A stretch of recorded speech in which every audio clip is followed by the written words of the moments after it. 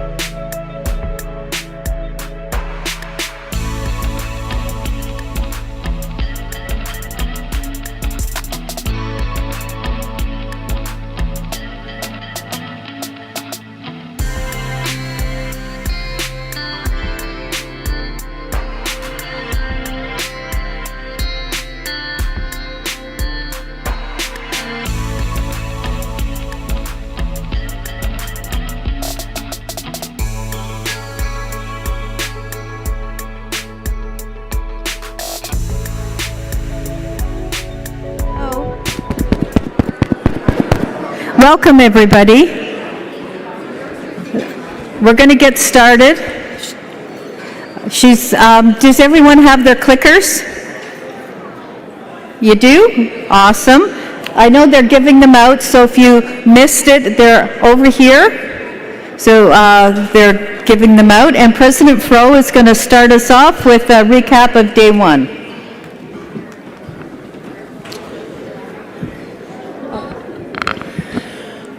Bon matin, good morning everyone. Bon matin, welcome to day 2 of our annual General Assembly 2026. So I've been asked to do a very quick recap of yesterday, and of course we started our day off following our tradition of bringing in the colors and our leadership, along with and behind our Métis fiddle, and I really want to thank our veterans again and Alicia Bloor for bringing us in such a wonderful way yesterday morning. And of course we started in prayer, and that is also part of our governance. It's part of how we govern ourselves. But it was really great to hear so many messages of support, whether they were live, and we had several people attend both Thursday night and yesterday, offering live messages, but we also had recorded messages, we had written messages from many, many partners and allies, all sending affirming messages to the Métis Nation of Ontario, acknowledging our governance and offering congratulations. And I think the other thing we heard a lot about yesterday and Thursday night was how impressed government institution partners were with how nimble the MNO was when it came to taking care of its people and making our decision to move our AGA. We heard from senior staff about some of the excellent developments across our public service over the past year, and I'm going to remind everyone to please check out the annual report. They're on the table at the side of the room, and that's going to give you a lot more detail about the work that has been ongoing across all branches of our public service. Yesterday, we also appointed our AGA Resolutions Committee, and I want to take a moment to say thank you to those citizens that stepped up to serve in that capacity. The Resolutions Committee plays an important role in our governance, and I think, especially given that it's an extended term now, I just really want to show appreciation to the Resolutions Committee. So if you'd join me in giving a round of applause for them. And I saw Ted clapping. That's because Ted's saying, thank goodness it's not me. So that's good. Because while we're all enjoying a beautiful banquet this evening, those lovely volunteers are going to be working to get us ready for tomorrow. So we heard from our Deputy Chief Captain of the Hunt, Dave, and we also heard from the presidents of all of our advisory councils on the work that's been undertaken over the course of the past year. And then we had the opportunity to have Provincial Secretary Anderson very comically take us through an update on all things economic development, and that's how we ended our day. I will say, indeed, there is much going on across the Métis Nation of Ontario, as you've already seen and heard, and you're going to be hearing a lot more today. We're going to be receiving lots of updates, and starting with our financials, moving through rights, moving through all of the updates from our provincial secretaries. There's a lot going on, and there's a lot to celebrate, but the work certainly isn't done, and that's why we're here this morning. So with that, good morning again, bon matin. Enjoy your day, and I will be seeing you later. Merci.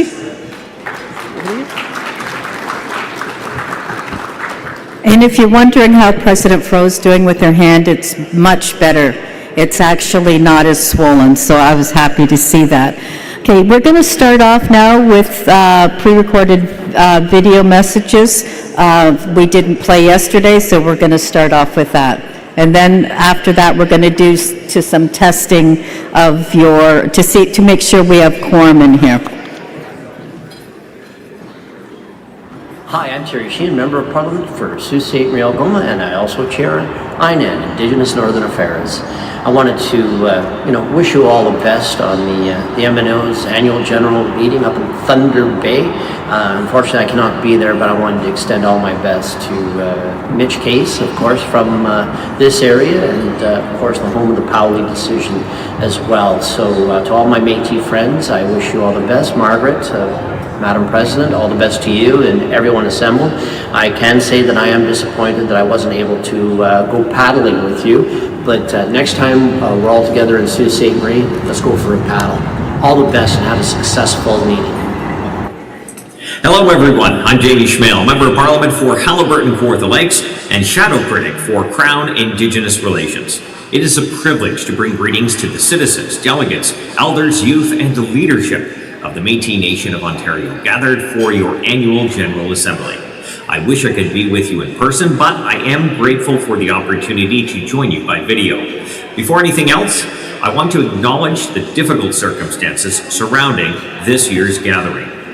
Communities across Northern Ontario continue to deal with the impacts of wildfires, and I know the decision to relocate the Assembly from Thunder Bay to Toronto was made out of concern for evacuees and their families. To everyone affected by those fires, our thoughts are with you, and I want to recognize the Métis Nation of Ontario for responding with compassion and putting the needs of displaced families first. I also want to recognize President Margaret Fro and thank her for her stewardship and leadership of the Métis Nation of Ontario. Margaret, your years of service have helped advance the priorities of Métis citizens and strengthen the voice of Métis communities across Ontario. As we all know, an annual General Assembly is much more than a meeting. It is Métis self-government in action. Citizens coming together to debate priorities, make decisions, hold their leadership accountable, and determine the direction of their government. And there is certainly important work ahead. There are also practical priorities that matter in the everyday lives of Métis families. Housing, opportunities for children and youth, economic development, health, and wellness, as well as preserving Métis culture and heritage. Reconciliation is ultimately built through relationships, through listening, partnership, and most importantly, results. As Shadow Critic for Crown Indigenous Relations, I look forward to continuing to work with the Métis Nation of Ontario, its leadership, and its citizens on those shared priorities. Thank you again for the invitation. I wish everyone a productive and successful AGA. Hi, I'm Kevin Holland, MPP for Thunder Bay Atikokan and Ontario's Associate Minister of Forestry and Forest Products. It's my pleasure to extend greetings to the Métis Nation of Ontario's 2026 Annual General Assembly. I'd like to recognize the delegates, leaders, and organizers taking part in this important gathering. The Annual General Assembly provides an opportunity to reflect on the past year, discuss shared priorities, and help guide the path ahead. Thank you to everyone who has contributed their time and leadership to this year's Assembly. Please accept my warm regards and best wishes for a successful 2026 Annual General Assembly. Bonjour, Tanse, and good morning, everyone. It's an honor to send you greetings for the opening of the Métis Nation of Ontario's Annual General Assembly. The Annual Assembly is an important time for Métis citizens and leadership to reflect on the past year, discuss priorities and challenges, and shape the path forward. This year, the Assembly was moved from Thunder Bay to Toronto because of the ongoing risk of forest fires and smoke in northwestern Ontario. And I want to take a moment to reflect on the impacts of this year's wildfires. Communities, families, businesses, and individuals have experienced displacement, loss, disruption, and uncertainty, and recovery will continue long after the immediate emergency has passed. Our office wants to make sure people's experiences are heard and reflected in our advocacy, so we have created a site for people affected by the wildfires to share their stories and photographs. If you or someone you know has a story to share, you'll find a link on my Facebook page. The Ontario NDP is also calling for a public inquiry into the wildfire response. A lot needs to be done differently and preemptively if we are to protect and support northern communities in the future. In closing, I want to acknowledge the ongoing work of the Métis Nation of Ontario and thank the many people who contribute their time, knowledge, leadership, and care to strengthening Métis communities. I wish you a thoughtful, productive, and enriching Annual General Assembly and a wonderful gathering in Toronto. Merci. There was extras on tables, so I just want to make sure that everything's good. Okay. Hello, everyone. On behalf of Thunder Bay City Council and our community, I am pleased to extend warm greetings to President Margaret Froh, the leadership of the Métis Nation of Ontario, delegates, citizens, elders, youth, partners, and guests gathered for the 2026 Annual General Assembly. While I am unable to join you in person, I wanted to take this opportunity to recognize the importance of this gathering and the vital role it plays in the democratic, self-governing processes of the Métis Nation of Ontario. The AGM is an important opportunity for citizens from across Ontario to come together, celebrate culture and heritage, discuss priorities, and help shape the future of the Métis Nation. It is indeed inspiring to see citizens actively engaged in building a stronger generation for those to come. Here in Thunder Bay, we are proud of our relationship with the Métis community and value the partnerships we have built together. We know that meaningful progress happens when governments, organizations, and communities work collaboratively in the spirit of respect, reconciliation, and shared purpose. Many of the priorities being discussed at this year's Assembly resonate strongly with municipalities across Ontario, including housing, economic development, opportunities for youth and families, community well-being, and indeed creating pathways that support long-term prosperity. In Thunder Bay, we have seen the positive impact that such partnerships can have.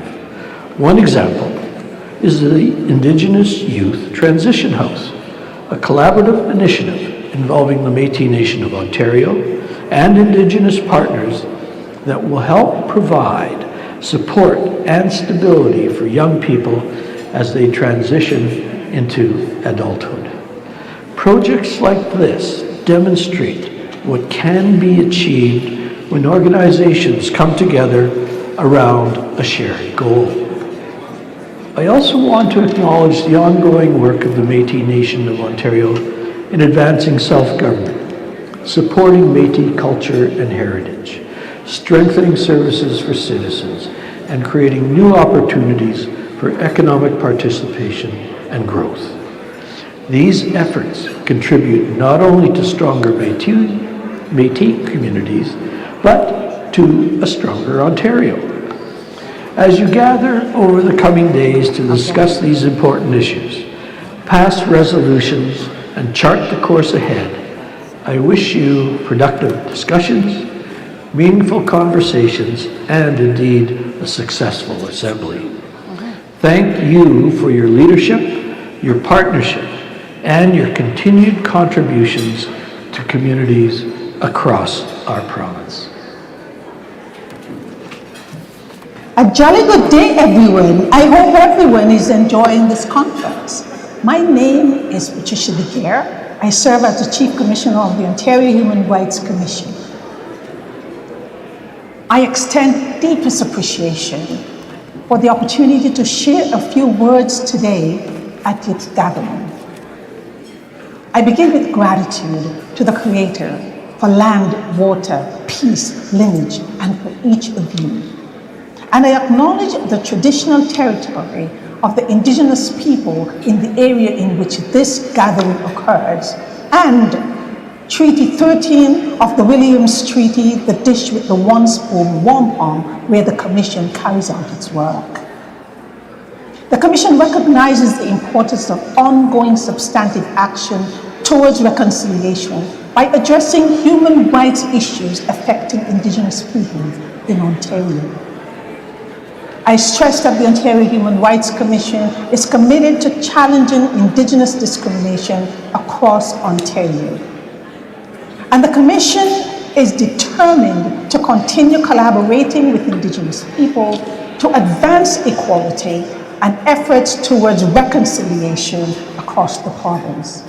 Let us pledge to continue to strengthen our relationship with Métis, First Nation, Inuit, and urban Indigenous communities through our work. The Commission extends appreciation to the Métis Nation of Ontario for its leadership through the Indigenous Reconciliation Advisory Group, which has helped inform and strengthen the Commission's work on anti-Indigenous discrimination. Their direction and support have been vital to challenging systemic anti-Indigenous discrimination in the areas of health, employment, and other service areas. The Commission looks forward to continued collaboration with Métis Nations of Ontario as we seek to eliminate discrimination in all its forms across this province. I wish you an edifying and joyful gathering. Merci. Thank you. Bonjour, Wabakanikwe, Indigenous Kazmakmanadodam, Bengwe Niashi, Anishinabek, Nadochiba. Hi, my name is Cora, and I'm the CEO of the Ontario Native Women's Association. Thank you for the opportunity to provide welcoming remarks, as I wish I was there with you in person. I have very fond memories as a child of the annual Métis gatherings, as they provided me a strong sense of belonging and community that I continue to carry with me. First, I must begin by expressing my gratitude to the Métis Nation of Ontario for your leadership, for the care and support you have shown to our relations here in Thunder Bay, who have been displaced by the recent and ongoing wildfires. I know your intention was to gather here in Thunder Bay originally, and I also recognize the tremendous amount of work and coordination required to organize an annual General Assembly, especially when plans must change. From the community of Thunder Bay, we thank you. As you may know, I share a personal connection with the Métis movement. Through my family's history and my ancestors' experience, my grandfather, Old Paddy McGuire, advocated fiercely for his wife's right to belong to her community. My grandmother, Annie McGuire, lost her status as she fell in love with a Métis man and was removed from her community. He focused on the system for that change. This battle unfortunately continues today. We as Indigenous people have more that connects us than divides us. My family's history and legacy in the Métis movement has shaped my work in life, where I continue to advocate intentionally for these same rights. I would like to recognize our valued partnership and relationship we have together with the Métis Nation of Ontario, Ontario Aboriginal Housing Services, Thunder Bay Indigenous Friendship Centre, and ONWA, as we are focused on supporting all of you, First Nations, Métis, and Inuit here in Thunder Bay. This project is only made possible because we have collectively come together as a community. We are looking forward to continuing to build other legacy projects together. As you gather over the coming days, I wish you a productive and inspiring AGA filled with community connections, meaningful conversations, fond memories, and opportunities to celebrate your accomplishments together in partnership and love and community. Miigwech, Natna, Miawen, Marcy. Okay, I'm going to ask everybody if we can be respectful when somebody's talking, that they don't. Because all I heard throughout these conversations, I just heard murmuring, and it's very distracting up here. So if you need to speak to your neighbor, why don't we try the old-fashioned way, write something down and pass the note, you know, and that your teacher used to take away. So, thank you for understanding. Okay, before we get started, we have to talk about, in case there's an emergency. I know there's stuff that we don't want to think about, but we do have to talk about that. So, first of all, if you need hearing devices, we do have 20 of them, and they're over here in the AV. So if you need one, you can go help yourself. They'll help you with that. Number 2, your clickers are yours. Somebody can't get you a clicker, don't leave it on the table. When you're leaving, you need to leave them here in the room. There'll be somebody collecting them at the doors, but don't leave them on your table. If they're left on the table, they're gone. Okay, so for evacuation, you know the doors, you see exits, there's exits over there. Medical emergencies, I want to hear you yell out. If somebody is having a medical emergency, yell out. We do have our first aid responders here, so we'll get you that and we'll look after you. And the no smoking policy, everybody here, if you're a smoker, you should know where you need to go. Okay, so what is the magic number we need to do business? 120. So I need the clickers. We're going to just practice this.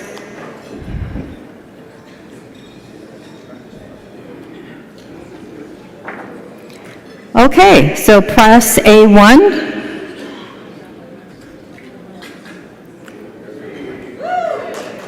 Okay. It's good to see.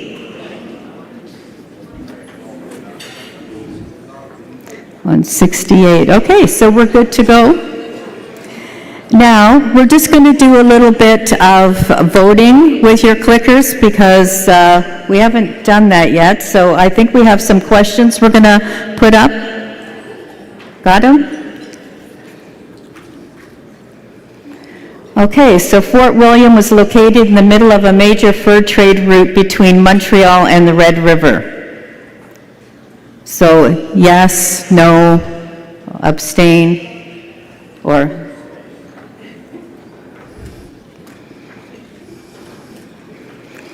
we're giving you history lessons too. This was supposed to be all relevant to where we are. I know this isn't the best room because of the talking, but you know, we're blessed that we're here together.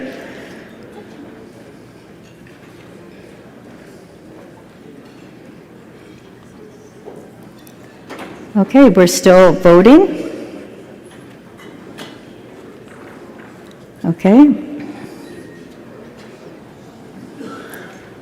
I think we're good.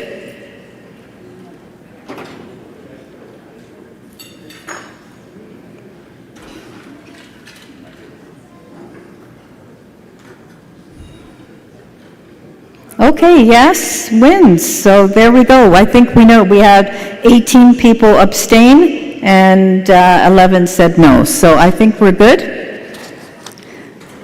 We have another question, though, we want to ask. The formation of the Lake Nipissing Métis Association in 1965 sparked the reemergence of an advocacy for Métis rights and governance in Ontario. I consider 1965 one of the most important dates in Ontario Métis history. So yes, no, or abstain.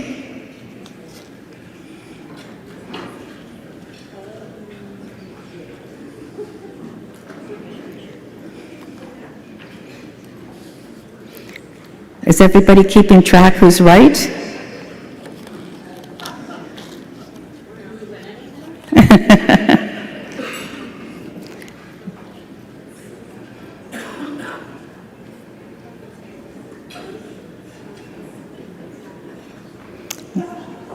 Okay, I think we're done with the...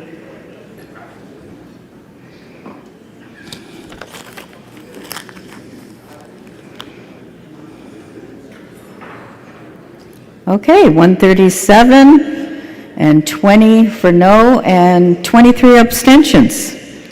Okay, I think you guys are getting it, but we have one last one to do. At the October 1849 government meeting at Fort William, the Métis were omitted from the roll call and denied the right to speak.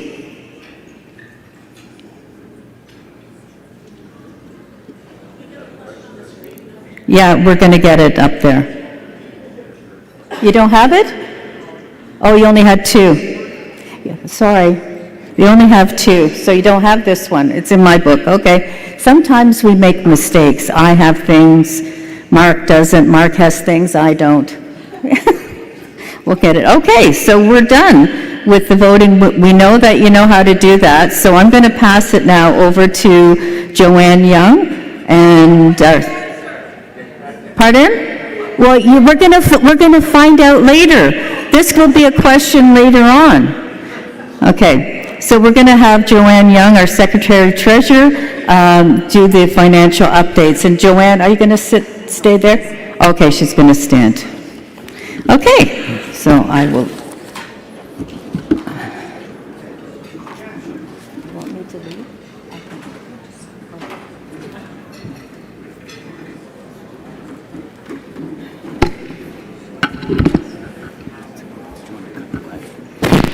Good morning, everyone. And I would like to welcome everyone.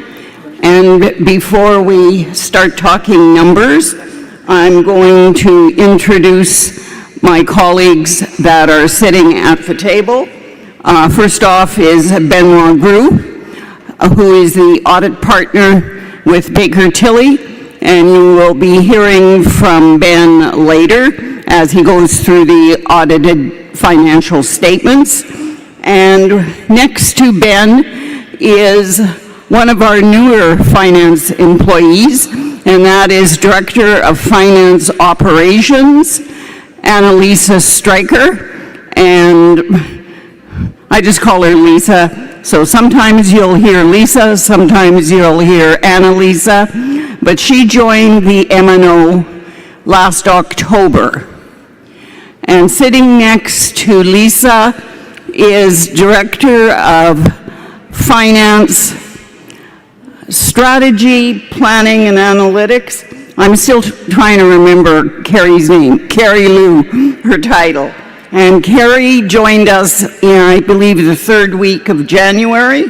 So for both of them, they are new to finance, and someone that for many years you've seen up here, Mary Jessup, who was our Director of Finance. Mary has retired. She's still doing some contract work for us, but that's a change. So just so you are aware of who's up here, thank you. And staff are handing out some documents. The first one I want to briefly discuss is AGA presentation, August 15th, 2026. Because this is a snapshot in pictures of what has happened over the year. He's not with us this year, but Senator Joseph Pasha used to always say, I've got all of these pages in the financial statement, and I don't know what they mean. So we developed a shortened version in pictures, graphs, to briefly explain our year in review. The first page, and do I have a... Mark, can we go to the next slide, please? Oh, thank you. Nope. You will see a lot of numbers, and it's not readable from your seat. But this is basically the overview of our statement of operations, our revenues, our expenses, and where we ended up at the end of the year. And I would like to point out that resource revenue sharing revenue, or interest, carbon capture interest, rental housing surplus, Infinity Property Services, and IBAs that are held on behalf of the community councils are not reflected in these numbers. So basically, we go down, and I can say that we have a black bottom line. That means we have a surplus. I'm always happy when we have a surplus. Not large, but it means that we had more revenue than we had expenses. Then if we move to the next slide, that just is a graph that shows the year-over-year revenue and expenses. And the revenue and the expenses are growing year by year. In 21-22, it was $92 million of gross revenue. In 25-26, it was $140 million. So the MNO continues to grow, and to grow very quickly. And that has required some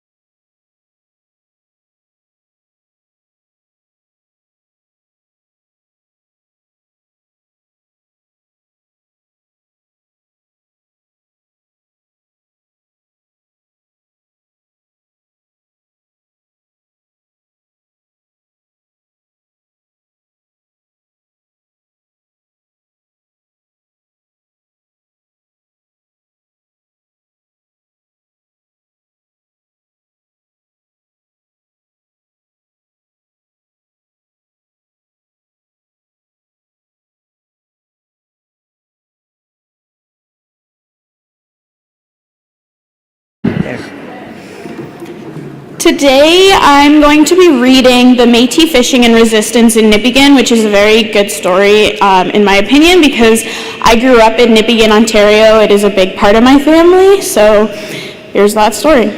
For generations, family fishing, including commercial fishing, has been an important component of the Upper Great Lakes, Northern Lake Superior Historic Métis communities' traditional Métis way of life, including for the numerous Métis families living around Lake Nipigon.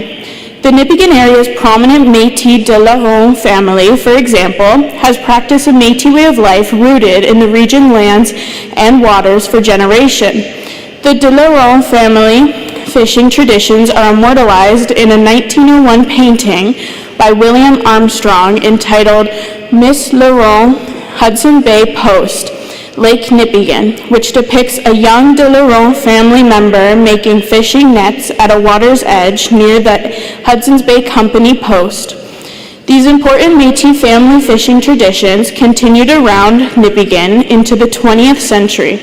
Lake Nipigon Métis Association founder Patrick, or Paddy McGuire, for instance, started working for the Hudson's Bay Company at age 14, but soon started working for the fishing boats of Lake Nipigon, an occupation he pursued for close to 4 decades.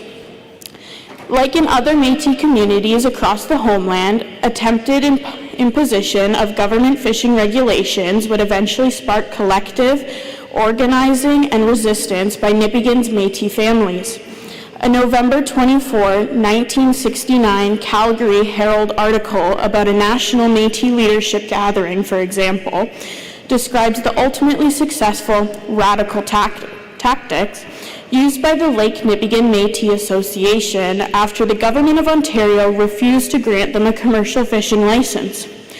Within the piece, Lake Nipigon Métis Association representative Mike McGuire explained, "Finally, we tried everything. We told them if the lake isn't going to be good enough for us, it isn't going to be good enough for anybody.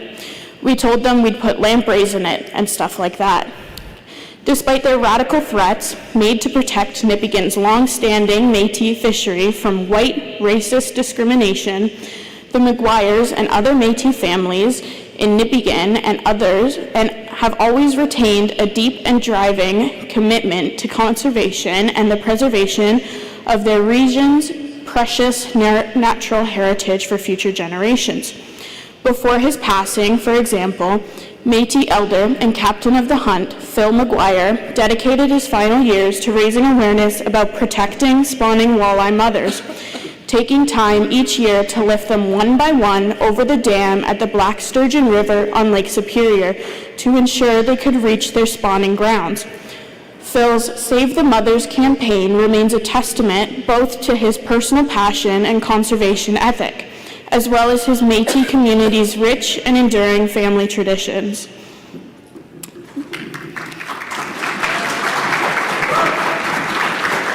Thank you so much. It gets you into the mood of why we're really here.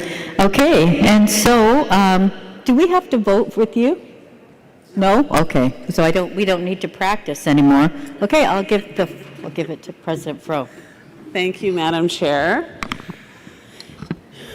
It is still good morning. It's my absolute pleasure to introduce someone who probably doesn't need an introduction to most people in this room, but I did hear at least one person yesterday say that this is their first assembly. So without further ado, I want to introduce Jason Madden. Jason is a citizen of the Métis Nation of Ontario. He hails from Northwestern Ontario. He's going to tell us more about his story.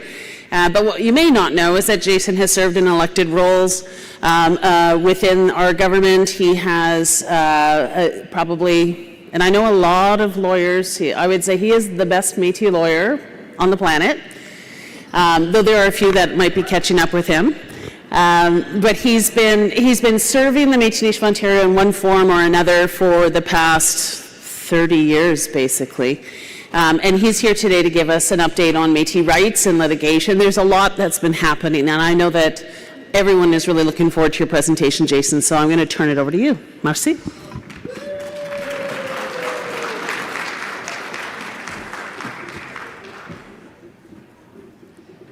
So good morning, everyone. Thank you, President Fro. I need a clicker, and And if someone can put up my presentation, that would be excellent. Please and thank you.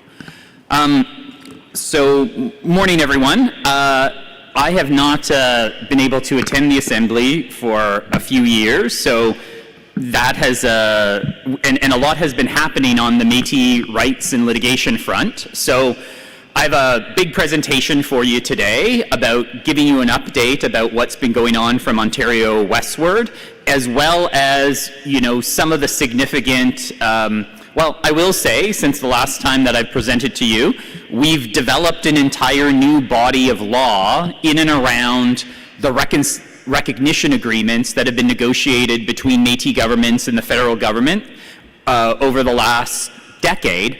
And now we have a series of federal court decisions articulating the significance of those agreements as well as what they mean on the ground. So I'm going to talk about that, but if any of you know my presentations, I always start with context and story, because I firmly believe that if you don't know where you come from, you're never going to go get where you need to go. And I think that people who are new to the MNO, new to recognizing that they're Métis, new to just entering an elected role, it's really important to understand that, well, sometimes we may think that we're not moving quickly enough. We have moved the yardstick significantly over the last 30 plus years since the Métis Nation of Ontario has been around, but also over the last 200 plus years since our people have emerged as a distinct nation and people within what we now know as Canada and Ontario. So I am going to talk to you a bit more about, you know, who I am very quickly. So I've been legal counsel in all of those cases that you may have heard over the years, along with other Métis lawyers, Laviolette in Northwest Saskatchewan, Bellamere in Southeast Saskatchewan, the Goodon case in southwestern Manitoba, and the Hersecorn case in southern Alberta. I was just a wee kid when Powley went to the Supreme Court of Canada, but that was my first appearance before a court back in the day, representing the Métis Nation of Ontario and the Métis National Council as an intervener. I've also been legal counsel in all the harvesting agreements that have been negotiated in all of the provinces, so the one in Alberta, the one in Manitoba, and the one in Ontario. I've also appeared before the Supreme Court of Canada in all the cases that have dealt with Métis rights over the last 20 plus years. And of course, am legal counsel for the Métis Nation of Ontario in your ongoing negotiations with Canada, as well as the Ottawa-Mississauga Métis government in their ongoing negotiations. And at various points in time, I've represented all of the Métis governments from Ontario all the way to Alberta. I will say, as I start my presentations, these are some of the things I say are my personal views. They may not reflect what you may think, or what my clients may think, or what others may think. But one of the things, if anyone who knows me knows that I'm very blunt and very direct and very passionate about Métis rights, and so. For better or worse, I'm going to tell you some things unvarnished of how I view the world and what's been going on. And then more importantly, about where I come from. I come from a big Métis family up in northwestern Ontario, the Calder clan, and that's that woman in the middle is not Yoda. That is my great-great-great-great-grandma, and Granny Calder. And also, I come from a long line of commercial fishermen, but not a commercial fisherman myself. Actually have no skills whatsoever when it comes to hunting, fishing, but as my grandma said, you have other gifts. And so I have used those, and it's the gift for the gab, she used to say, and I do have that. So I'm going to talk to you about what I call the Eras Tour, similar to Taylor Swift's Eras Tour, in relation to Métis rights, and talk to you about the new era we're coming into. So, and I kind of break it down, and we are in a new era, and you need to understand the eras before so you can comprehend where we are today and why it's so important. So the first, of course, is the 1980s, the 1990s, the 2000s, 2015 to 2025, which was the Sunny Ways era, which we finally got to negotiations, agreement, and recognition, and that's one I'm really going to talk about today. And then I think we're in a new era with the Carney government and potential, who knows, changes in Ontario and the world, the Orange Menace down south, wreaking his havoc, and how that affects all of us. Because the one thing that I will have to say is, yes, Métis rights are constitutional rights, but they are also greatly influenced by politics. And anyone who thinks that, Lady Justice is blind is naive. Judges live in the real world. Courts are not always just, and the rule of law can be used as a dagger as well as, a sword to protect. So I'm going to talk and put some context on this Eras tour that I think we've been going through. Of course, first is the exciting hope of, Harry Daniels and Métis leaders like Tony Belcourt being in the room and grabbing Jean Chrétien by the lapel and saying, put us in the Constitution or else, and that being successful, and of course Métis being expressly included in Section 35, and, but being included and not having clarity about what exactly that meant or achieved at the time, but a huge victory and gave great hope to everyone. In the late 1980s, we had the constitutional conferences that were designed to better delineate what Section 35 meant to the Métis, and those ended in abysmal failure. So nothing actually came out of them, a lot of good TV, and leaders such as, this is the representative from the Métis National Council at the time, Jim Sinclair from Saskatchewan, speaking on behalf of the nation, and I will say, sticking it to the leaders. If anyone ever wants to watch, you should type in on YouTube, Jim Sinclair Constitutional Conferences, 1990s. It's quite a video to watch of him telling off Trudeau and the rest of the premiers, and I always love the line where he said, "We didn't get a deal here today, and I may not be back, but my people will be." And as you can see when we get to today, we're not going anywhere. Deal with it, Canada, and persistence does always pay off. In the 1990s as well, we had the failed Charlottetown Accord, which included the Métis Nation Accord, which would have established some of the negotiation processes that we finally got to in 2015. So just think about that. Métis leaders, in that photograph, and had a deal, but because Charlottetown didn't pass as a part of the referendum that went to all Canadians, that Métis Nation Accord fell as well. So I've often used this example of, we're kind of like Lucy and Canada's like, we're kind of like Charlie Brown and Canada's like Lucy with the football, and they always pull it away and we get close, but good old Charlie Brown always stands up and, and keeps chugging, and that's what we do. Of course, also there's the Royal Commission on Aboriginal Peoples that essentially made a series of recommendations about what needed to happen in relation to Métis rights, and there's a Métis chapter in there with a series of recommendations. Now, unfortunately, Canada, once they received the report, they prepared a response called Gathering Strength. We called it Gathering Dust because it essentially implemented nothing and largely ignored the Métis and the recommendations about the Métis. And so what we began to do in the 1990s is turn to the courts based on Section 35. And the next era from the early 2000s onward was really the Supreme Court of Canada era. And all of those cases, like the Daniels case, the Manitoba Métis Federation case, the Powley case, reaching the Supreme Court of Canada and delivering us a series of victories. But like I will always say this, lawyers and courts can only get you half of it, halfway. You are the ones that are the implementers in chief, right? Court cases don't provide the answers. You provide the answers by getting to negotiation tables and implementing those decisions. And that is essentially, in our history, what we did when no one would sit down and negotiate with us is we would go pick up rifles and declare war. Now we essentially go to the courts, get clarity on some issues, and usually win, and then are able to go back to governments and say, okay, now we have to sort this out together based upon the honor of the Crown and the direction from the courts. And I do want to just say this, the Supreme Court of Canada has been very clear that they are the ultimate interpreters of Section 35 from within Canada. It's not First Nations, it's not Métis, it's not Parliament, it's not leaders. They say they are the final arbiters, and we turn to them when we need answers on those issues. And I will say, people may not like that, and I accept that point of saying, well, we have these inherent rights. Why do we have to go cap in hand to courts?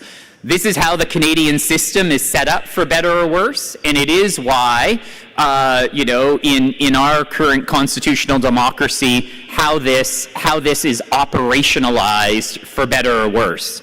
And so I think that it's really important, and I want to highlight this because one of the things that we're also now facing is you went to courts and won, and now you have people, some First Nations, some others, trying to say, well, we'd like a redo on that. And in the same way that governments need to respect cases like the Restool decision and like the Chilcotin decision, First Nations need to respect cases such as Powley, such as Manitoba Métis, and it is not acceptable in any way, shape, or form to say, well, you can't cherry pick of saying, well, we don't like the Restool case, so therefore we don't want to have to pay what is rightfully owed to those First Nations, but we won't do what the Supreme Court of Canada and what Métis rights require in relation to finally dealing with Métis rights. And we have to, and one of the things you're going to hear about me, about, kind of one of my pleas for the MNO is I always feel it's a three-legged stool.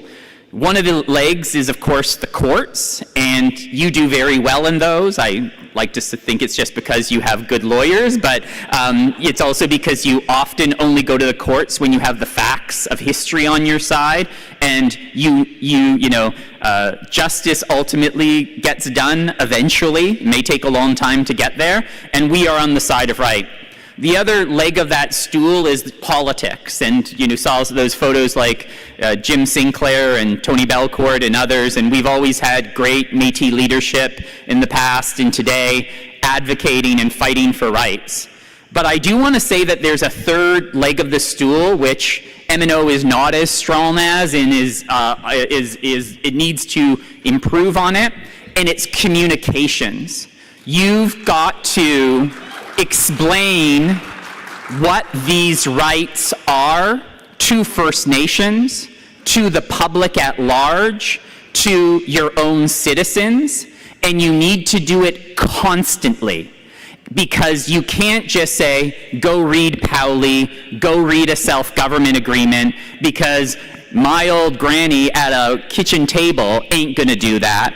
But you have to meet people where they are to explain it. And I will say, that is where you are failing, and that is where you have to get stronger. So I applaud the work being told through the telling our stories work, but it is part the same way. You got to have political advocacy, you got to go to court sometimes, you gotta explain yourselves to others. And other Métis governments, I think, do that very well. I think some are trying to do it better, and you need to do it better, because what has happened, or what has been allowed to happen to you, is you've got the courts on your side. You've got your agreements on your side. You've got the facts of history on your side, but you're getting slaughtered in the media through misinformation and misconceptions. And the only person that's going to go fill that, don't go crying to the colonizer and say, "Hey Canada, take care of us." You've got to do it. The same way we use that advocacy on behalf of in front of the courts, and the same way that you use that advocacy in front of politicians, you gotta use it in the rest of civil society, which is our First Nation relations, media, and the public discourse. And if you don't do it, no one else is going to do it for you. And that is where you are falling down, and we need to strengthen that leg of the stool. And I hope that my presentation helps you kind of understand what we need to explain to it. Because I got to tell you, like academics, lawyers live in ivory little towers, and we say 50-cent words, and we talk to ourselves sometimes, and we don't talk to people. And that's who you need to talk to, people.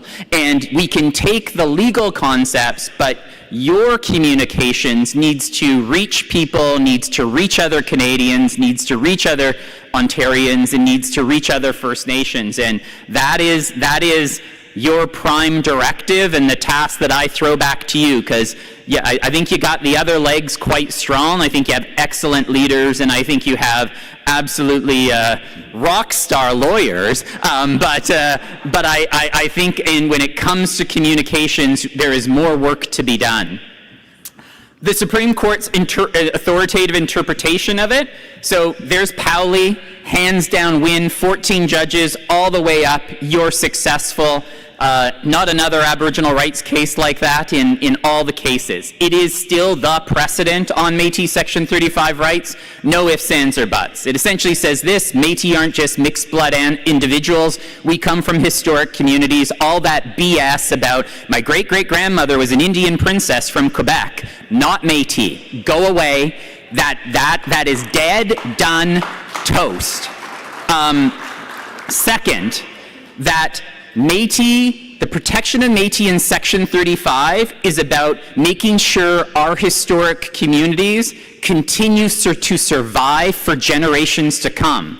So how do we survive? Well, you need to benefit from the resources coming out of your traditional territories. You need to have a nation-to-nation, government-to-government relationship with Canada. You need to have all of these things so you're a part of the fabric of Canada and you don't become a footnote in Canada. Because as I said yesterday when I was speaking to some of the presidents, some of you from your communities fought for Canada before there was a Canada. You know, the Drummond Islanders that essentially fought the Americans and won the last time around, and then got stuck in the islands with those blanks. Then you had to relocate to Penetanguishene. The idea that in that relocation you lose your rights, bullshit. And that is what people need to understand about our history, because when people talk about truth and reconciliation, there's a reason why truth is first.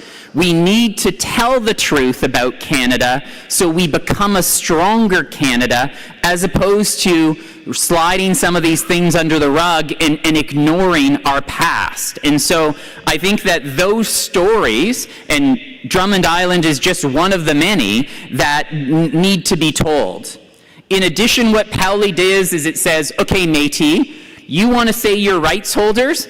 Don't give me a membership list that, you know, people got laminated cards from the mall because they paid $15. You make damn sure that those people in your registry are rights holders and that they're ancestrally connected to those historic communities. And the MNO has done the hard work on that over the years through registry review, and it wasn't easy, and you know, I don't think that people can completely slag us for it either, because no one gave us funding for the registries previously, and Canada never maintained a list. But now we do have credible registries, and we will never go back to, well, you know, I got this laminated card because I attended a meeting in the 70s, that must make me Métis. No, you're Métis because you come from a historic community and proud families and people who were on the land before Canada became Canada. That's what makes you Métis. No card the MNO gives you makes you Métis.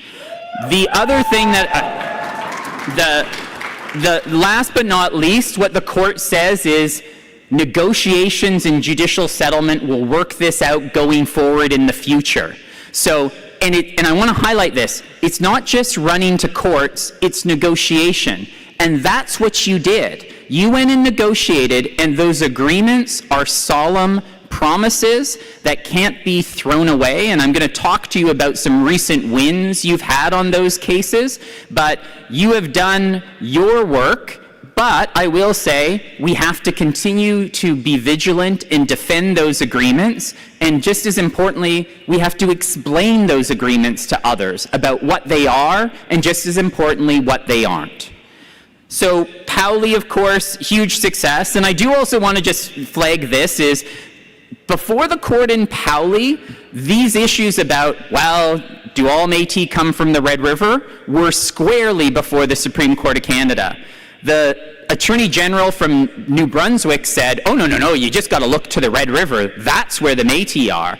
And your lawyer in that case, Jean Taille, stood and says, this case is really important because it takes the court beyond the popular cultural notions of history that are out of the sort of general Canadian population about Louis Riel and the Red River, and that's the only place that the Métis were. Of course, we all know the Pauli story is about Sault Ste. Marie and the Upper Great Lakes Métis, and of course, that narrative is connected to the Métis in the West, but it is such a beautiful and distinct narrative all unto itself. So this whole, everything began and begat with Red River BS is just exactly that. Pauli, essentially, and the Supreme Court of Canada says that, particularly given the vast territory of what is now Canada, we should not be surprised to find that different groups of Métis exhibit their own distinctive traits and traditions. This diversity amongst groups of Métis enable us to talk about Métis peoples. And that's why those telling our stories work is so important, because if you don't tell those stories, no one else is going to, and in fact, the colonizer will be very happy for those to be in the dustbin of history if you allow them to be. So I love that people like Ashlyn and others are, engage with those facts of history because they are there. Your ancestors asserted historically, and we continue to assert today through the Métis Nation of Ontario. And so after Pauli, we thought that governments would sit down and negotiate, but true to form, they did not, and we had to go back to court. And some of those cases that I spoke of earlier, and, we even had to go, you would think that the one place we wouldn't have to go to court was Manitoba. Yes, you had to go back to court in Manitoba, even, because that government at the time said, well, we think it's a dot, and of course we continue to argue that you can't understand our communities that way. After a series of years, this is where we've negotiated some of these harvesting agreements, where Métis rights have been proven in the courts, et cetera, and I think we finally got to a critical mass following Pauli, and also political timing, where we finally got to the negotiation table. But this just illustrates to you that hard work that was done in the courts and at the negotiation table in dealing with harvesting rights.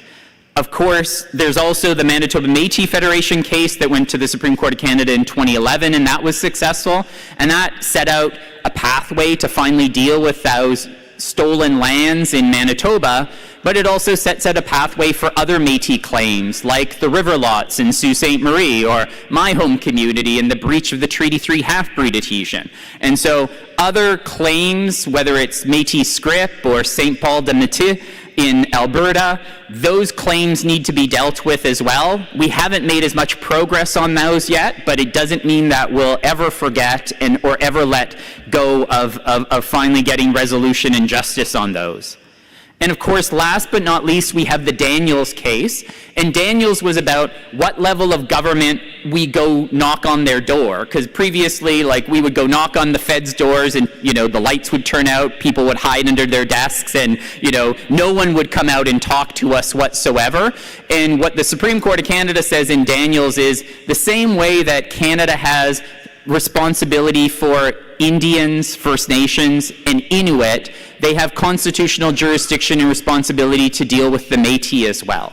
So you put those together, and I often call it the Métis trifecta, and you finally get to, in 2015, when you have the Justin Trudeau government elected and a series of commitments finally being made, and it's kind of like a perfect confluence of events come together politically, legally, and we finally get back to those negotiations that we had hoped for in the Métis Nation Accord back in the 1990s, and we plow ahead, because I learned this case, I'm not a prairie boy in any way, shape, or form, but you make hay while the sun shines. And we, over the last decade, have made a lot of hay and locked in a lot of agreements, whether those are memorandums of understanding, framework agreements, self-government agreements, and of course the first Métis Treaty being reached in Manitoba.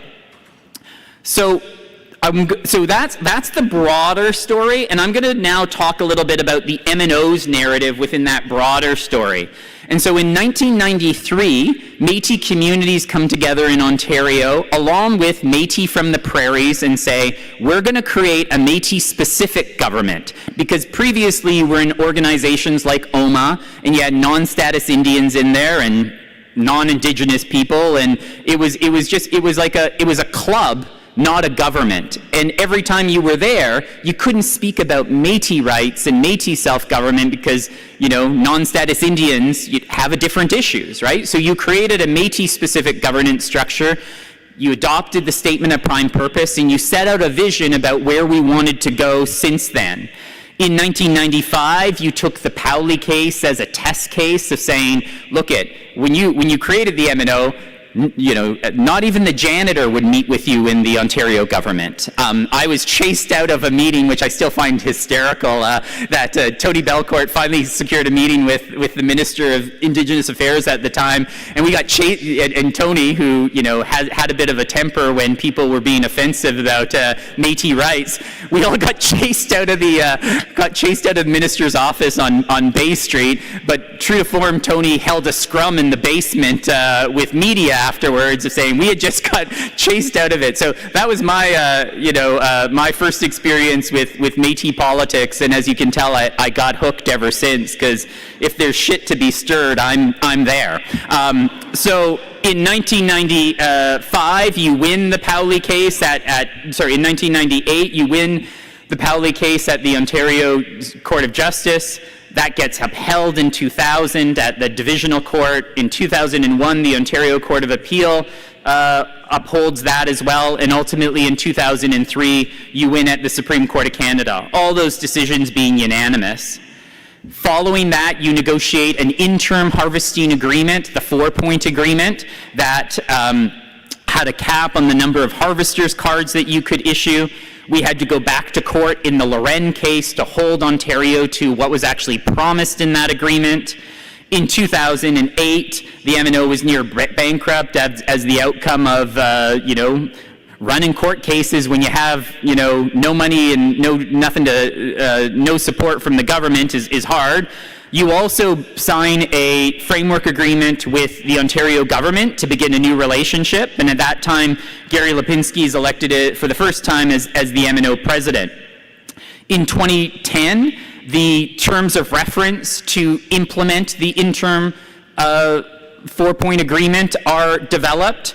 You begin the process, going back to Powley, of saying, well, just because you may have participated in a harvest previously or have an MNO card, we need to have verification that you're actually from one of the historic communities in Ontario that we assert rights for. So the MNO had to do the hard work of canceling harvesters cards for people who couldn't complete their file. And of course, people didn't like that, but we know it was the right thing to do, because at the end of it, you were also able to remove the cap from the harvesters cards as well. In 2015, the Ontario Legislature unanimously passes the MNO Act, which recognizes your unique governance structure. And in 2015, Justin Trudeau is also elected as Prime Minister. In 2016, you have President Fro, first time that she's elected. And in 2017, you have the work that was done over those 7 years in what was called the MNO ADM working group process, that the 7 historic communities were recognized and that Ontario agreed to that recognition as well. And that was a monumental success. And based upon that, at the same time, MNO and Ontario begin to negotiate on self-government. And also at that time, Ontario, Canada, and the MNO sign a framework agreement that commits to negotiations as well, which continues to exist today. In 2018, you have the independent review of the harvester's card system and a new MNO harvesting agreement that's signed, which removes that dreaded cap. And at that same year, Doug Ford's elected as premier.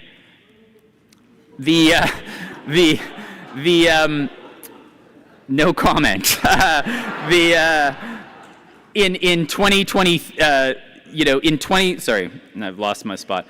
In 2023, you signed the Métis self-government, Métis, all these acronyms, Métis Government Recognition Self-Government Implementation Agreement, the MGRSIA, and that agreement is really significant because this is why it's so significant. First, it's legally binding and justiciable on Canada.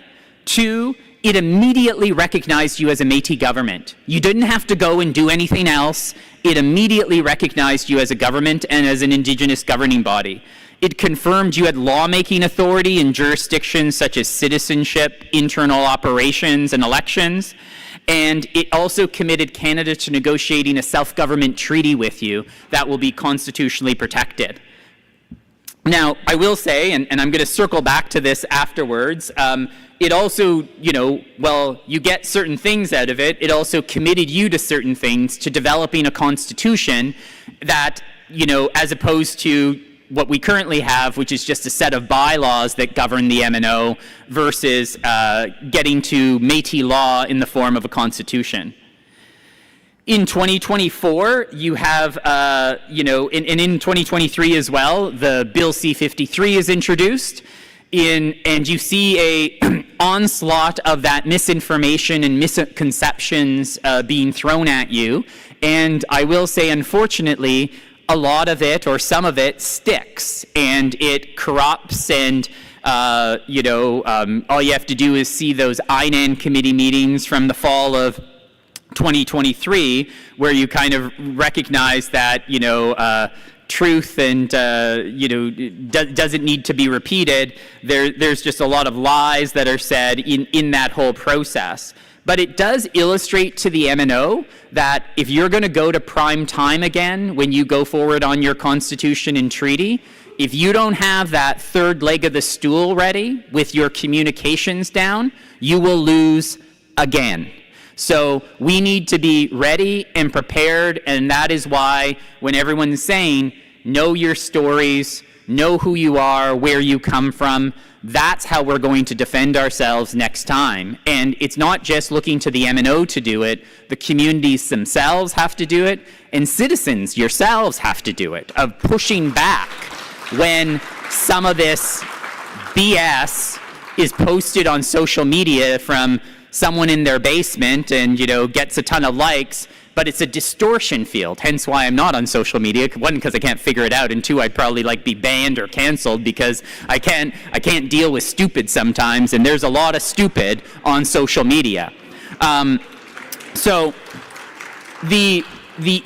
in 2024, we have, unfortunately, and I will say, Minister Mark Miller, who, was the minister at the time of that 2023 agreement, a remarkable man, demonstrated leadership and strength. Unfortunately, we got a dud afterwards as the following minister, who essentially threw us under the bus and played divide and conquer between the Métis governments. And not to say that we weren't actually culpable within that as well, but the point being is, timing's everything in politics, and so Bill C-53 ultimately did not pass, and we've learnt our lessons there, and all of the Métis governments are now pursuing their own bilateral paths with Canada about how they will get to treaties, etc.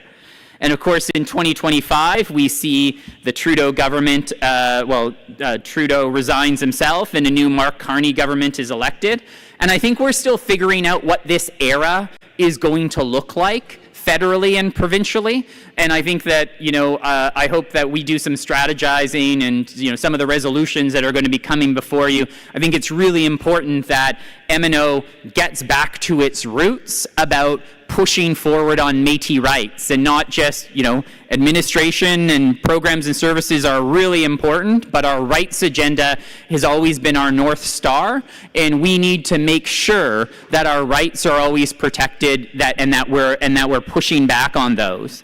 The federal government has recommitted to those self-government agreements, and we are on a path to essentially implementing it, but you have some hard work to do, which I'm also going to talk about today.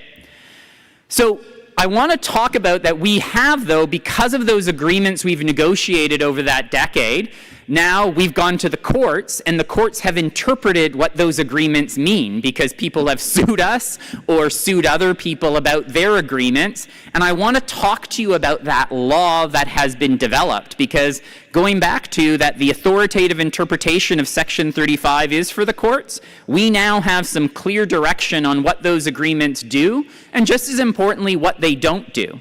So I want to, for those of us who were at those negotiation tables and what we were trying to do, previously the federal government's position on all of these things were, you got nothing until you go to court, and then we can put a right in the bucket. But as you know, going to court ain't cheap, and it takes years, and you got nothing until the courts tell us you got something. And so I will say the Sunny Ways era was about honoring what Section 35 is really about, which is about rights recognition, not just a right to go to court. So we had a government sitting there saying, let's get on with it. Let's just implement Section 35, as opposed to stalling, delaying, dragging our feet, and waiting for the courts to kick the government in the butt. And so through those agreements, we focused on what was the biggest thing that always plagued Métis governments. And when the Métis governments were all working together previously, there was one thing that they all faced. Recognition was the biggest thing. Sometimes they treat us as, you're nothing but a little association or a not-for-profit club. You're like a Kiwanis club or a 4-H club, right? Sometimes governments recognize us. Sometimes they would pull that recognition away from us when it was inconvenient. And so why we focused on self-government was, self-government is about the nation-to-nation, government-to-government relationship that we can't get loosied on in the future, because it's solid, and you will treat us and respect us as governments for our people, for our communities, and then we can move forward on a respectful relationship. So that was really why self-government was placed as a priority. And I also will say, what the government began to do was saying, we're not going to force you to go to court. We're going to get out in front of them saying, you know what, like it's just absolutely absurd, but I will say this was Canada's position previously, to think that First Nations, Inuit, Métis communities don't have a right to take care of our own kids. Like, what are you talking about? If there is one inherent right that an Indigenous community has, it's about taking care of your children, taking care of your families, taking care of each other. But as we know with Child and Family Services, father knows best, government knows best approaches to some of these systems where Indigenous peoples were left on the sideline. So with C-92, which is of course now called an Act Respecting First Nations, Inuit, Métis Children, Youth and Families, the government of Canada just said, you have this right. You have a right to child and family services in relation to your own children as Indigenous governments and as Indigenous communities. And they didn't just put it in an agreement, they put it in a piece of legislation. And of course, Quebec and Alberta went and challenged it because they said, oh, no, we like the old way of forcing Indigenous peoples to the courts, because you know what happens when we force them to the courts? Delay, we stay in charge, and nothing ever happens. And so the Supreme Court of Canada affirmed that what the federal government did in that piece of legislation. But this is what's really important. What they say that Canada did through adopting that legislation is it bound itself to the recognition that's in that agreement. Those Indigenous communities that benefit under C-92 don't have to go to court first to prove they have a right. It's a given. And now we're just talking about implementation. So we saw that, and we saw that technique of kind of going, well, it doesn't just need to be in legislation, let's use it in agreements as well. And so, but I want to highlight this, what the Supreme Court of Canada said is that binds Canada into the recognition set out in there, which essentially puts a straitjacket on those little bureaucrats sitting in Wicket 542 who say, well, I don't know if you have a right or not. Canada is bound. Those people sitting in those wickets are the Crown.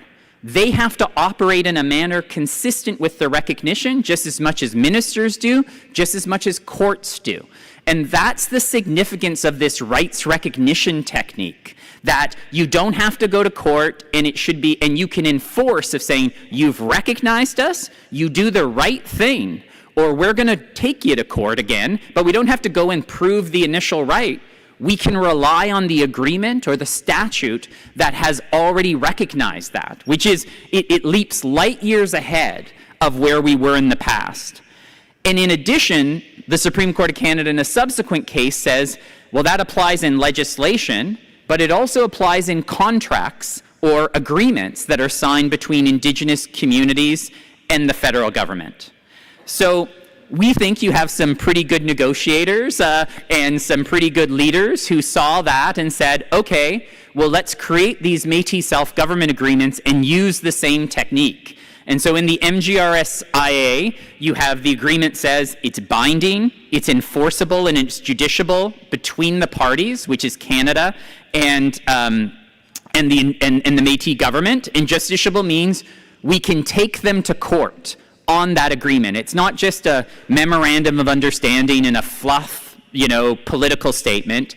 It's a legally binding agreement, and it engages the honor of the Crown in its implementation. So that bureaucrat that's sitting in cubicle 542, when they're making a decision about you, they are bound to essentially say, we have to treat them like a government, we have to fulfill the commitments and the intentions that are in these agreements, and we have to make decisions that are consistent with that, as opposed to us having to go prove those rights, and we can hold them to account by taking them to court if they don't honor those commitments. And so then we also have federal court cases who have interpreted our MGRSIAs, because then it's always so great when you have your lawyers saying, well, it does this, but sometimes it's like, well, yeah, but that's Jason Madden, and who listens to him? But now the courts have also agreed that's what the agreements do, these Métis self-government agreements. This is from the Métis Settlements General Council versus Canada case, where the settlements in Alberta challenged the Métis Nation of Alberta case, the Métis Nation of Alberta agreement, but what the federal court said in this case is they used the same technique in these agreements that was used in C-92, which essentially means they are bound. Canada is bound to that. Now, in that case, the binding meant of like, well, they can't recognize anyone else, and that posed an issue in that, but it's a huge win for these agreements of their significance. They're not just, suggestions. They bind the Crown in the same way that C-92 bound the Crown by the executive. And that this type of legislative or executive recognition, and the executive recognition comes from your self-government agreement was approved by the federal cabinet. Mark Miller couldn't sign that agreement without the federal cabinet first approving it. They bound or straitjacketed the federal Crown to the recognition and the promises that are in that agreement, and it's a very, very meaningful agreement. As the court said, it's very meaningful on the ground, which essentially means Canada can't act in a way that's inconsistent with the agreement. So the federal Crown can be bound by Parliament through federal laws, and it can also be bound by federal cabinet through agreements that bind it. And this is the federal Crown, and so the federal Crown is like it's kind of like the Force. It's omnipotent, and it has all these different components. So federal agencies, federal departments, federal bureaucrats, federal regulators, federal ministers are all bound to honor that agreement. That's what the deal is. And so you have to begin enforcing that. You know, Carney likes to talk about elbows up with the US. You need to be elbows up with Canada increasingly to make sure that they are honoring the terms of those agreements. And I want to highlight this for the MNO staff sitting in there, that this is not just a self-government branch issue. This agreement can be used in other line departments when you're talking to that little bureaucrat in Wicket 42 about child and family services or about education or about training, that you're a government. You're not a, please, sir, can we have some more? It is about a nation-to-nation, government-to-government relationship, and you need to lean into that agreement more. And it's not just, don't ghettoize it of just in self-government. It recognizes the entirety of your government, including the departments that do such amazing work on behalf of your citizens and communities. And so you really need to, the MNO's entire narrative needs to be anchored around this. These things really matter, and it's not just Jason Madden telling you it anymore. It's the Federal Court of Canada saying that they really matter. And so the MNO needs to lean into that, and it's not just at the provincial level, it's at the regional level, it's at the local level as well. You are a government, Canada recognizes it, and I also want to say this. Canada is the government that has constitutional responsibility to advance relationships with Indigenous peoples. So how on earth can the Ontario government just ignore what that agreement with the federal government actually says as well? And so I think that MNO needs to also be a little bit elbows up with the province of saying, look at the government with constitutional jurisdiction has signed this. Sure, it may not, you have not bound the provincial government yet. That will be done through the treaty. But how can they ignore what has been, actioned by the federal government? So you have a bunch of different agreements, and all of those feed into the narrative that you need to be telling with the province as well as the federal government about why they have to deal with you as a government and take your requests and engagement seriously. And it's not, permissive, and it's not at their goodwill. It's based upon legally binding obligations that they've set out in those agreements. In addition, the honor of the Crown governs treaty making and implementation, and you are in a treaty making process. You are negotiating a treaty with the Crown. So those principles that infuse treaty making infuse into your relationship with the Crown as well.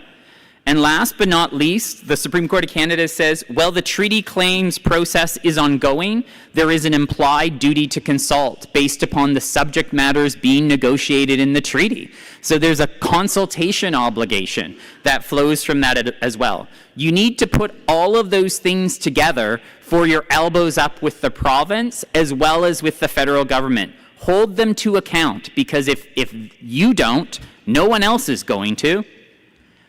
Last but not least, I want to talk a bit about the litigation that's been filed against the MNO over the last, since 2018. So the Algonquins of Ontario filed a litigation against the harvesting agreement that was signed with the province. They initiated that. We brought a motion to strike. We initially won on the motion to strike, but then lost at the Ontario Court of Appeal, and so now it's in the Algonquins court to advance that litigation. Interestingly enough, the Algonquins I don't know, what's that word, pot calling, or I don't know, have your own house okay before you start throwing stones at someone else's house. The Algonquins of Ontario are unwinding themselves a little bit with, the First Nation, the one First Nation band not recognizing the rest of the Algonquins, and so they have their own internal issues as well, and they have not been advancing that litigation aggressively, and who knows where that ultimately goes, or where the Algonquins of Ontario may ultimately go, but that case is still sitting out there, and it's a challenge to the harvesting agreement, but it's not going anywhere quickly, and let's hope it ultimately falls away. In 2023, we also had the Temagami First Nation file a claim against the MNO based upon a based upon a cabin that was built, an incidental cabin that was built. The MNO undertook an investigation, and the MNO didn't even authorize that incidental cabin for the people who had built that, so that cabin was ultimately taken down. But the Temagami First Nation has not pulled that litigation yet, and they're still moving forward on it. But like the Algonquins, they're not moving forward on it quickly, and we'll see where they go. Last but not least, we had a series of Indian Act bands up in northeastern Ontario, call themselves the Waban First Nations, that filed a lawsuit against the Métis Nation of Ontario as well as the Government of Canada for the signing of the 2023 Self-Government Agreement. We, again, brought a motion to strike, and I'm very happy to report that you won that case about a month and a half ago.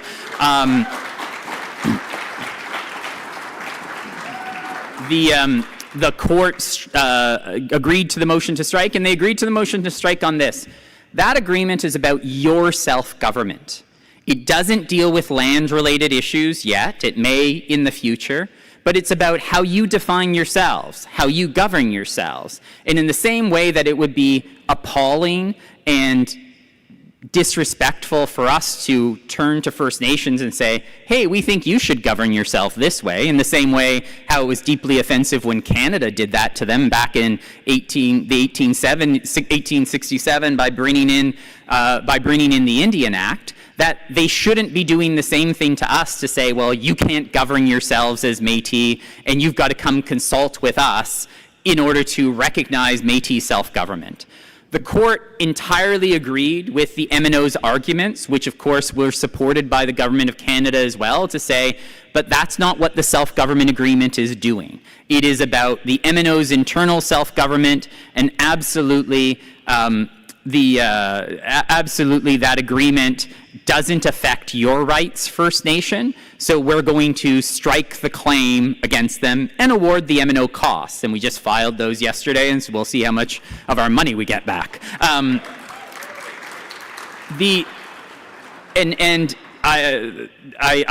think that, and we're just waiting for that, the appeal deadline for that case is coming up. They haven't filed an appeal yet, so we'll see if that ultimately comes to be. But I'm hopeful that they have clarity on, hey, this is not about harvesting rights. We're not affecting lands in your traditional territories. This is about how we choose to govern ourselves. And in the same way we are respectful of your governance structures, you should be respectful of Métis governance structures. Hopefully, this provides an opportunity for discussion and better communication.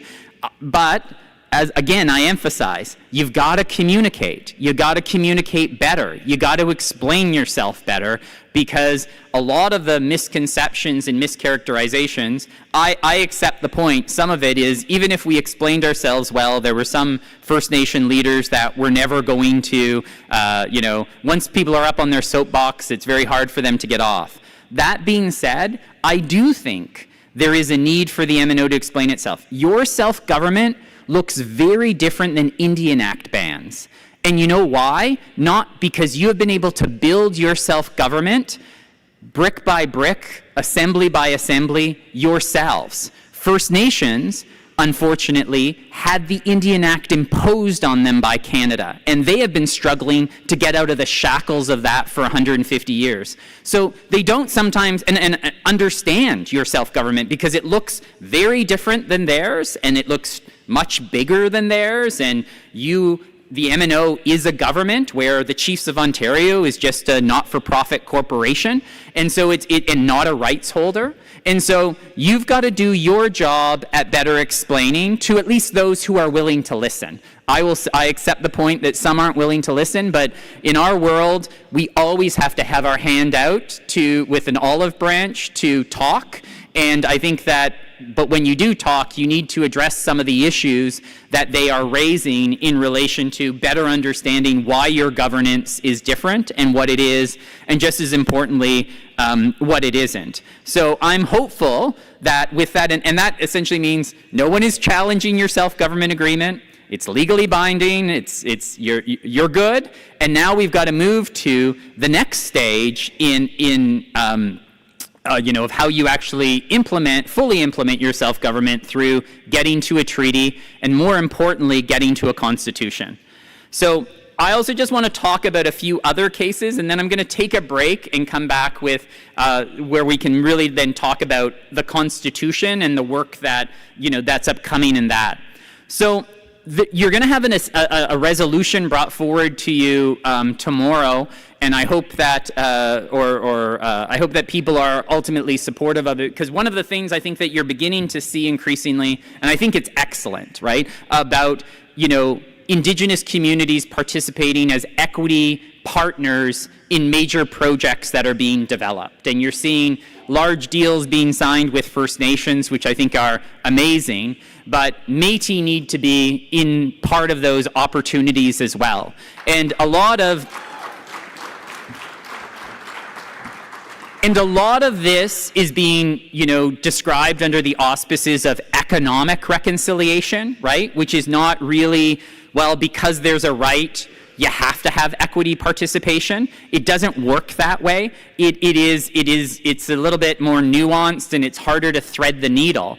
But what you have is economic reconciliation, being used as a way to, I think, make the medicine go down better and getting Indigenous buy-in. But if Métis are not also being provided those same opportunities in relation to economic reconciliation, you're back to the Pauli era of where you're on the outside looking in. And it's a bit of a sleight of hand that the Ontario government is doing, of kind of going, oh, well, but it's just the proponents get to pick their partners.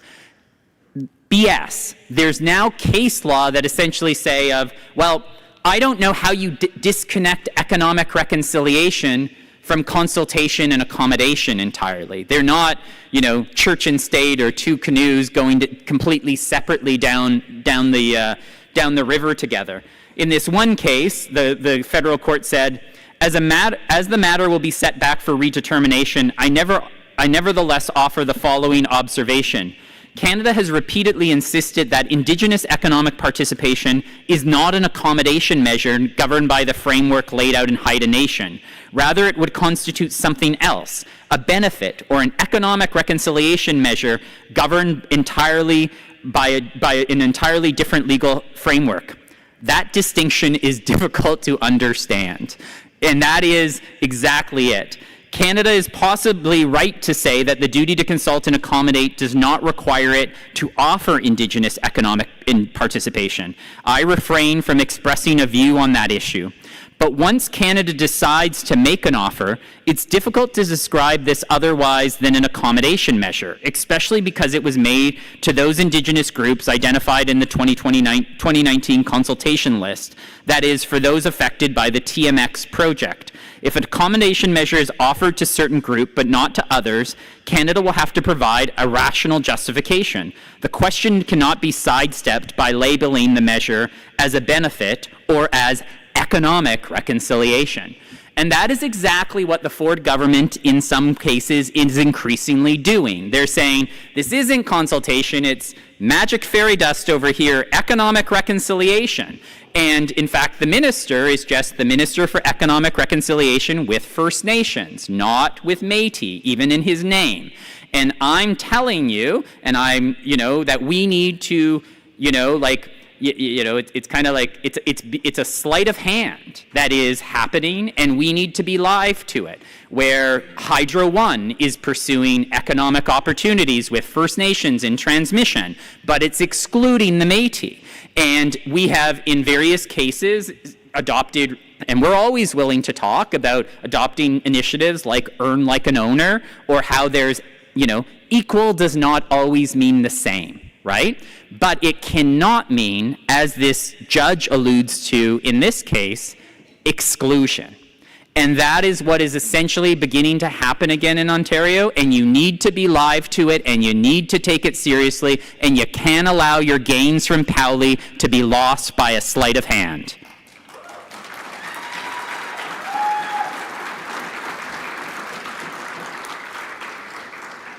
So we're going to talk a bit about that in a resolution that's coming forward tomorrow on holding Ontario and others to account. I will say that is happening provincially, federally, that inclusion is still there, but increasingly because of peer pressure from First Nations that Métis are being excluded, and there needs to be another pathway or at least the opportunity for Métis communities to participate in economic reconciliation as well. In the prairies, there's a lot of litigation going on. The MMF is suing everyone from Canada and Manitoba on the 60 Scoop. They just filed 2 lawsuits on expanding their harvesting territory under their harvesting agreement. They've also filed a claim against Canada for not having access to health funding. So there's a lot of litigation they're pursuing. And in addition, don't feel we're not the only one. Like, of course, they seem, I will say, they have far better comms than the MNO. So and let's hope that changes at some point in time. But they're also getting sued by First Nations. The Dakota First Nations have sued the Manitoba Métis Federation in Canada for the entry in the Red River Métis Self-Government Treaty being signed. In Saskatchewan, the MNS is suing Saskatchewan on their consultation policy, as well as in relation to various specific resource development projects.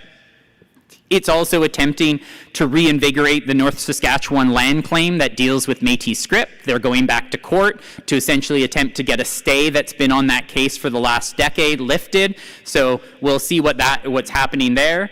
And in Alberta, the Métis Nation of Alberta, which is now known as the Otipemisiwak Métis government, has 2 litigations against Alberta in relation to their Métis credible assertion policy, where they've recognized other Métis groups, but by virtue of recognizing those other Métis groups, they've excluded the Otipemisiwak Métis government from ever being recognized, and so that is just fundamentally wrong. There may be multiple successors to historic Métis communities, and that government shouldn't be able to pick and choose to the exclusion of one over the other. In addition, the MNA is an intervener in the upcoming Federal Court of Appeal hearing that's set for November now on the Métis 60 Scoop class action. So a lot of different stuff. It's very interesting. Everyone's pursuing their own priorities and litigation. A lot of Métis law is being developed, and I think that a lot of work is being done within Ontario as well as elsewhere. The MNO hasn't been actually advancing litigation like it's previously doing. You've been, being sued and protecting the furniture. And so I think at some point in time, you need to look at how do we proactively, in particular when you're not getting to the table with the province or other parties, how you've never accepted that in the past, and you can't accept that in the future. So where do you take those strategic opportunities? Now, that being said, if there's a way forward on negotiations, absolutely that's the way. But if there's not, you have to essentially focus on making sure that you don't lose the gains that you've so hard fought for, and also that you're always pushing on Métis rights. So with that, I'm going to leave it at that. Thank you very much for listening to me blather on. And we're going to take a break and come back and talk about the Constitution. Are you going to take questions? No? Oh, okay. Okay, looks like we're going to be breaking early, but I have some stuff to do first.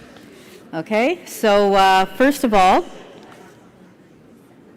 I have glasses that were left at the MNOWC's AGM last night, so if you're missing these, we have them here. And I'm going to do our sponsors. Okay, thank you. So we want to thank our sponsors.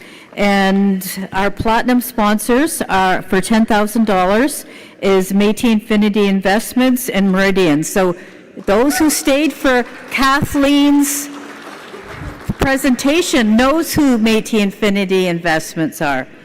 Okay. Yes, $10,000, yes. And The gold level sponsor is TC Energy and No History, and that was for $7,500. And the silver level was for $5,000 was TD Bank. Texture is for the bronze level sponsors for $1,500, and Hydro One is also included there. So thank you so much. And this is Sam that does this hard work, so making sure it's going to be easier for Sam to get more money next year, right, Sam? Okay, thank you. So I made sure I do my part. And I did tell Jason part of the story, and I'm going to tell you since we have a little bit of time. This is part of telling our stories, and I said, you know, it's about Jason. It was MNC, and it was with the Manitoba Métis Federation, their course case in 2011 at the Supreme Court of Canada. So France was there, I was there, and all of MNC was there. So you can imagine everybody, and they're saying, we're going to meet here, and we're going to march down to the Supreme Court. Well, France and I wanted to make sure we got in there. I don't want to watch it on TV. I want to be in the spot. And we were told that there's not many spots. It's a very small court. There's saved seats, so you have to be there early. We got there at 6 a.m. to watch Jason, okay? 6 a.m. I told him that story, but anyway, I don't think anybody can beat that. And so the guy that works at the Supreme Court opened up the door because he's not used to seeing people like lined up like there's some sort of big event happening. And he goes, you know, it doesn't open till 9. Yeah, we're good. You know, it was like kind of cold. It was in the fall time. So there, that's my story. Okay, and we have, received a request for you to remind folks about the Health and Wellness Check-In and the Arts Collective. So there's the Métis Arts Collective is out there. There's shopping for everybody to do. So make sure you do that on your lunchtime. And we have our Resolutions Committee that wants to come up, our chair, that wants to talk to you. Hello, everyone. Stephanie here from the Resolutions Committee. Just a reminder that you have until 1:30 p.m. to get any remaining ordinary resolutions to us. I'm sitting kind of like front and center, very easy to find. I'll make myself very obvious. But you can have them to myself or other members of the Resolutions Committee as well. 1:30 p.m., right after lunch. That is the deadline. Thank you.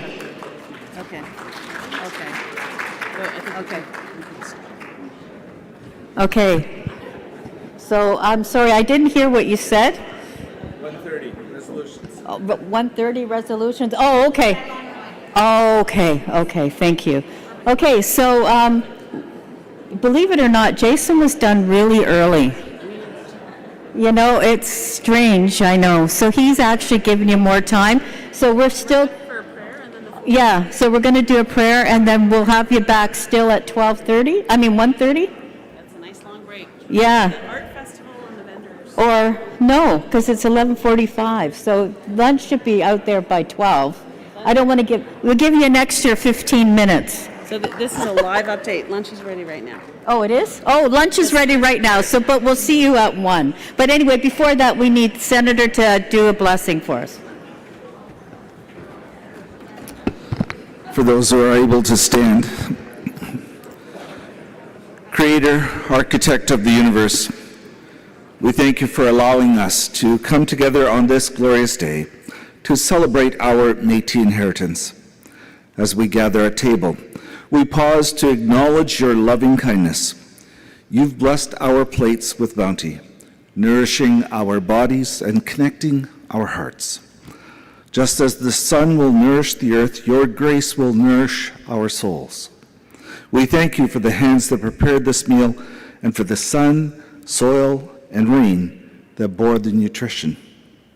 As we taste the sweetness of fruit and the warmth of bread, as we partake in the joy of each other's company, remind us always of your unending love and generosity. Amen. Merci.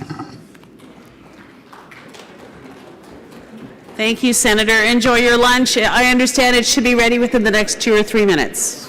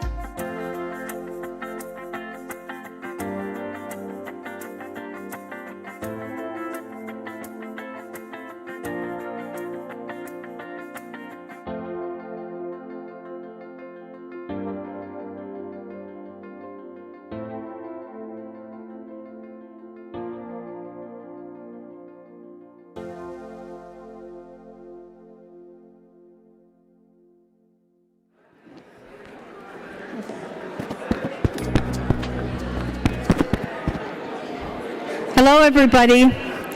We're going to get started. So if you can take your seat. Evan, I need the telling our stories. Where's, oh, Luke's right here? Oh, okay, got him. It's okay. So, Little Bird told me that today is Senator Brenda Powley's birthday. I don't know where she is, but there's little cupcakes out there. See? We do have little birthday cakes for you. So happy birthday. Yeah, and yesterday I was told it was Wanda Boxford's birthday. And who else? Oh, and somebody else, Jay said. Joandria. And Joandria's birthday. So I think that's great. Okay, so Luke, did you want to come up here? And it's part of telling our stories. So Luke is from Region 6. He's the youth rep. Thank you.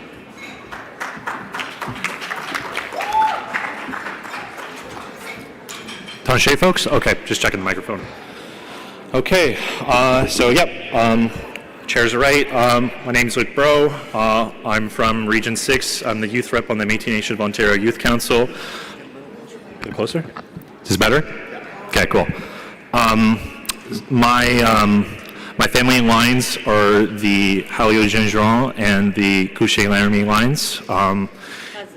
Yeah, so we're cousins, and many of you. So I'm going to read today the Born and Brought on the Land story. For generations, Métis across the homeland have fought for their distinct rights and recognition as half-breeds. During treaty negotiations, many wrote to the Crown and Indian agents requesting to be treated as a distinct group separate from First Nations neighbors. On August 21st, 1850, and a Hudson's Bay employee named John Swanston wrote to the Mishipictan, I think I got that right, Mishipictan, excuse me, sorry, to the HBC governor, George Simpson, arguing for the acknowledgement of the rights and the claims of half-breeds in the upcoming Robinson Superior Treaty negotiations. Swanson contended that half-breeds should be eligible for a portion of the monetary compensation that would be paid for the lands that would be surrendered in the treaty area. He pointed out to many of the half-breeds had been born and brought up in the land in the region, unlike some of the First Nations who had recently come up north from the stateside. To quote, "At present, I'm not certain whether the government will acknowledge the rights and claims of the half-breeds to share of the payments to be made for the lands that are about to be ceded by the Indians of the Lake Superior, but should hope they would, as many of them, have much juster claims than the Indians. They have been born and brought up on the land. Métis across the Upper Lakes, including the northern Lake Superior region, continue to celebrate their distinct Métis heritage today and advocate for the recognition of their inherent Métis rights." Merci. Thank you. Oh, yeah. Last year, Region 4 gave out beautiful teapots to the youth, and I felt bad because we didn't have anything, so I went shopping. So I went to Isabel Paze's booth. So, you know, I picked something like from Thunder Bay-ish, I thought. Well, it's a win-win. You're trying to Métis businesses, so. Yeah, okay. So thank you so much. Okay, so I'm going to turn it over to the group here at the table. I think you know everybody. Go ahead. Okay. Well, we got to get them to work. Or is it working? Zach? It's on? Yes. Okay. Tanshe, bonjour, bon après-midi. It's a pleasure to be here with you all today to provide an update on our work as co-provincial secretaries for Métis Rights, Intergovernmental Affairs, and Communications. When President Fro tasked us with this portfolio, she entrusted us with a portfolio that touches on many aspects of the work of our government. As we know, the MNO we're not an organization, we're not a club, we are a government. And governments have very complicated agendas and complicated files that touch on, that cut across the entirety of the MNO. And a lot of the work that we do as provincial secretaries touches on many of those things. Today we'd like to share some of the highlights from the past year. These remarks aren't intended to cover everything that's happened across this portfolio, as we simply don't have enough time for that. We encourage you to take a look at the annual report, where you'll find as much more detail about the work that's been happening throughout the year. And there are some along the side of the room there or out in the corridor. So, in terms of the communications part of the portfolio, understanding, as Jason talked about this morning, understanding that communications is such a complicated endeavor, right? We have so many different audiences. We have an audience that is our 30-some thousand citizens. We have an audience that is other Métis governments. We have an audience that is the Government of Canada. We have an audience that is First Nations. There are so many different aspects to that, and it's a complicated file to try to figure out. But the first and foremost role of our communications is to communicate with our citizens. That's the first audience, most important audience always. And so one of the things that we've been working on throughout this past year is the Métis Voyageur, we've heard many times from citizens that getting the Voyageur in their mailbox really is one way that they really feel connected to the MNO. They can tangibly look through and see what's happening and what's going on. So there were three Voyageurs published this past year.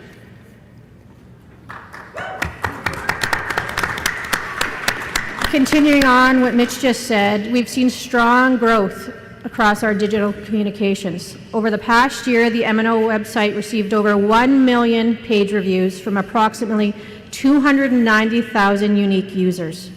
Whether people were looking for information about programs and services, governance, events, or self-government, our website continues to be an important source of information for our citizens and the public alike.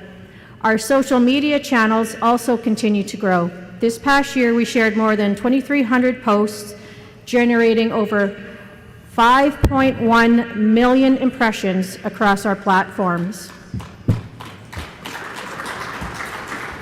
Our online community has grown to nearly 36,000 followers, and more than 27,000 people clicked through to learn more by visiting our website and online resources. The numbers are very impressive, and what matters most is what they represent. Every article someone reads, every update they share, and every person who visits the website is another opportunity to help people better understand the work of their Métis government. It's also an opportunity to tell our own stories. Over the past year, we've continued highlighting the accomplishments of our citizens and the Métis communities in Ontario, celebrating cultural events and providing timely information about programs, services, and opportunities to get involved. We've also continued developing educational resources that help explain Métis rights, Métis history, and the role of the MNO as a Métis government. As conversations about Métis rights continue across the country, it's important that accurate information is readily available to citizens, governments, partners, and the public. Communication is also about listening, whether it's hearing questions from citizens at an event or town hall, reading comments on social media, or talking with people after the meeting. Those conversations help us understand what's important to our citizens and how we can continue improving the way we share information. As we look ahead, we'll continue building on that work. We'll continue looking for new ways to connect with citizens, share information more effectively and efficiently, and tell the stories and histories of the Métis communities in Ontario. We'll also continue supporting broader work of the MNO by ensuring citizens have access to timely, accurate, and meaningful information about their government and the services it provides. Intergovernmental relations. Another important part of our portfolio is the political advocacy and building relationships. Relationships are the heart of effective advocacy. Those relationships are built through preparation, persistence, and showing up consistently with thoughtful, well-informed positions. This past year, the MNO has strengthened our intergovernmental relations team to support that work. The team has expanded. Can you hear me? Yep. Is it working? Yeah. Oh, okay. Maybe I'm just deaf. Anyway, so the team has expanded with a new senior director who joined the MNO from the federal government, and together with a strong team of professional staff, the increased IGR capacity is helping to strengthen our relationships with the federal and provincial government partners.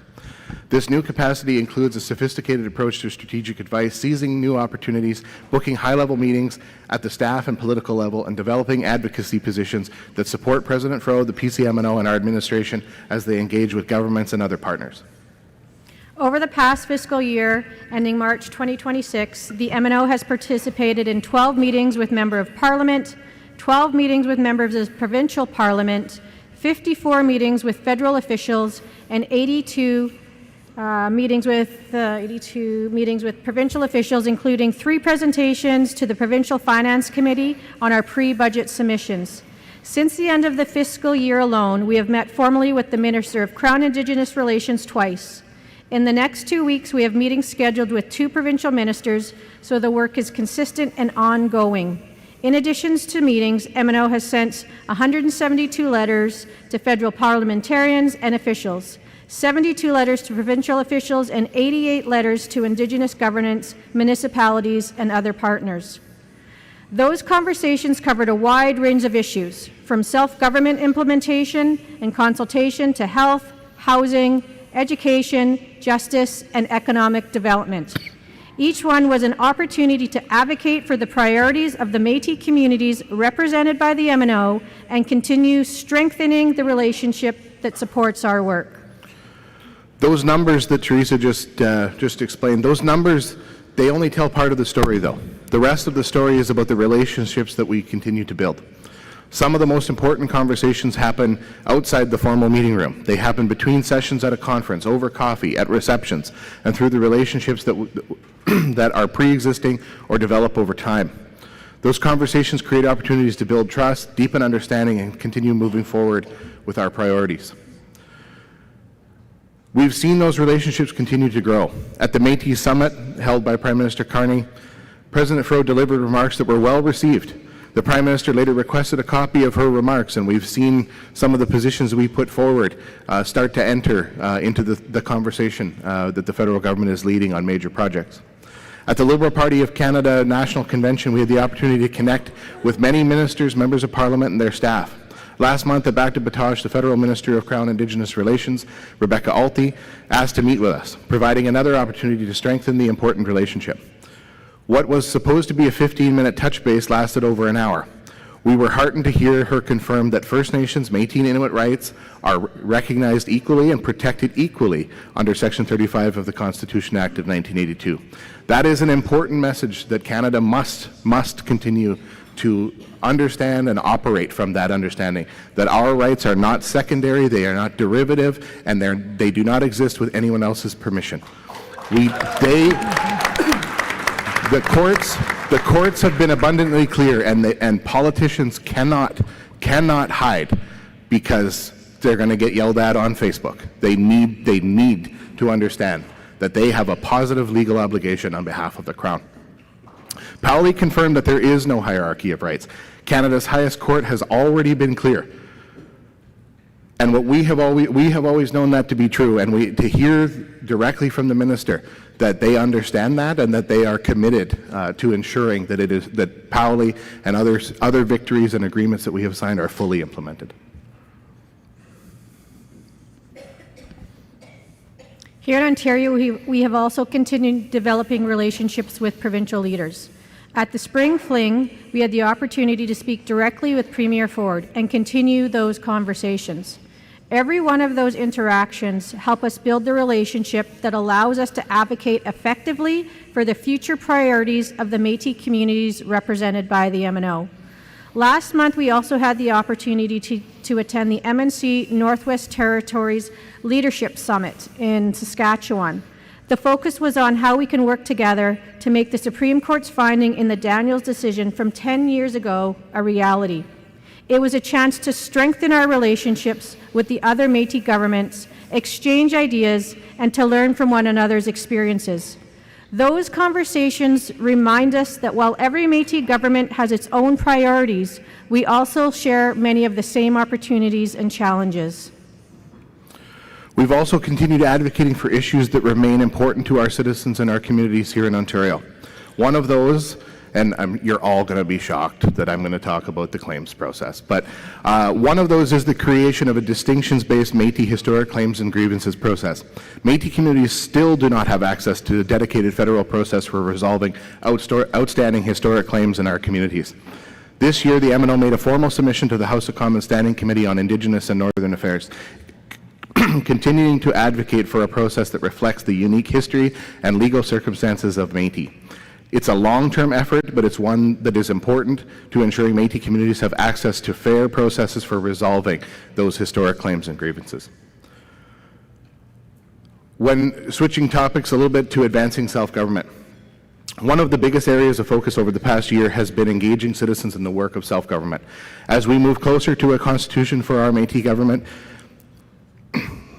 from the beginning, we've known this work must be shaped by citizens. That meant creating opportunities to engage, ask questions, share ideas, and raise concerns. To have honest conversations about what the future of our Métis government should look like. Over the last few years, Métis citizens from across Ontario have shared their views through roundtables, regional engagement sessions, surveys, direct emails, social media, the Métis Voyageur, virtual discussions, and community conversations. Since July 2024, the MNO has received more than 12,000 comments, survey responses, submissions, and other pieces of feedback. More than 50 engagement sessions have been held across the province. That's an incredible amount of participation, and it speaks to how much our citizens care about their future of our Métis government. What we've heard consistently is that citizens want a government that reflects Métis values, protects our rights, operates with accountability and transparency, and creates meaningful opportunities for citizens to participate in decision-making. They also want to ensure that our Constitution reflects the unique histories, cultures, rights, and realities of the Métis communities represented by the MNO. We're grateful to everyone who has taken time to attend a session, complete a survey, or to share their perspective. Every conversation has helped make that draft Constitution stronger. As you heard in the State of the Nation address, the work in our Constitution is entering a new, exciting phase. Thanks to the time, ideas, and thoughtful input of our citizens have shared into those consultations to date. We're moving from broad conversations and ideas to something much more tangible, a draft Constitution.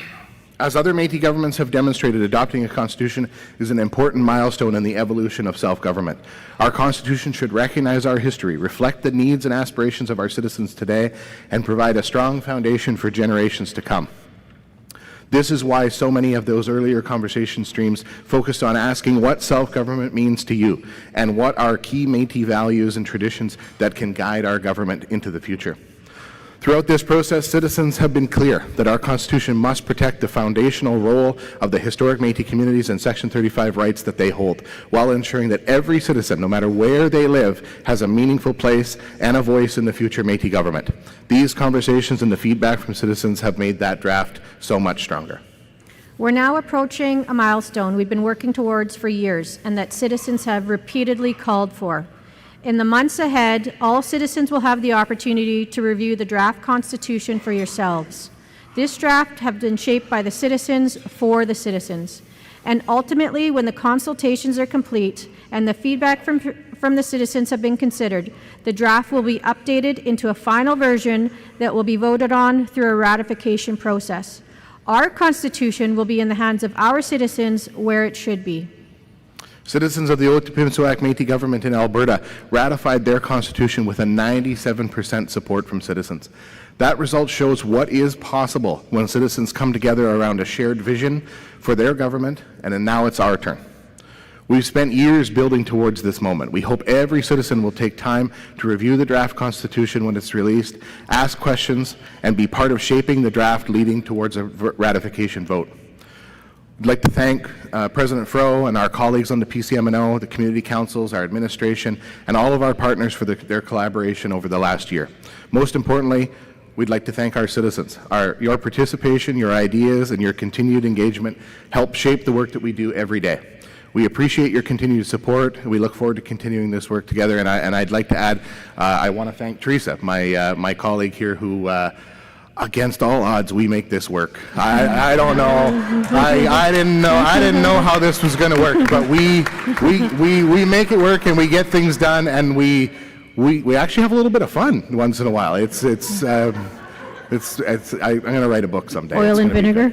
Yeah. Yeah. Hey, oil and vinegar. A little bit of salt, too. Yeah. But, yeah. Together we have an opportunity to build a strong constitution and help shape the future of our Métis government for future generations to come. And with saying that, we're very lucky to have one of our own here sitting beside me, Jason Madden, and I'm going to turn it over to him next. So if I can get my presentation put back up, and I'm just going to talk a bit about, people need to understand in the rights agenda, your Constitution is so foundational, right?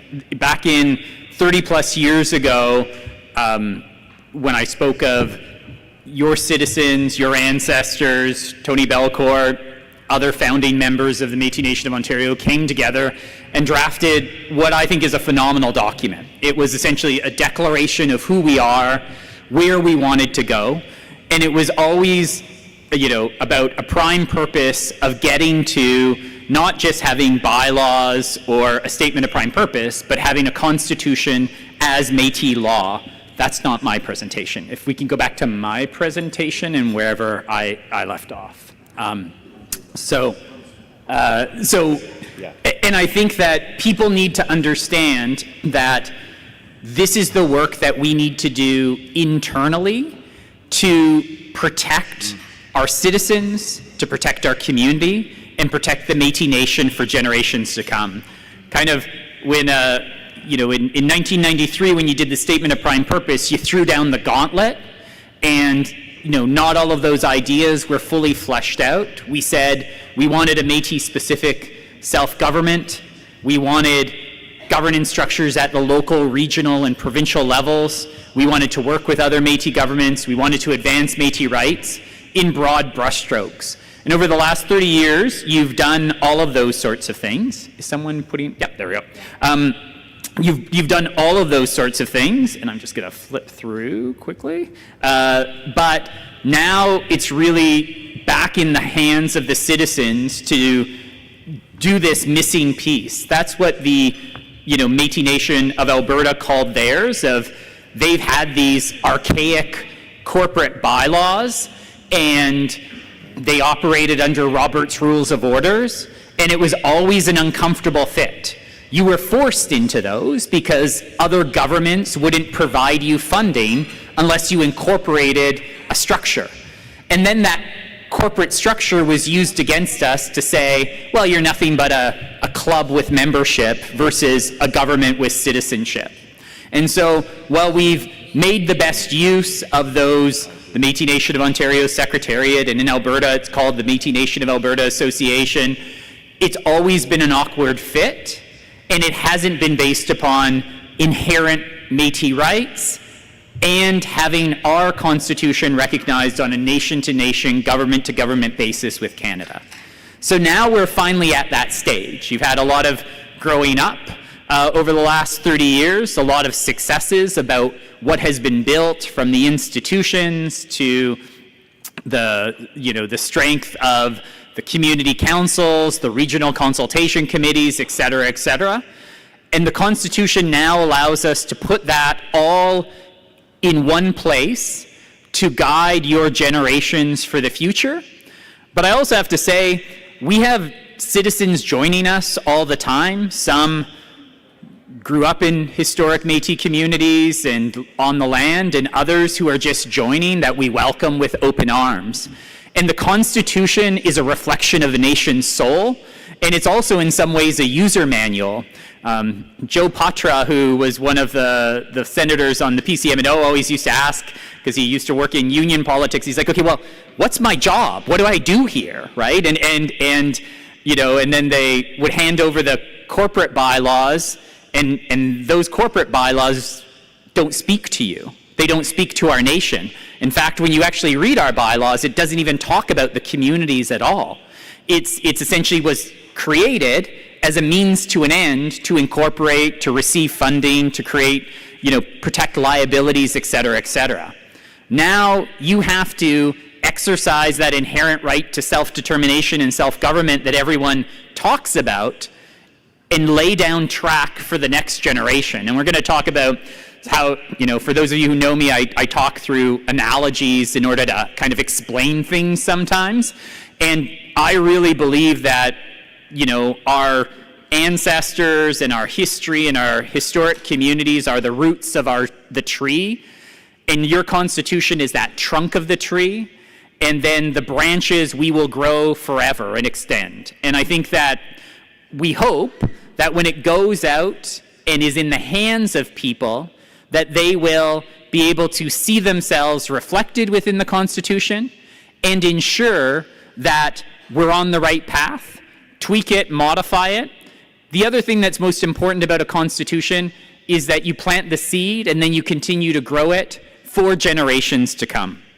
So I do want to, you know, and I don't want anyone to think that this is just as important as the work that we do in the courts or we do at a negotiation table with Canada or on Ontario. In fact, I think the work of the Constitution is more important in the long term for the health, security, and future of the Métis Nation of Ontario. And how you kind of, you know, think about this is what also goes hand in hand with the Constitution is finally negotiating that treaty with Canada that sets in place a nation-to-nation, government-to-government relationship. Because one of the things that you have to be careful about with governments, because they're nasty buggers this way sometimes, is they come and go. Our nation's never going anywhere. Our leadership may change, but the vision of the Métis Nation of Ontario will always be there, the communities will always be there, our citizens will always be there. The challenge with governments is they change, they're hot today, cold tomorrow, throw the buggers out, and then we're dealt with a new government that sometimes has a very, very different agenda, sometimes disdain for us, sometimes supporters of us, sometimes friends, sometimes foes. And through getting to a treaty and it being constitutionally protected as a part of Canada's constitution, no matter what government comes into play in Ottawa, that relationship is there. And you see First Nations lean into that. And sometimes the relationship's better and sometimes the relationship's not as good. But a treaty is forever, and a treaty is a part of Canada's constitution. And so even if we get a government in Ottawa that doesn't like Métis or doesn't like the president of the day or, you know, has a delusional arrogance about Section 35 and the importance of Aboriginal rights, you can't erase, modify, change that treaty.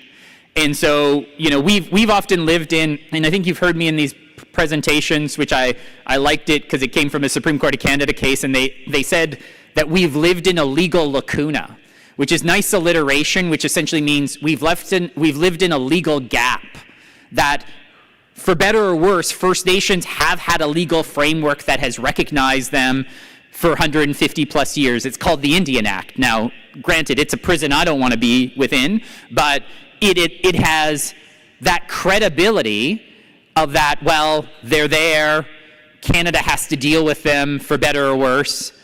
That has been there.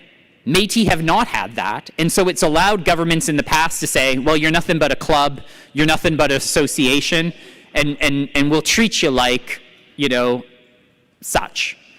The treaty will change all of that, and the Constitution will change all of that. And so, you show this circle of like the layers of recognition in the context of reconciliation. So you have federal policies and approaches, and often in those federal policies, we've been excluded from them. Mitch just referred to his favorite one that he constantly raises about, the federal claims processes being there for Inuit and for First Nations, but not being there for Métis. That's a policy. Then you have agreements that have been approved by the federal cabinet that it would require a future federal cabinet to overturn that, and often, they're reluctant to do that, especially if you've at least got a cabinet approval. But they still can. Then above that, you have an agreement. Agreements approved by a minister, and then agreements approved by a cabinet, and both of those can be overturned by subsequent ministers in a subsequent federal cabinet. And then, of course, you have legislation, which is the next level up, but we know that legislation can also be changed by a future parliament. Now, at least they have to do it in the daylight, and we can hold them to account when they're publicly screwing us, and you can call them out, but they can still change it. And then last but not least, and why a treaty is so important and why it's at that top, is this becomes a part of Canada's Constitution. Based on Section 35(3) of the Constitution, it says, treaty rights may include those already recognized and those acquired by future agreements reached. So this agreement would have constitutional protection. So even if we get a Stephen Harper Part 2 or worse, you can't have that rug completely pulled out from under us. Now, the relationship may not be as good, but treaties are forever. And so I think that is why these self-government agreements, which set the pathway down for the treaties, are so important. But one of the things that is key to those treaties is the Indigenous nation that is a signatory to them has to have a constitution that sets out how they govern themselves, who they are, how they conduct their own business internally and externally, and all of those things. And so in order to reach a treaty, you have to do treaty negotiations, which we are currently in. You have to adopt a constitution, which we are now, as Teresa indicated, at the stage where we are bringing a draft out to citizens to say, okay, does this work for us? How do we tweak it? We're operating on our own time. It's our constitution. No one gets a say in it. First Nations, Government of Canada. This is for our citizens, by our citizens, who form our communities, which anchor this constitution. Following us reaching a draft of the treaty and adopting a constitution, you initial the treaty, and the treaty needs to be ratified by the nation, and it also has to be ratified by the federal government. And then last but not least, that treaty needs to be brought before Parliament in implementation legislation, and Parliament adopts it and makes it a part of Canada's Constitution through Section 35(3) of the Constitution Act 1982. And so Manitoba Métis Federation is now at the stage in the fall that their self-government treaty will be before Parliament, and that will be the first one that will, hopefully subject to changes to make sure that it doesn't harm any other Métis governments, breaks the glass ceiling, and we can then begin to say, coming to a theater near you, whether you like it or not, Métis treaties. And I think that is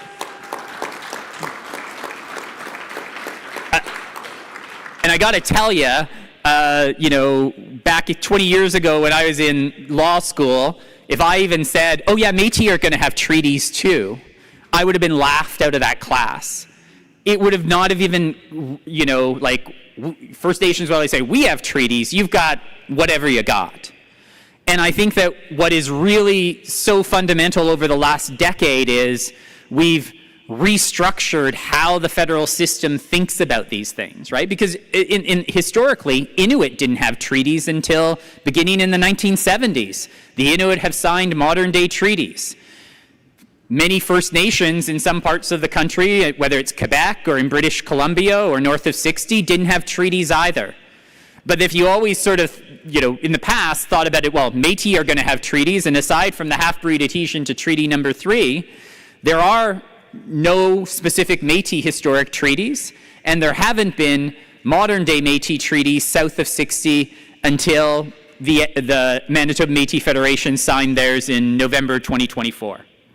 So we're on a pathway, and that pathway we can run as quickly as we want, and we can move as slowly as we want. It is in the hands of citizens, but what we have heard consistently is this is such a priority, and, I've heard from some elders, get on with it already.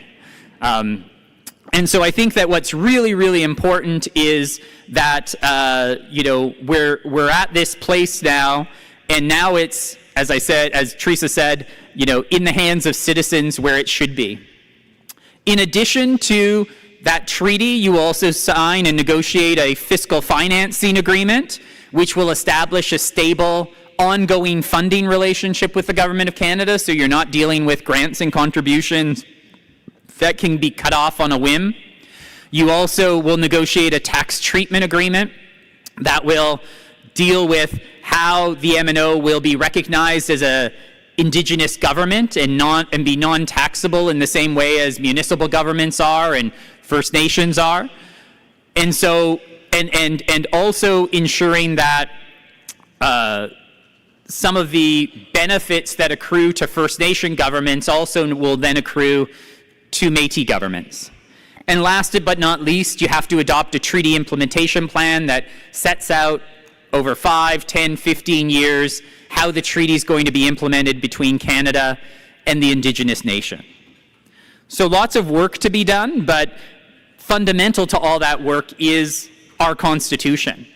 And I do want to just highlight this. The Constitution is based upon our inherent right to self-government and self-determination. It's not based, it flows from our people and our communities. It's not delegated from Canada's Constitution or because Canada says, go develop a Constitution. And that's recognized in our the United Nations Declaration on the Rights of Indigenous People. And that's why we say it's an inherent right. It's not a right granted to you, it's a right that inheres within people, and peoples have a right to determine how they're going to govern themselves and who their representatives are. And then once you've done that work, that internal work, Canada will recognize that Constitution, not tell you what needs to be in it, will respect what you've developed by your people, for your people. The Supreme Court of Canada has also said, well, they're in charge of the authoritative interpretation of Section 35. It is for Aboriginal people themselves, however, to define themselves and to choose by what means to make their decisions according to their own laws, customs, and practices. And that's what a constitution is. It's your own law about how you govern yourselves, how you make decisions, how you implement, and how you define yourselves. And that's what we're doing. The Royal Commission on Aboriginal Peoples also said this. We have concluded that the right to self-government cannot be reasonably exercised by small separate communities, whether First Nations, Inuit, or Métis. It should be exercised by groups of a certain size, groups that can claim the term nation. The problem is that the historical Aboriginal nations were undermined by disease, relocation, and a full array of assimilationist government policies. They were fragmented into bands, reserves, and small settlements. Only some operate as collectivities now. They will have to reconstruct themselves as nations.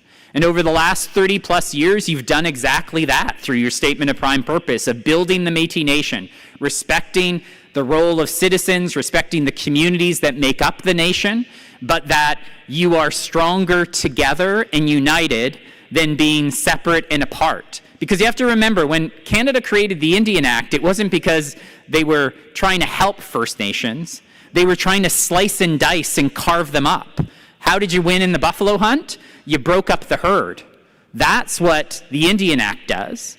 And that's what, by virtue of creating a constitution that brings people together, your citizens and communities, that's how you'll survive for generations to come, because there's strength in numbers. And let's just get real. The Sault Ste. Marie community could not have done Powley by itself any more than any other community did. By virtue of working together as a nation through the Métis Nation of Ontario, that's how you got Powley across the plate. And that's how you'll continue to get things across the plate. And then last but not least, Canada already recognizes that the Métis Nation is a rights-bearing collectivity. This is in your self-government agreement. The Métis communities represented by the MNO possesses the inherent right to self-determination recognized in the Declaration and the inherent right of self-government recognized and affirmed in the common law and by Section 35 of the Constitution Act 1982, which is a right protected by Section 25 of the Charter. So all of those components are there, and now you've got to walk through the door to essentially adopt that law, your highest law, your Constitution, to do that. So where are we? And I like my charts. This is kind of, where all the Métis governments are in this process. So MNO, you have, of course, your self-government agreement, but you haven't ratified a constitution yet, you don't have a treaty yet, and you don't have federal legislation. MMF has essentially moved along, and they're at the treaty stage. MNS has a constitution and a self-government agreement, same with the Métis Nation of Alberta.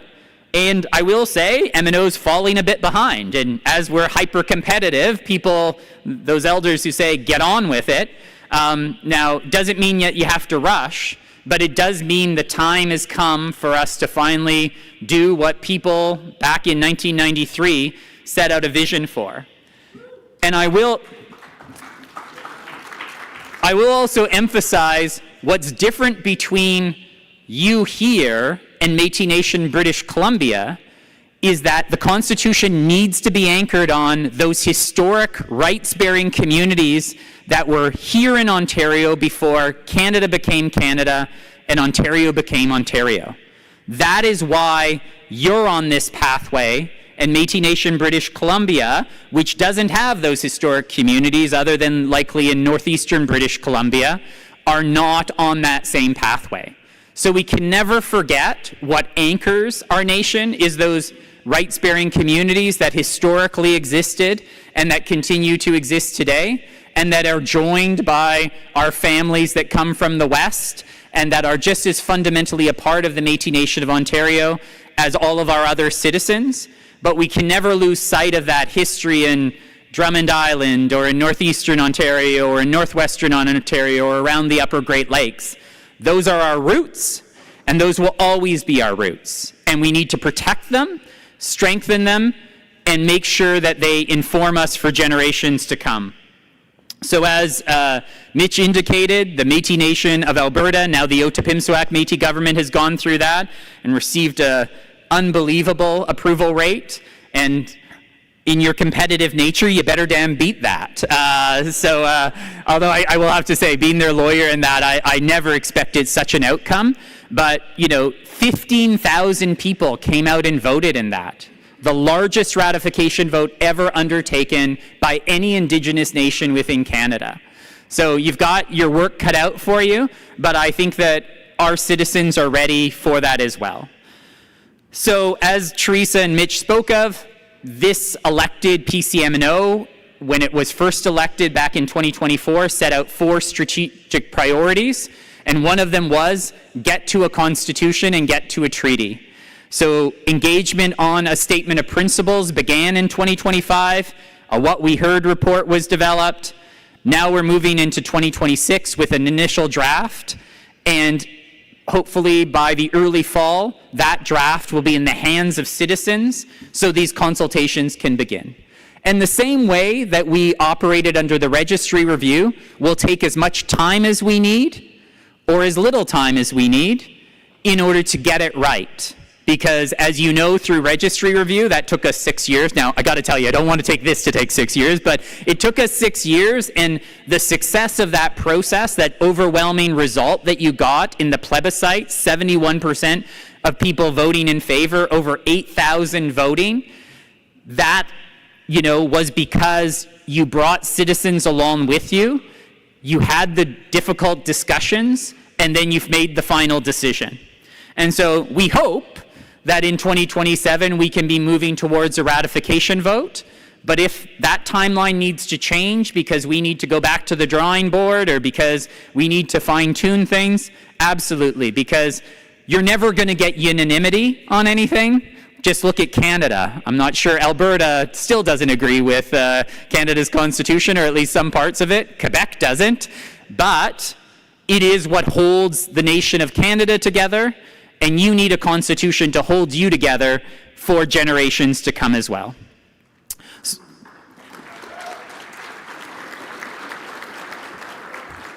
So soon enough, that draft's going to be in everyone's hands, and what has been undertaken is an engagement with PCMNO, spanning it out to the advisory councils as well as chartered community councils.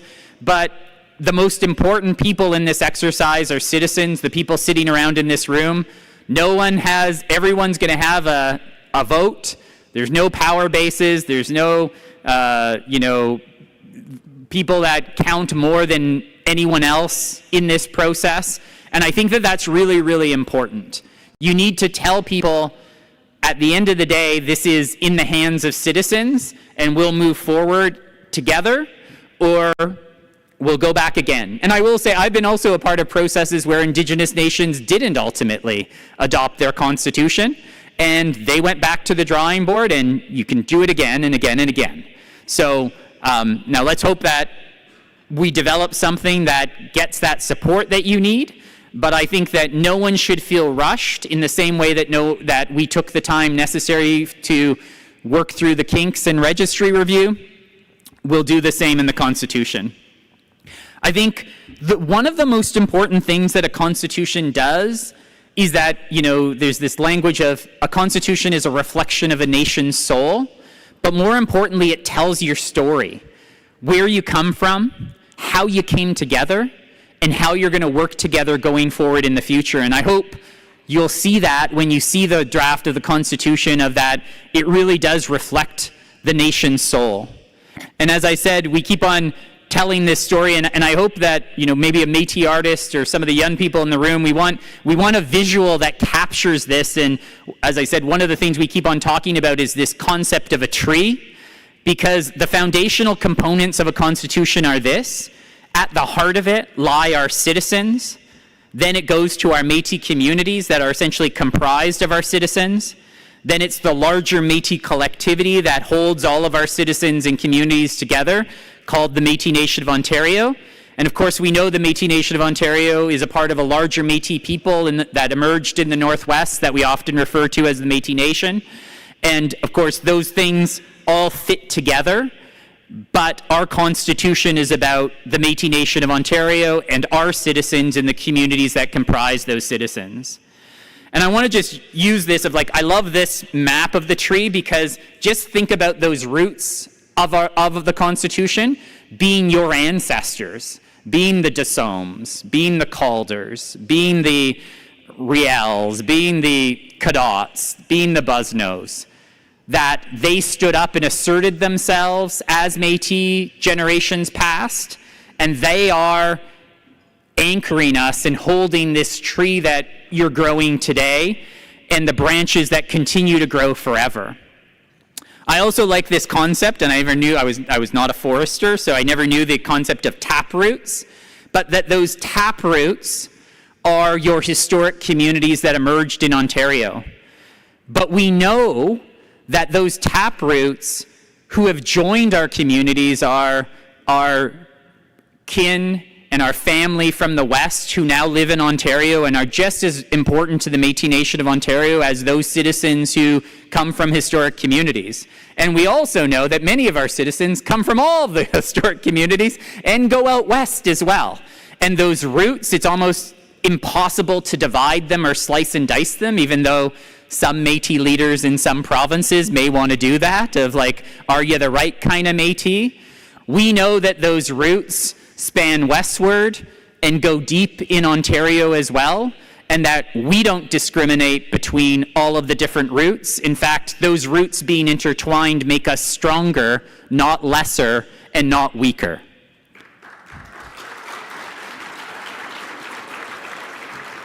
And so this is really, and all this, you've seen some of these things about mapping our families together. This is, of course, on the left-hand side, the Northwestern Ontario Métis community with those 11 families that are there. But then those communities don't just, there wasn't a Chinese wall built between Quetico and, Lake Superior or the Great Lakes. We know those interconnections to other Métis communities in Ontario, as well as other Métis communities in Western Canada, were historic, and they continue today. And I love these visuals. I love this visual because, and No History did this. It's amazing. But I would love at some point in time, because for some of the clients that I work with of like the Métis Nation of Alberta, they have all of their genealogies and their webs and interconnections. But I'm sure all of those interconnections fit together, right? Because when you introduce yourself as Métis people, you're always describing who you are, where you come from, and you usually find out that you're interrelated. And if you're from Georgian Bay, the family tree goes round and round and round and round, which is awe-inspiring because it's, and I think that what we need to embrace is that those stories and those interconnections, while we respect that we're distinct communities, we can never lose sight that we're a part of a larger. And that is what this visual, I think, illustrates when you start putting those communities together. The other concept I love about the tree is that a tree is a protector. Its branches and trunks provide shade from the heat, and it's a gathering place for our people to come together under the Métis Nation of Ontario government to work for the betterment of all of our citizens and to protect those roots. And of course, the other thing about a tree is it's always growing generation from generation and growing stronger in those generations. So I think that when you see the Constitution, you'll see that these concepts are embedded. And I think that, again, I task someone who, not myself, because it would just be stick figures and a sad, pathetic tree, but someone who can bring these concepts together for a visual, because some of our people, they're never going to read a 30-page document, but they will understand our citizens, our ancestors, our nation being brought together through a strong tree. So last but not least, I just want to say our self-government and our rights are strengthened through a constitution. Nothing's being lost through this constitution when you see it. There continues to be representation at the local, regional, and provincial levels. Advisory and councils and institutions continue. The rights of citizens, Métis communities, and the nation are strengthened because they're more clearly set out. As I said, it blows my mind that the MNO bylaws currently don't even mention any of the communities. How can that be? It mentions the regions, but it doesn't talk about the communities that are the foundation for the nation. Now, those are set out in other documents like our regional consultation protocols, but what we need to make sure is that they're front and center in law, and in fact our highest law, the Constitution.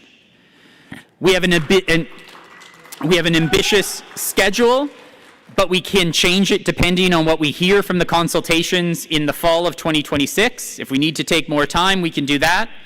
And I just, again, circling back to this, of the most important part is this is going to be in the hands of the citizens.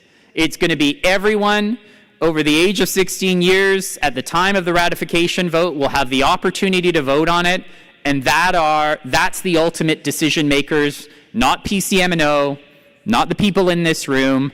It's all of our citizens coming together to make a decision for the benefit of the future. And so that's really exciting, and I think we want to make sure that everyone has an equal vote, equal voice and a vote in this process.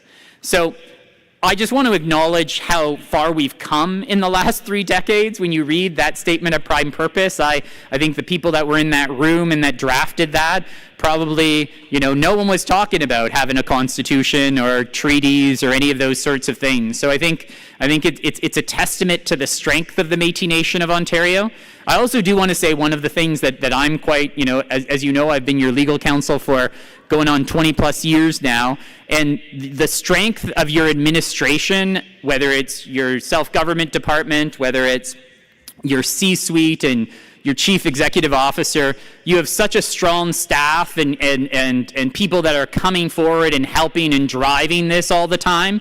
And so I think that you're well placed to make sure that you're supported so we can engage citizens thoroughly, and whether they vote yes or no, just vote. And that's because this is how you have your voice heard. And I think that this will ultimately, your Constitution will replace the Statement of Prime Purpose, because that was, a 2-page thing. Now you're going to have a user manual of who we are, how we operate, that will be handed down from generation to generation to generation. In addition, the Constitution will allow you to pass laws and set out in greater clarity some of the issues that you need.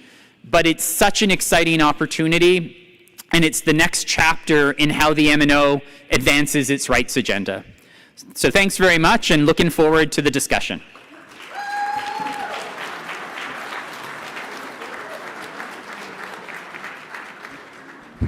Can we get Mitch's and I deck put up? Because I don't think it was put up the last time, and we need it for the end. Okay, so you're taking questions. You want to read off my screen? Oh, okay. Okay. So there's a lot of work happening now to prepare for the next phase. And we know citizens have questions about what comes next, how the consultation will work, and the path forward toward a ratification vote. So rather than just tell you about it, we'd like to bring up someone who's working directly with this every day. Please welcome MNO's Chief Strategy Officer, Paul Robitaille, Associate Director of Self-Government, Ryan Schubert, and Meredith Kaplan-Jameson, Senior Director of IGR, who will take us through a more detailed update on the Constitution process and what citizens can expect in the months ahead. And do we have the deck? I believe it's ready. Yeah, it's their deck. Yeah, their deck. Do you mind if I just show you mine? Yeah, go for it. Yeah, perfect. Is that the slide you want, or do you want to jump to what slide? This is perfect, exactly where it is. Thank you so much, for the warm introduction, for setting the stage, Provincial Secretaries Jason. I think we're in a good place now to share some more of those details about what all of our citizens can expect in the months ahead as we bring that Constitution to our citizens, to our communities, exactly as Jason said, where it needs to be, where it should be, and who is ultimately going to decide, right, is this the pathway, right? Is this the right pathway for our people in those generations ahead? Before turning it over to Ryan, though, who will go through some more of those details, and again, sort of those nuts and bolts, those real tangible things that you can expect, I did just want to build briefly on the conversation that I started yesterday. Yesterday, I spoke a lot about the importance of people and process in the work that our Secretariat, our public service does, and self-government is absolutely no exception to that. It's actually a place where it's probably more important than anywhere. So again, before turning it over, I just wanted to take a second to acknowledge some of the people who really are, I wouldn't necessarily say driving this work, because it really is our citizens and communities driving this work, but who are really there to make sure that driving can happen in sort of the best way possible. So I know we have some of our self-government staff in the room back at a table. I was wondering, maybe could you stand up, take a wave? Because I really do think it's important for all of you as leadership, as citizens, to know who is this team that is really there to make sure that this journey happens. So acknowledging Wanda Botsford, Kanika Marie, Michelle Dion, James Posey, Katie Hansen, Kat Patterson, as well as our really incredible communications liaisons and colleagues, Lauren McCartan and Chelsea Smith. Again, a really incredible team. I know those who have been involved in the process today, the 2,300 citizens, would likely attest to the same thing. absolutely there and committed to ensuring that spaces are there and accessible for every single one of our citizens to have their voices heard. And in my mind, like, that is service, right? Like, that is what our public service is here for, and I'm extremely proud of their work. I also really do, I think it's an important time as well to acknowledge some of the leadership that has really helped to make the self-government team, the branch, what it is today, and who, although they aren't necessarily serving directly in those roles today, are really sort of the shoulders that now, right, our team is standing on as we move that work forward. And that is, of course, Brian Black, the former director of self-government, and now our chief operating officer, as well as Andy LaFive, who is Associate Director of Governance. And although not directly sort of within the self-government team at this point, is so instrumental of leading and working with that team of regional managers who are right, your right-hand people in your communities, right, just really helping to drive that accessibility and those voices of your community councils, of your citizens. And just, yeah, I want to really say the kudos to them because they've done so much to get us to where we are today. And of course, I do want to acknowledge both Ryan Schubert, our new Associate Director of Self-Government, who we're going to hear from, as well as Meredith Kaplan-Jameson, our Senior Director of Strategy, who are really now helping to push that work forward and yeah, help take us to these next stages. So those are the people really who are here to help, to support, to serve our communities, our citizens as we work towards ratifying that Constitution. But I also want to speak briefly to the process before Ryan dives into some of those details, because that is important. And really, as that reminder, the mandate of our self-government branch as a whole, right? And I hope you'll say that and feel this has rung true in the years so far, and that it will continue in the future, really is to help turn the voices and direction of our citizens, of our communities, into that pathway that's going to guide our future generations into the future, to help be those facilitators and translators for, right, the really strong and diverse voices that our citizens have into something that we can all stand beside each other on and walk forward together on into the future. So that's really where we sit. And of course, we do, right, as our public service, take our direction from leadership, from our AGA, from our communities. So really importantly, as it pertains to these next steps in the Constitution, earlier this spring, as we heard yesterday in President Fro's remarks, PC-MNO set forward a resolution guiding the steps that are going to ultimately lead us to the release of a draft Constitution to all citizens this fall.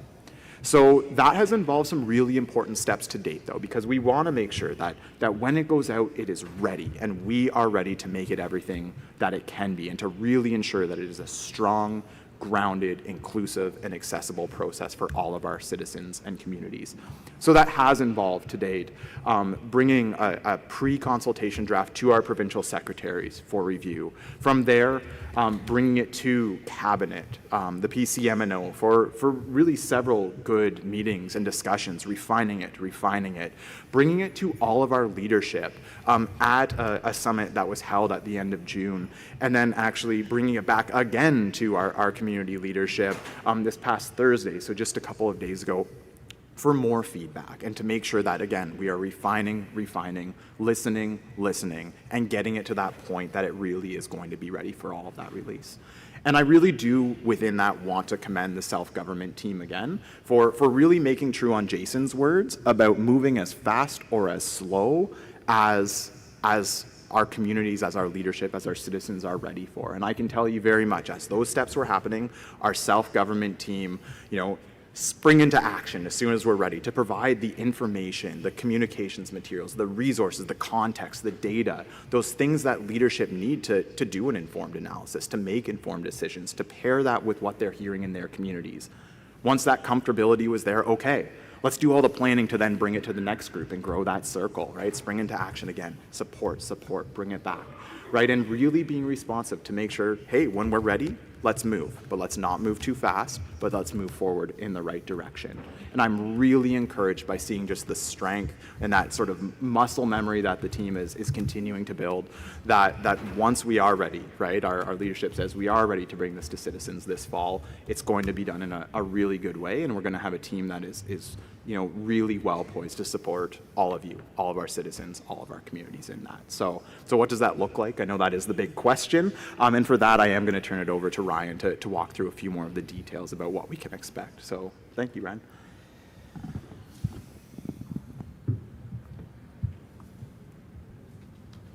All right, thanks so much, Paul. So before we jump in, I just wanted to start off with really a quick reminder here of what the self-government branch does. And so at its heart, our work is about helping Métis citizens shape the government that represents them. We engage, we educate, we create opportunities for citizens to participate in decisions that affect their government. That work is grounded in the MNO Statement of Prime Purpose and our inherent right to self-determination and self-government. And that brings us to what we're here to talk about today, the next step in the Constitution consultation process.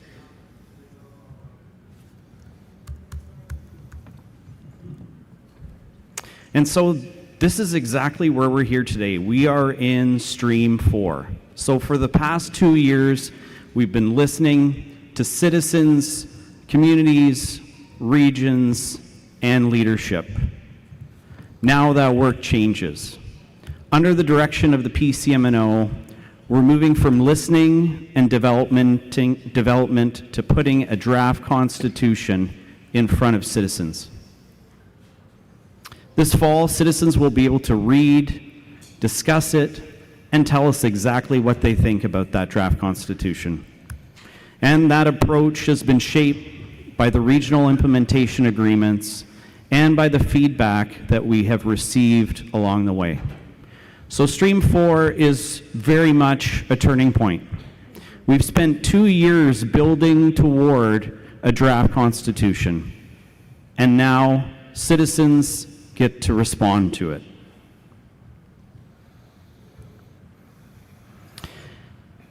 And so what happens next?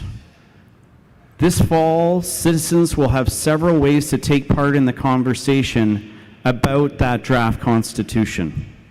And so some people will want to attend in-person sessions, while others may want to prefer to join virtually. And for those who need more flexibility, there will also be self-directed learning opportunities where they can learn and participate at their own pace. And so you've heard from Jason about the tree analogy. I'm going to reduce us to Swiss cheese. So if you can park the tree metaphor actually for one moment and think about our engagement approach this fall, it's very much pieces of Swiss cheese. And so one approach, one engagement approach alone, if we're focused on virtual sessions, we are going to have citizens slip through the holes of those pieces of Swiss cheese. But as we layer on engagement through email, in-person sessions, social media, the Voyager, and various forms of surveys that are going out, really focused on reaching citizens where they are, those holes will be closed. Now please think of Jason's tree metaphor now and forget the Swiss cheese analogy. And so our goal is very simple. It's to meet citizens where they are. We know people have work, families, very busy schedules, and different levels of access to in-person events. So we're building, different ways to participate. Citizens will have access to plain language documents. They will have access to printed and online resources, digital, frequently asked questions or FAQs, and opportunities to ask questions to provide feedback. And so throughout the process, there will also be incentives to encourage citizens to get out and participate in the various forms that I've previously discussed. And most importantly, every citizen will have a way to learn about the draft constitution, understand what it means, and have their say. I just want to add one quick thing. It begins this fall, but it doesn't end this fall. It will go into 2027 until we're ready for ratification vote. And so while you're here, if you haven't already, certainly come by our self-government booth area. There's a lot happening. Meet our team, meet our self-government team that you heard Paul introduce earlier. Check out the digital self-government art wall that really celebrates the number of submissions from such talented MNO citizens. Also, try on some of our activities. We're actually asking questions about how citizens want to be engaged this fall to really reinforce our strategy and approach to meet citizens where they are. And also, give us your ideas about how to get the word out about the Constitution. And yes, there's even some swag left over as well. And if you have the opportunity, snap a picture with Jiggy. You'll see him periodically, and if you haven't had an opportunity, you should hopefully see him again tonight. But we also want you to leave with information. So there are resources at the self-government table and venue that are in hard copy. We also have our self-government business cards that has our link tree. There's QR codes, so even if you have taken flights here and you can't leave with a massive stack of physical resources, you can certainly get those resources through our link tree electronically. And you also don't need to have all the answers after you leave our booth. We just really want to make sure that you're leaving with a little bit more, feeling comfortable to talking about the Constitution, and also knowing where to point citizens when they have questions. And so come meet the team, have fun, grab some resources and swag, and leave ready to get the conversations in your community later this fall.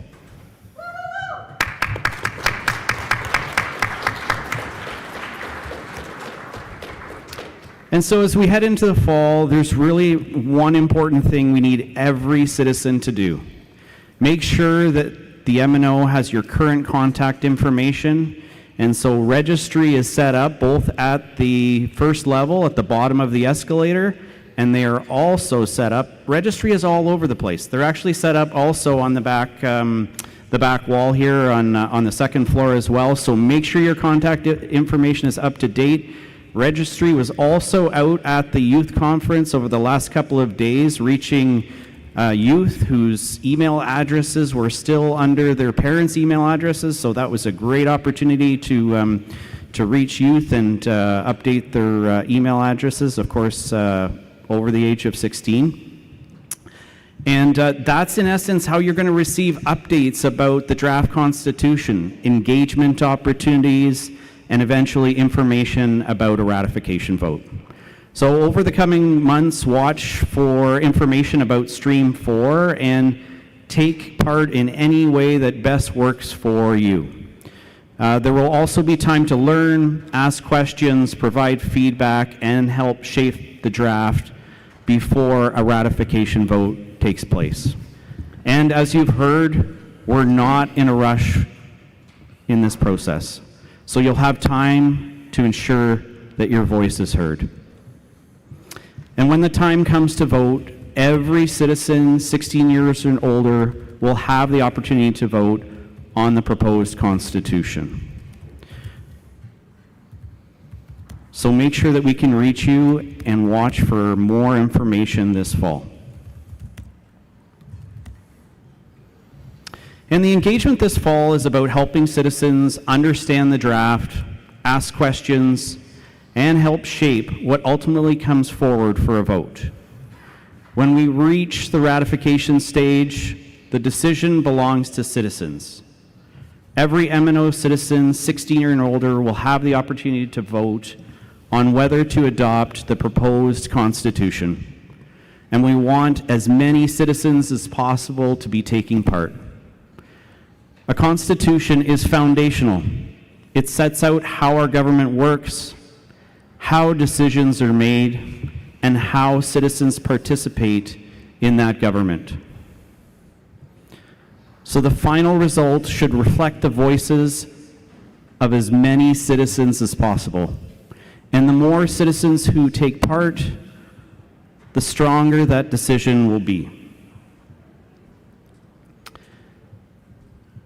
And so with that, there are multiple ways to learn. You can visit, of course, the MétisNation.org website. There is a self-government webpage.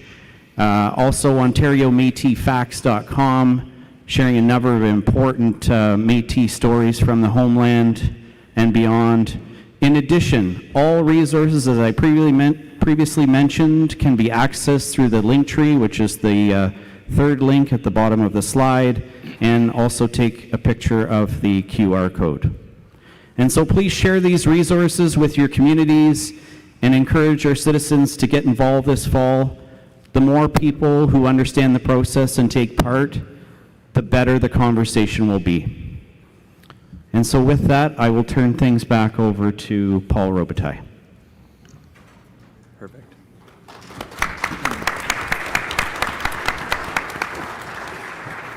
Thank you, Ryan. And just to reiterate before I turn it back to the provincial secretaries, again, the Constitution is for all of our citizens, and it's going to be in all of our citizens' hands very soon, where it should be. So it is so important now more than ever that, this weekend, please visit our self-government booth, have your voice heard.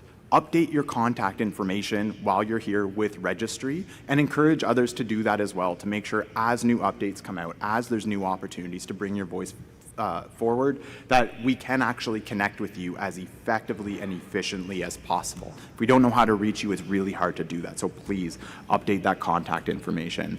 Participate, encourage others to participate in every bit of engagement that comes out, because again, it does shape the process. It helps us to make that Constitution a better process, or a better product that reflects everyone's voice. And we can't do that if you don't participate. So please do that and encourage others.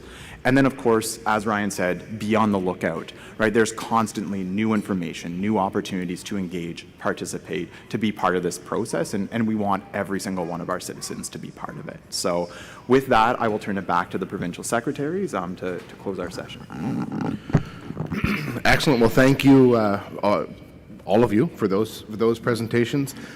Before we wrap up, we did want to open the floor for questions, whether they are questions for Teresa and I about our report on IGR comms and rights, or if there was questions for the team about the Constitution process. Okay, mic number 2. Thanks, everyone, for the presentation. It's actually a question. Can you say your name for the... Sorry, Dana. See, I'm hesitating to say my name. Last Sharon, name? Last name, too. Because I just spilled chocolate Excuse down me. the front of my only clean shirt. All First right, and so that it's last Dana name. Robbins, Clearwater's Métis Council, dirty shirt. Thank you. All right? I gave Kathleen Anderson the best gift of her life by letting her watch that. Jason, I wanted to ask this question this morning when you started your presentation, and I have to tell you that any time you have at the mic is always the best time for, most productive for me at any of our gatherings, so thank you for that.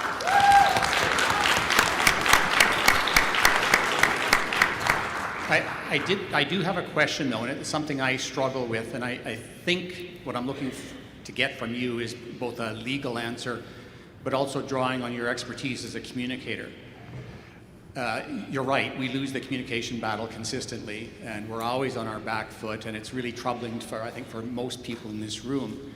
But one of the particular things I struggle with is that our historic communities in Ontario, but also out west, are of course on traditional First Nations land. And I'm looking for you to give us some guidance in terms of how do we address that without making it an either or.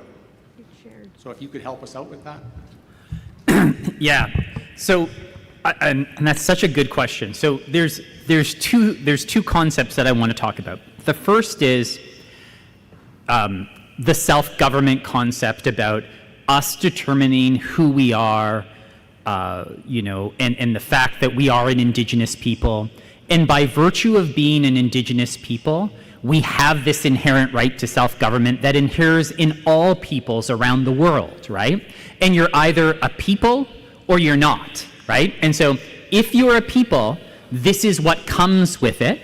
And even if you're a mixed ancestry people, you don't have to go to, where your mix comes from. You're either, Italians don't need to say, well, we may have some German in us, like we have to go ask them, right? So if the Métis are a people, we get to decide who we are, and we get to govern ourselves. So that's the first issue around self-government, and I'm going to get to your second question, which is, I think, the more important, and I will say the more contentious issue, and troubling issue. So in relation to the self-government, though, we're either a people or we're not. And if we're a people, we get to develop this constitution, we get to govern ourselves, and we don't have to go cap in hand and ask someone else if we do. And why we have that is because before Canada became Canada, we knew we weren't settlers and we weren't First Nations, and we pushed back as Métis. And that is what makes us an Indigenous people, because Indigenous, when you just go look at it in the dictionary, it means born of a place. And this is what makes us different than those other groups that call themselves Métis in Quebec. Because if you were down in those sugar shack areas and they don't have that history about the petitions, about going to war. Because if you weren't an Indigenous people and you were born of that place, when someone else comes to that place, you won't do elbows up. You'll go, hey, come to my place, right? So and what the Supreme Court of Canada said, and I always go back to that, is like, Métis rights are not derivative rights from First Nations. There is no question our ancestors are First Nations, but in Pauli, and in particular, and this is a really good question, because I think I may pull out these paragraphs when we go around for the communications. These arguments, ironically, were made by the Ontario government in Pauli, not by First Nations. We have to remember back in the day, First Nations were supportive as Pauli was going through the courts. They were actually applauded when we negotiated the harvesting agreement. Go watch those videos on. Something has changed, and and we're going to have to deal with that. But Ontario argued this, of saying, you know what, those people in that community, they're just, the women that got red ticketed off the Indian Act bans, and they're really just Anishinaabe on there. And the court essentially said, no, they weren't. In fact, the history in the Sault Ste. Marie community is, yes, they may have lived on the reserve, but you know what the half-breeds were doing? Conducting their own elections on one side of the reserve, while the First Nations or the Anishinaabe were on the other. And I talk about that because by virtue of having that collective assertion and that distinct identity, and once you've formed as a collectivity, you don't have to go cap in hand to a colonial government, or also from the communities that you originally come from, right? Or that you have ancestry to. Now, of course, those relationships are always there, but we're either a people or we're not. And Métis rights, the court has spoken and been very clear about it, are not derivative. And what that means is they don't flow from our First Nation-ness, or because we have relatives who are Anishinaabe. They flow from our Métis-ness, right? And that is why they're inherent rights versus derivative or flow-through rights. So that's in relation to the self-government, and I got to tell you, so as you can tell, because I'm one of those, I take the easy question first, right? And that's the self-government thing, and I think that that's unequivocal, and that's why we just won hands down in the court, because the judge was quite safe, like, the First Nations were there, and the judge in this case said, like, I have real difficulty about how you believe you may have a right to tell these people who they are. You didn't like it when Canada told you who you are and continues to, i.e. through the Indian Act. What are you saying here, right? But I'm not sure that is fundamentally where the disagreement comes from. I think they know, though, what comes next, which is about the land. So I have, and I think and the MNO and the Métis Nation of Alberta just recently intervened in this because okay, so there are some things that are like nail on a chalkboard to me. You know what I hate in practicing Aboriginal law and Indigenous law in this country? The word overlap. Because I remember an elder by the name of Lexi Arrowmaker up in Clecho territory, which is one of the communities I worked for, and he just said, overlap, what does that mean? It just means the land was good. We shared. Like that's what it meant, like when he saw about it. But you know what now? In colonial white concepts, hierarchy, overlap, mine, yours, exclusion. And I think we need to adopt better language. Our families always coexisted and shared the territory, and we continue to. Now, because there is this first past the post, existential threat sort of thing, but the one thing we need to focus on is talking about, of course there were shared territory. When Shingwuk essentially says, do you want me to represent you? Or do you want to represent yourselves? And some essentially said, yep, you represent us, and others say, no, we're good. That was sharing, and we need to get back to our roots about sharing and using better language like coexistence. Because I got to tell you what non-Indigenous judges in colonial courts sometimes use is that exact language, and I don't think we should accept the premise of it, because that means that winner take all, where if we always coexisted and shared historically, why can't that continue today?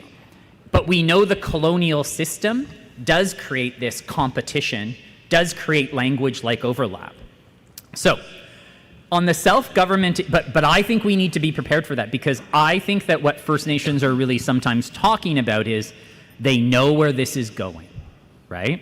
One chief was a pretty smart chief. I was in an airport with him, and he says, "I know you're building a gun, and I'm not dumb, and so I'm not too concerned about that. But what I'm really concerned about is," and he said it, and it was quite articulate and intelligent, and he's like, because how does a people not have land, right? How can you be a landless people?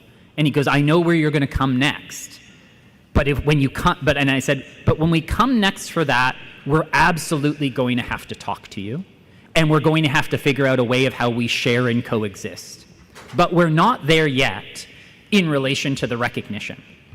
Now, so just so you know, and we're going to get a decision from the Supreme Court of Canada very soon, and the Métis Nation of Ontario, and as I said, the Otipemisiwak Métis government intervened in it, and we, along with a few others, were the only ones sitting there like going, stop using this colonial language on us. Why charter rights coexist together? Why can't Aboriginal rights coexist together? Why does there have to be winner take all, first past the post when it comes to Indigenous people? But everyone's quite comfortable with, you have a charter right, they have a charter right, we have to balance the charter rights. In Indigenous world, it's almost like it's kind of it's binary, and it puts us into competition. And I don't think always that competition is of our own making. So two things. I think we need to engage better language around sharing, that we have a shared territory, that we coexist, and that it isn't winner take all. And I do think, and people may not like me saying this, but I do think that when our ancestors were petitioning, they were using very different language than the First Nations were in their memorials. We were talking about, we live here on these river lots, and we want to continue to live on these river lots. And you know what? The Anishinaabe were saying, and yes, they should. That's their river lots. And they were talking about the concepts of title and ownership and a whole bunch of different things. And we were talking about there needs to be a place for us to continue to exist as we always have, right? And that's a more sophisticated discussion than, and it is one of the reasons why the MNO has not got into an Aboriginal title argument, right? Because title engages a concept of exclusivity. And I think with concepts like harvesting rights or other land-related rights, those rights can coexist. And until those rights have to be limited or kind of dealt with for the purposes of conservation, why can't they coexist, right? Now, you bring up a really important point that that maybe we need to get ahead of the bus on this and actually talk about where it's going, because part of our answer to this is, well, we're only at self-government now, and and that may not be good enough to alleviate the concerns of our Anishinaabe, First Nation relations and kin about where it's going. And so maybe in our communications products, we do have to deal with that head on and talk about it, and talk about it using our own language, not colonial language or the language that the courts have created on this, and go back to those petitions and how our ancestors and First Nation ancestors talked to each other, because there was no get the F out of here in those days. It was, no, that's your place, and we acknowledge where you are, and you are our relations and our kin. But this Aboriginal law is unhelpful. It's helpful in a bunch of different ways, but it's unhelpful in a bunch of different ways, right? Because all the courts can do is you go to court and you get an answer to a specific legal question, and then you've got to go sort it out. And that sometimes, if you don't approach this in a proper way, and I will say, I think that, some of this, and I'm going to say this, and I'm always very blunt, is of the MNO's own making. I think some of the stuff about overreaching, where we have asserted rights in the past, like I've been to community meetings where someone showed me evidence, oh, look, there's a half-breed in Six Nations. And I'm like going, yeah, but it's a half-breed, it's a mixed ancestry Six Nations person. That does not a Métis community make. The MNO, and I applaud the leadership in the community councils in 6, 8, and 9, who have gone through the hard work of educating people about, because it's dangerous. It's been dangerous for the MNO, and I'm not saying that's the only thing that's contributed to it, right? But I think the Constitution will be helpful in us clarifying that absolutely we have citizens that live in the South, and they are just as important and rights-bearing citizens. But we do not assert land-related rights in downtown Toronto. Although I would like someone to go hunt the raccoon in my backyard, if that is possible, because he is a pain in the butt. But I think that the Constitution, and when people see the Constitution, you'll see what is happening. And I've been at many assemblies, and I've heard it before. Someone will stand up and say, "Are you telling me I'm not as Métis as or that I'm a less than Métis because I live in Toronto?" Absolutely not, because I live in Toronto, and I'm not a less than Métis. But I am respectful that there wasn't a historic community in downtown Toronto. Ergo, I defer to the traditional territories of those First Nations, that it is their traditional territory. And you know what? Those First Nations have just as much overlap as us. They don't always get along between Six Nations or Mississaugas of the New Credit or a whole bunch of things, right? And so I think that maybe in that communications, we need to get ahead of this and begin to find some better language, because I think that is what people are fearful of. And I also think, though, and this gets back to my other point of that we need to explain our governance structure better, because just because we have a community council, in these areas doesn't mean, and also that we participate in an education committee in the Durham School Board or something like that as Métis, that does not mean that we're usurping or asserting land-related rights in that area of someone else's traditional territory, right?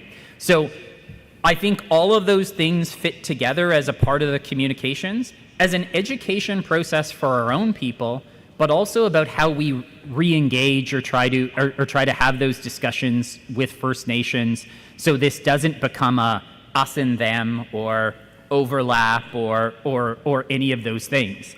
And I also do think that it's gonna, and I'm very interested, and Ryan and his team of like, we need to figure out how to explain this to our people, because I've had people come up at me and they come at me of saying, are you telling me that I'm less than because I live in Ottawa and but I come from Western Canada, or I come from one of the historic communities? And I'm saying, absolutely not. But we don't assert land-related rights in downtown Ottawa because there's not a historic community there. That's the discussion that I think that in the same way that we had this hard discussion about registry review and we got through it, and I think it's made us stronger. We do have to have this discussion, and it's very complicated, and it's very, it's not going to be easy, but we have to start with first principles. And maybe your point is we have to engage with it because people aren't going to say, yeah, but that's for another day. And I don't know. Like I think that, but it's such a good question, and that's the legal answers. But I think there's political answers, and I think we have to be mindful of it. And I'm sure the political leadership have something to say about it as well, because I think we're not going to get all of our own citizens to agree, in our process, but we have to try to figure out a way of how we re-engage First Nations so we can begin those discussions again in a respectful way that doesn't undermine Métis rights, but that doesn't also disrespect First Nation rights either. And just briefly, I want to add to that discussion. I think one of the, as we're talking about finding language to describe these things, I forget exactly how you said it, Jason, but the definition of Indigenous is born of a place. We should just actually look back to what our ancestors said. And in the petition from Sault Ste. Marie in 1850, they described themselves as being born upon the soil. That is how they described their relationship to that place. Born upon the soil. And they submitted that petition with their concerns of what they were worried would happen. And what they were worried about is exactly what happened, right? That the government came along and said, we just don't recognize that you have any right here.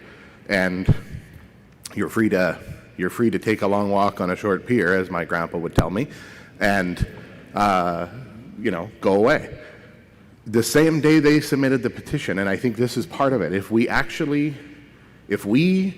in this room believe the things we say we believe, which is that our ancestors laid a foundation for us, and that we should live up to what the things that they lived and cared about and advocated for. And if First Nations care about the things that they claim to care about, which is what their ancestors fought for, then I think we should all look back to the language that our ancestors used, and we should look back to the language that their ancestors used, who on the same day as the Métis petition was submitted, the chiefs submitted a petition that said, quote, them referring, the chiefs again, referring to the Métis at Sault Ste. Marie, having lived here for upwards of 40 years and having an inheritance in this country equal to our own, and are bound to it by as strong and heartfelt ties as we ourselves. And we, being apprehensive that the government, having purchased this land of which these people are equally the rightful and just owners. They knew who we were, and they supported us. And what you read on Facebook today, there's no other word for it. It's just bullshit. So we have to, but we don't have to get in it. We don't have to get in a shouting match about it. We just have to remind each other what our ancestors said. And it's our ancestors and their ancestors. And they found a way to work it out, and we have to find a way to work it out.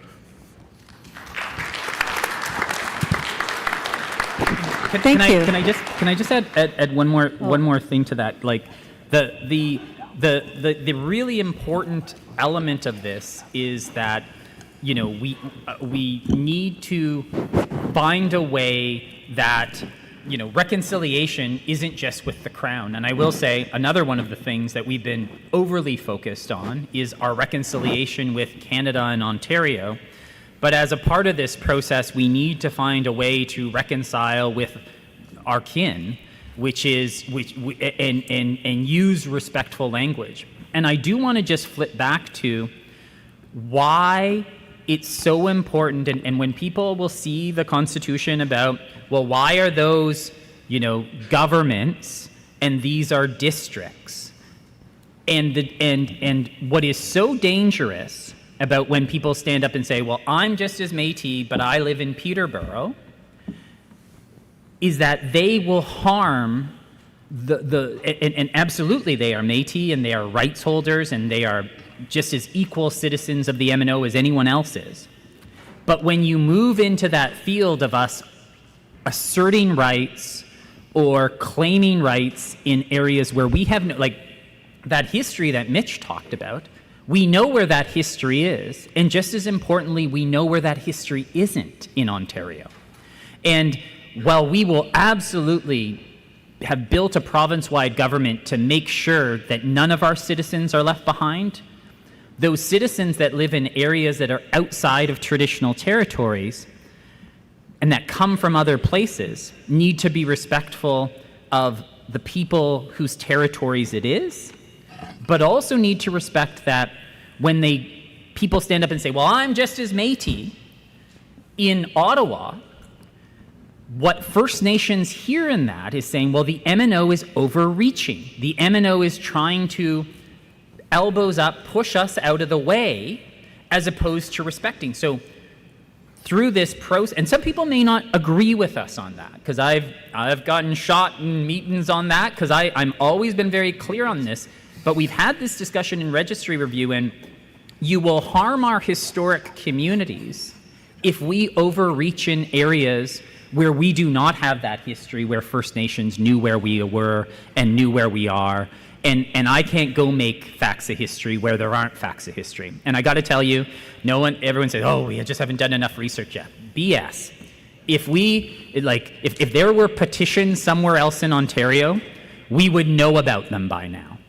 And so we've got to be very careful that we've got to anchor it in that history and be respectful of that history. And this is not to be disrespectful to anyone who lives in Toronto or lives in St. Catharines or lives in anywhere, but it's how we have to rebuild our relationships and how we have to provide clarity. And I want to highlight that because it's going to be one of the issues. Like I sat through the registry review where people, I signed up with the MNO in 1993. You're taking away my card. It's like, and all of those language. You're going to hear that from people, and we need to be responsive. You can harm our historic communities and our already fragile relationships with our First Nations if we're overreaching, and they, like their traditional territories, like if a whole bunch of Moose Cree people move to Vancouver, Vancouver doesn't become Moose Cree traditional territory. Why on earth would the Métis get to do that in Ottawa, in Toronto? So I'm not, I think that I'm using your comment because it's such a good question to get into a broader discussion that we're going to have that internal discussion. I think it's a hard discussion. It'll make us stronger, but I also think it will allow us to rebuild our relationships with First Nations when they understand where we're coming from and that we're not overreaching or coming for lands or rights in areas that were never Métis territory.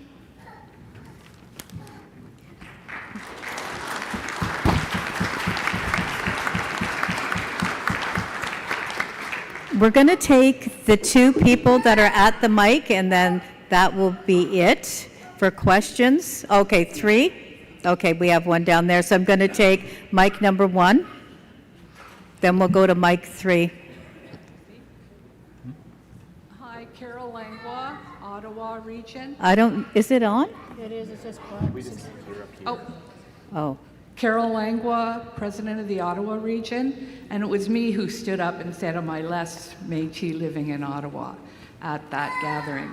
Following that gathering, I received 2 nasty anonymous emails, and I was approached by someone in this room this weekend saying, you better be careful what you say, you're not making friends and could end up in trouble.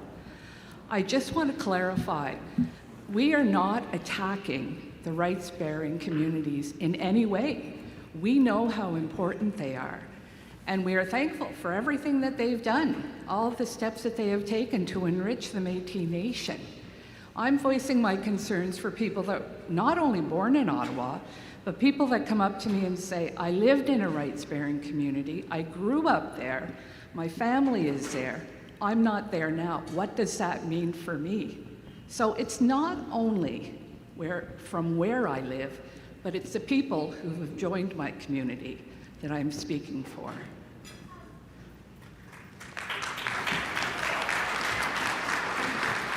Thank you. Mic number 3. This isn't a question about rights. It's about a question.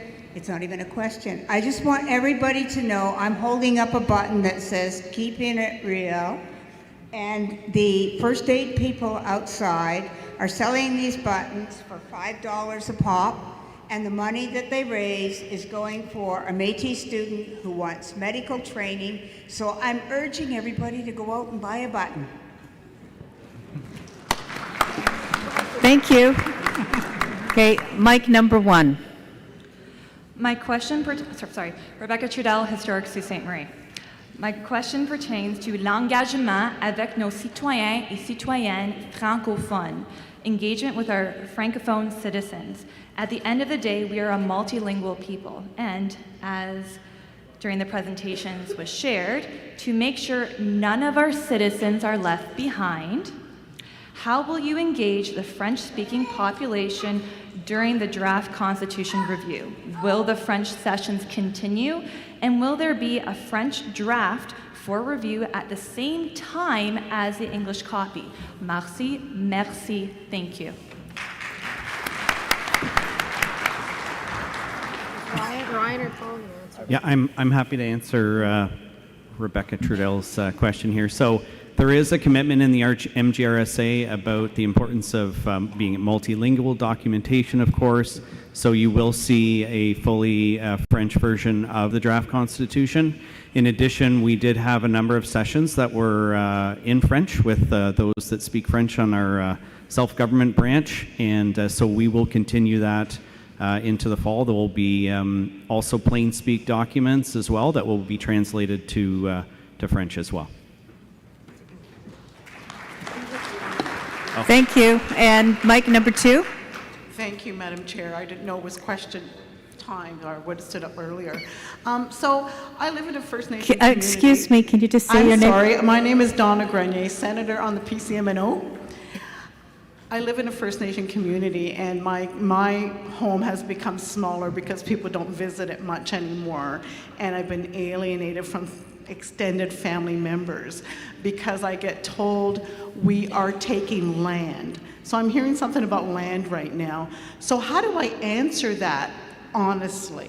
Because I've had relatives come in and say, we only have a little bit of land and you guys are coming along and now you want our land. How do I answer that? Somebody? Well, the straightforward answer is the self-government agreement doesn't, and the Constitution doesn't deal with land in any way, shape, or form. The other, I think, again, it goes back to, I think that we do have to engage about where this may ultimately lead to, and also that there, as you know, many First Nations, the lands that were even promised to them in the treaty has not been. What I find interesting is, the Métis Nation of Ontario is, supportive of them finally getting the promises that are due to them as well. They have disputes amongst themselves and intervene against each other in some of the litigation. The MNO has not been doing that.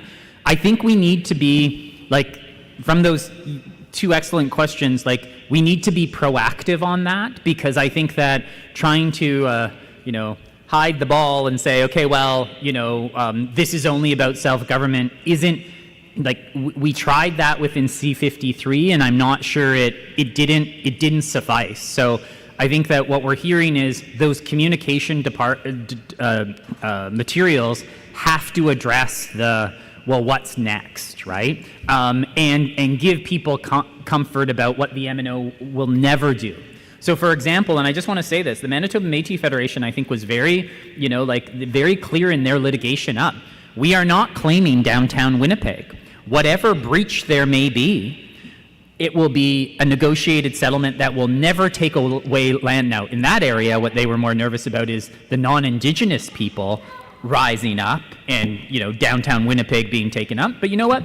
The MMF, to their great credit, buying up buildings now that are, in the open market. And, I think I've heard a statistic. They own, $1 million square feet and, getting lands back in different ways. Métis citizens, helping Métis citizens buy homes. So I think that our communications products probably have to deal with those issues. And I think we need to, and the leadership are going to have those discussions about giving people the absolute comfort of the MNO will never do this, right? Because I do think that was a strategic part of the MMF's litigation of saying, we will never be coming for someone else's land, because the same way that it was stolen from us, we would never steal it from someone else. And so I think the points being raised, we really need to engage with that, because I will say the First Nations, some are saying, well, we don't have an issue with your self-government, but we have an issue about what's coming next, because the promises made to us under our treaty haven't been fulfilled, and we're nervous about you getting prioritized even before we've gotten to reconciliation ourselves. So hear you on that, and I think we absolutely have to have responses on that, and not political responses. Blunt, direct responses to our family, so they can have comfort on, and also maybe we say things about, we fully support you getting what is rightfully owed to you in the same way as us, but we may not get it in the lands that that were there. We may have to all accommodate in different ways. So really good points that we have to have comms products that respond to that, so people don't have radio silence when they kind of go, okay, but this is what I'm really concerned about, and we're looking at our shoes. Thank you. Thank you. Mic number one. Mic number one, Mr. My name is Tony Belcourt. I'm the Ottawa Region Métis Council. I'm not on it. It's where I live. It always amazes me that when we come forward, somehow we are the ones that are going to be taking away from First Nations. But yet First Nations don't say anything about the fact that there are tens of thousands of moose tags given to sports hunters by the government. There's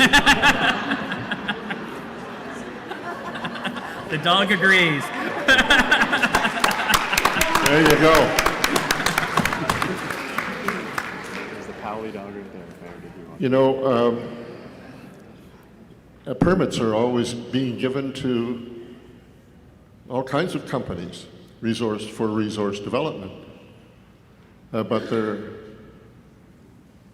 doesn't seem to be the same kind of outcry about that as there are if Métis people are coming forward.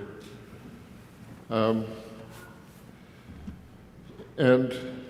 there was a comment made previously about these being First Nations lands. There's no question that First Nations have rights of many kinds that go beyond just their community. But municipalities have all kinds of rights on lands in Ontario. And there's no reason why Métis can't have rights on lands in Ontario in communities that are Indigenous to them. And so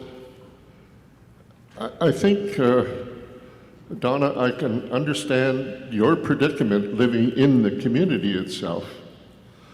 And I really feel sorry for you on what you have to go through. But I think to people that are saying you want to take away our lands, We simply have to say to them, lands have been taken away from both of us, and we need to get it back.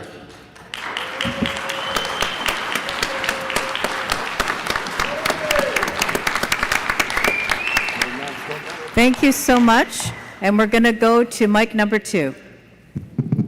Pandora Wilhelm, Region 9 rep for the Women's Council in Grand River Métis Council area.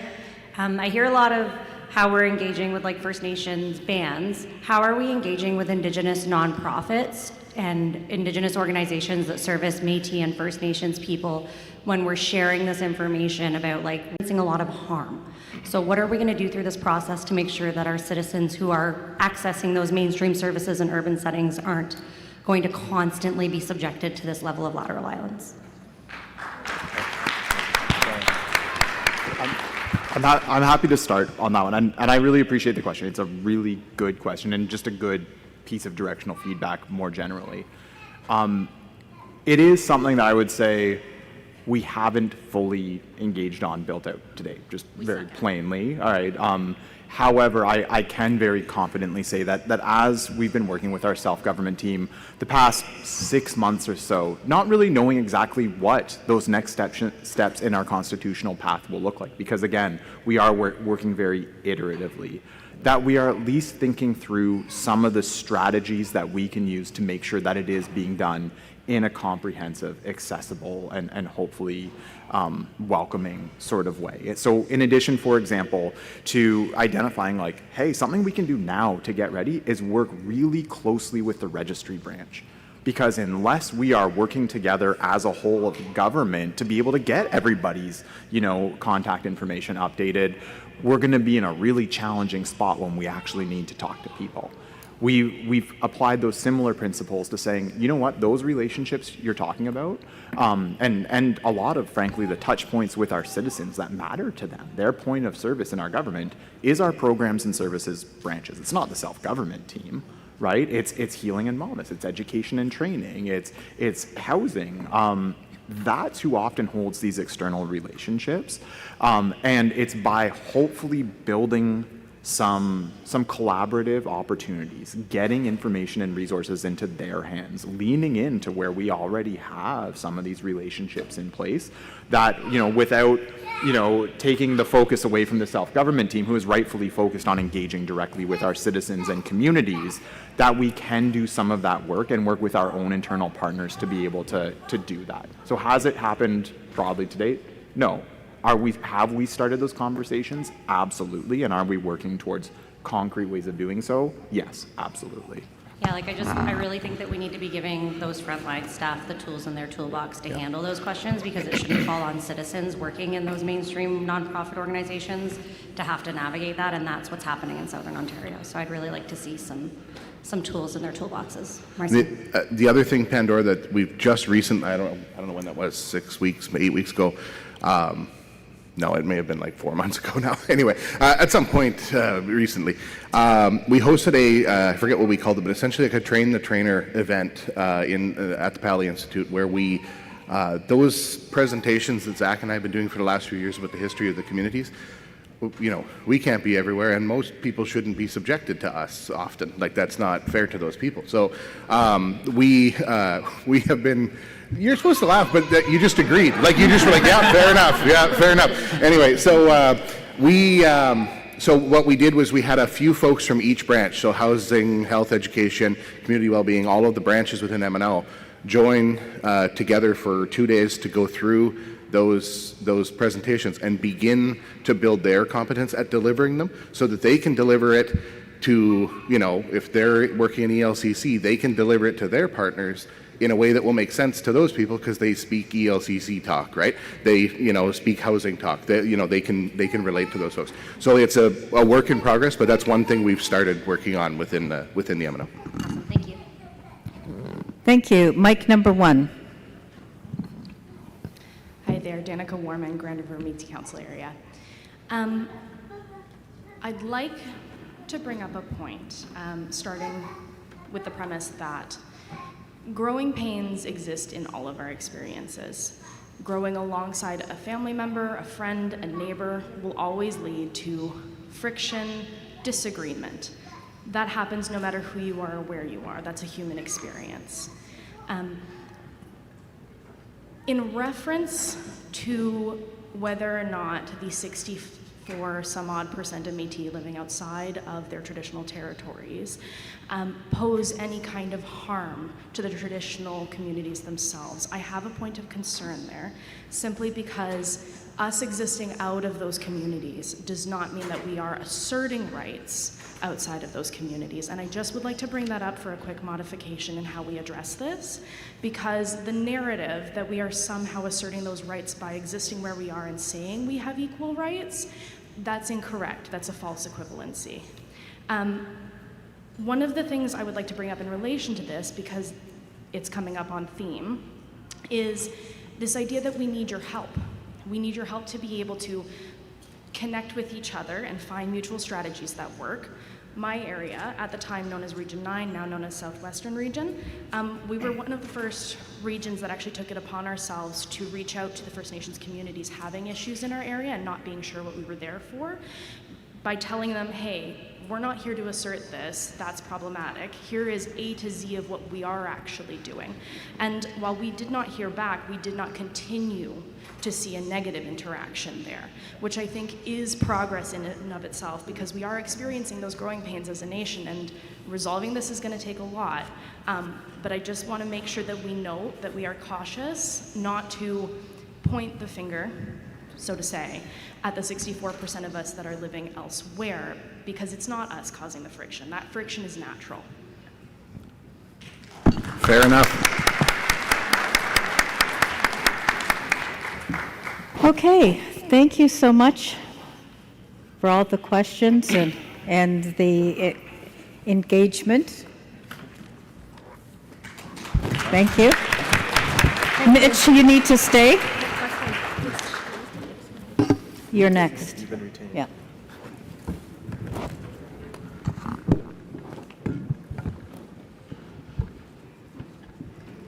So Mitch is going to do an update on his his secretary or portfolio, provincial secretary for education and Region 4 counselor. So he has many jobs. Yeah, well, and thank you, folks. You may have seen me sneak away for a moment there. When we first sat down here to start the previous panel, I poured water from this jug with my left hand, and it looked like I had had an accident. And then after an hour and a half of sitting up here, I was about to have one, so I had to run. So anyway, I'm good now.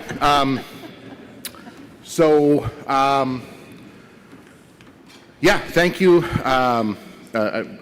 Paul reminded me of a quote from a First Nations poet from the United States named John Trudell.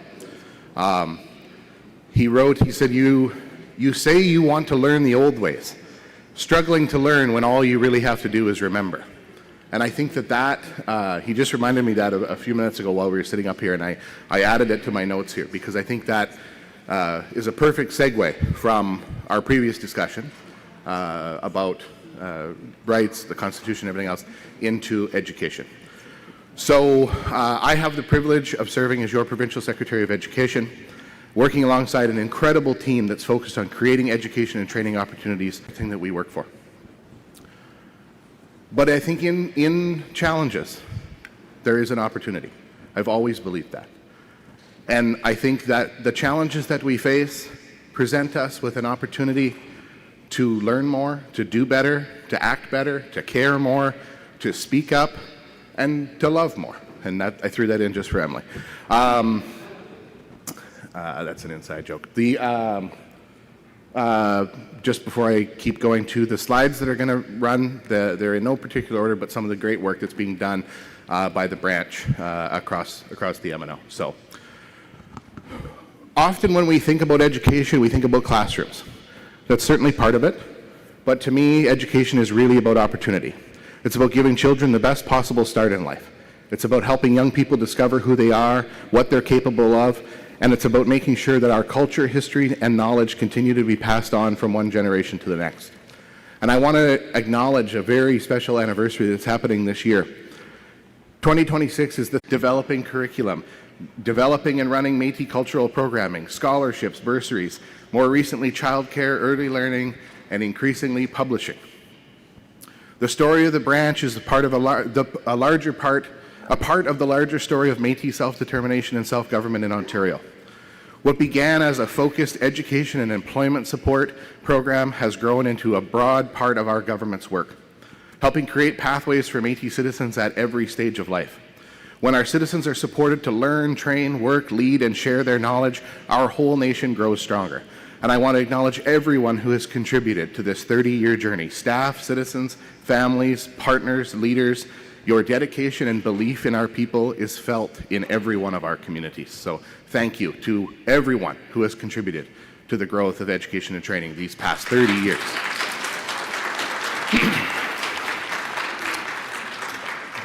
But moving beyond looking back to the last 30 years, one of the things I am most excited about this year is the progress, the incredible progress we have been making on childcare centres.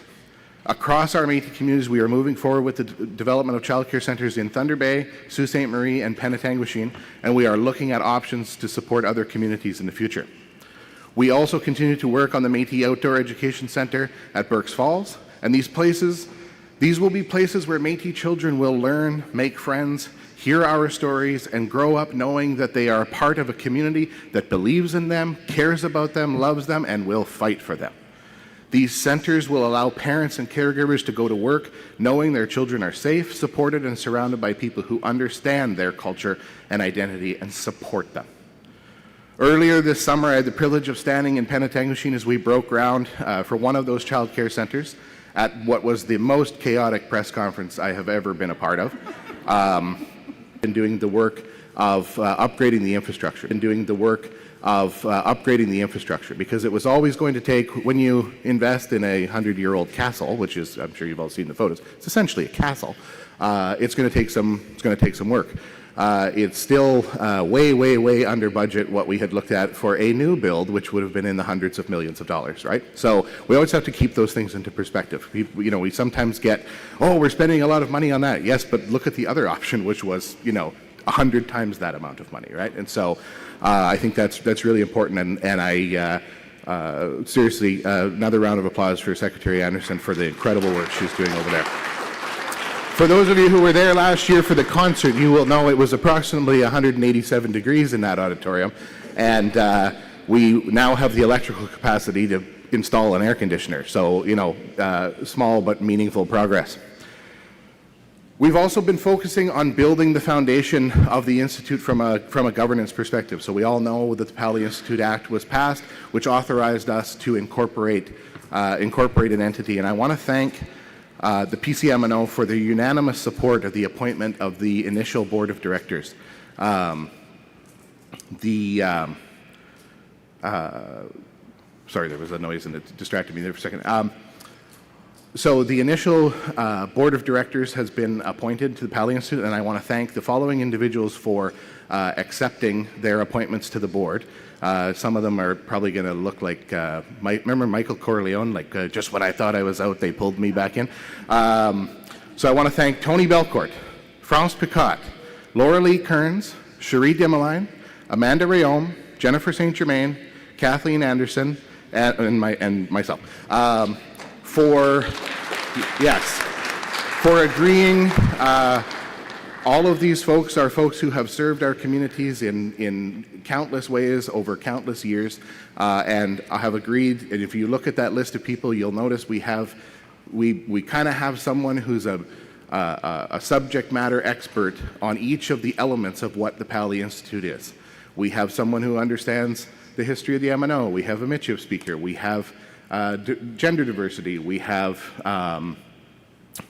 musicians. We have writers. We all of the things that an educational and cultural institute. Oh, and Alexander Summers. Ali, folks will know Ali Dussalm used to be on the youth council. I forgot Ali. Sorry about that. Also, round of applause for Ali. Yeah, who just had a baby a couple days ago, so she needs an extra round of applause. But we've also welcomed several key staff members whose knowledge and expertise will help the Institute continue to grow. the recent hiring of our archivist for the Pali Institute to serve as the provincial archives for the Métis government. The Pali Institute is also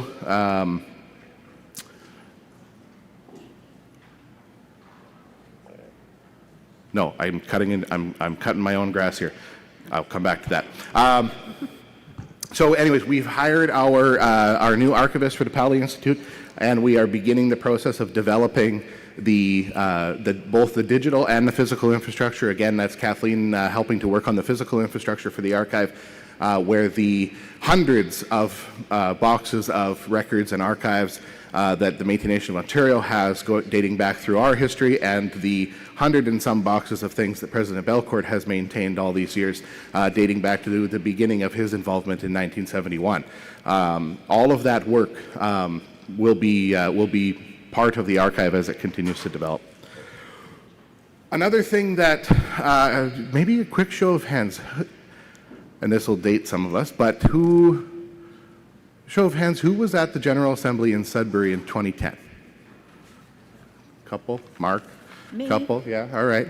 Folks will remember that in 2010, the Métis Nation of Ontario, through the incredible advocacy work of the MNO, created a chair of Métis research with the support of the Government of Ontario. The work of the chair led to the creation of the Métis Archival Research Lab at the University of Ottawa, where hundreds of thousands of historical documents about our communities across the whole homeland, including here in Ontario, were housed at the University of Ottawa. But in the past few years, due to the rising hate and misinformation about our people that has been spread about the MNO by political organizations that see us as some sort of a threat, the University of Ottawa decided it no longer wanted to support evidence-based research or the constitutional realities in Canada, and instead wanted to allow the denial of our existence. Keeping the chair position at the University of Ottawa was no longer feasible. But the original proposal was that the $6.2 million endowment would be returned to the Council of Ontario Universities, who would choose a new institution that would take the $6.2 million endowment and would reestablish a chair of research with no accountability to the Métis government. That was not a feasible option. That was not an acceptable option. And so our team, Jen, Brianna, and Simon and I, got together and we made a plan. And it took almost 2 years, but a few months ago there was an all-party agreement that the best path forward was for the Council of Ontario Universities and the provincial government to respect the jurisdiction and authority and the right to self-determination of the Métis government, and that the chair of Métis research would be not housed at a mainstream institution which is unaccountable to our communities, but that instead the chair and the endowment funds would be returned to the Métis Nation of Ontario and would be established at the Pali Institute. And so what took almost 2 years to get that investment back and to be able to move forward with that was through some difficult conversations, some difficult emails and letters and Zoom calls and whatever else. But I really do commend the Council of Ontario Universities and the provincial government for, at the end of those difficult conversations, doing the right thing and upholding the rights that are protected in Section 35. And so I think that they deserve a round of applause also for doing the right thing. And I checked yesterday with our Director of Finance, the check cleared. The money's actually in the bank, so we're good, yeah. And we will be making an announcement, further announcements about the chair position a little bit later this fall. Another thing that's been ongoing, and folks will have seen the slides earlier, and you've seen our young people up here telling some of those stories, is Ontario Métis Facts. And that work has continued. This past year, there have been 450 individual stories written about our communities here in Ontario. Those stories have been read 45,000 times on the website and have several million views on the social media platforms. But we can still do better. I can do better, and many, many, many of you can do better, because I watch on Facebook, and I forget to share them, and a bunch of you forget to share. I'm going to say forget. We all forget. I won't assign blame. We just forget. But I forget to share them sometimes. Other folks forget to share them. We have community council pages that are, quite frankly, sharing some, bizarre aid families. And we're investing in a future where Métis citizens have every opportunity to succeed while staying connected to their cult families. And we're investing in a future where Métis citizens have every opportunity to succeed while staying connected to their culture, their communities, and to one another. I want to thank our education and training branch team, our director, Brianna, the entire team for, can I get just a huge round of applause for that entire team, from Brianna to every one of the frontline folks,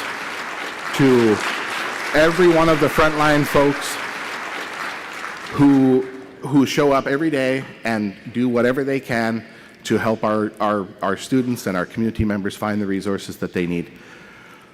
I also want to thank our Chief Operating Officer, Brian, who is primarily our C-suite person who is, assigned to most of our files. And Brian, he doesn't always say yes to our ideas, but he's always supportive of finding a path forward. And so I think a huge round of applause for Brian, too, for the leadership that he shows. I also want to thank I try not to have favorites or anything like that, but I do have a favorite member of the branch team, and his name is Marty. Marty the Moose. Marty the Moose, who's not here today. His EA didn't book him a flight or something. I don't know. He's not here. But Marty the Moose is a passion project, quite frankly, of several members of the early learning and childcare team. And also, I was just being funny. That wasn't a shot at our EAs or anything. I saw Penny looking at me like, hey, it wasn't my job. Anyway, anyway, Marty is a passion project of the several members of the early learning and childcare team who there's really no real budget or resources to support the work. They just kind of do it off the side of their desk, and they piggyback some of the recording sessions that they need to do on other meetings and whatever. We all know how that is, right? And so Marty is a blue moose who teaches our kids about Métis history and culture in this province. And he is a bit of a troublemaker, but he lives in a little town called Moose River, and the first episode's on YouTube, and you should check it out. I've been, what do you call that, like focus group testing it with various of my nephews whenever I need them to just sit down for a second. I, put the iPad on with Marty the Moose, and they love it. And there's several more episodes coming, and there's more work happening on that work.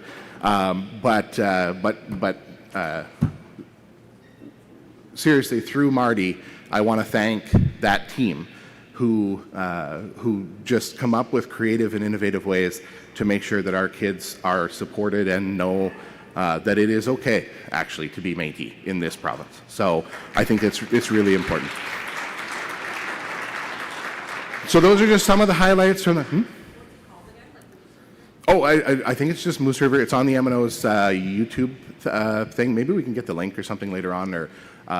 But yeah, it's at Moose River, and there's several more episodes coming later this calendar year. I'm also working on, at some point, Marty's going to come to a PCMNO meeting. And has anyone ever seen, like when PBS's license needed to get renewed? And so Elmo went to Congress, and Elmo had a suit on, and he's answering questions from senators about, why PBS needed money to support Sesame Street. And so we're actually we're figuring out how to do that at a PCMNO meeting so that we can film an episode about self-government, so that our toddlers can learn about self-government. And have opportunities that none of us in the room had. Like I didn't have that. Nobody else had that. We're going to make sure they have that. So that's a pretty high level of my report on behalf of education and training. I did want to point out. There's a thing we always joke about. There's one rule at the MNO that Mitch does not do logistics. So I don't know where these are, but these documents exist somewhere in the building. They're Jen's point. Education and training table. No, logically, of course, that's where they are. Yeah, so education and training table out there.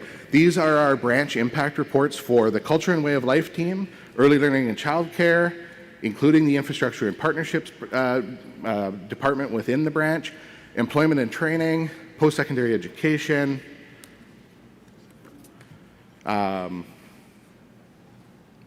post-secondary education direct student benefits, post-secondary education in the curriculum and liaison work that we do, and then the K-12 reports.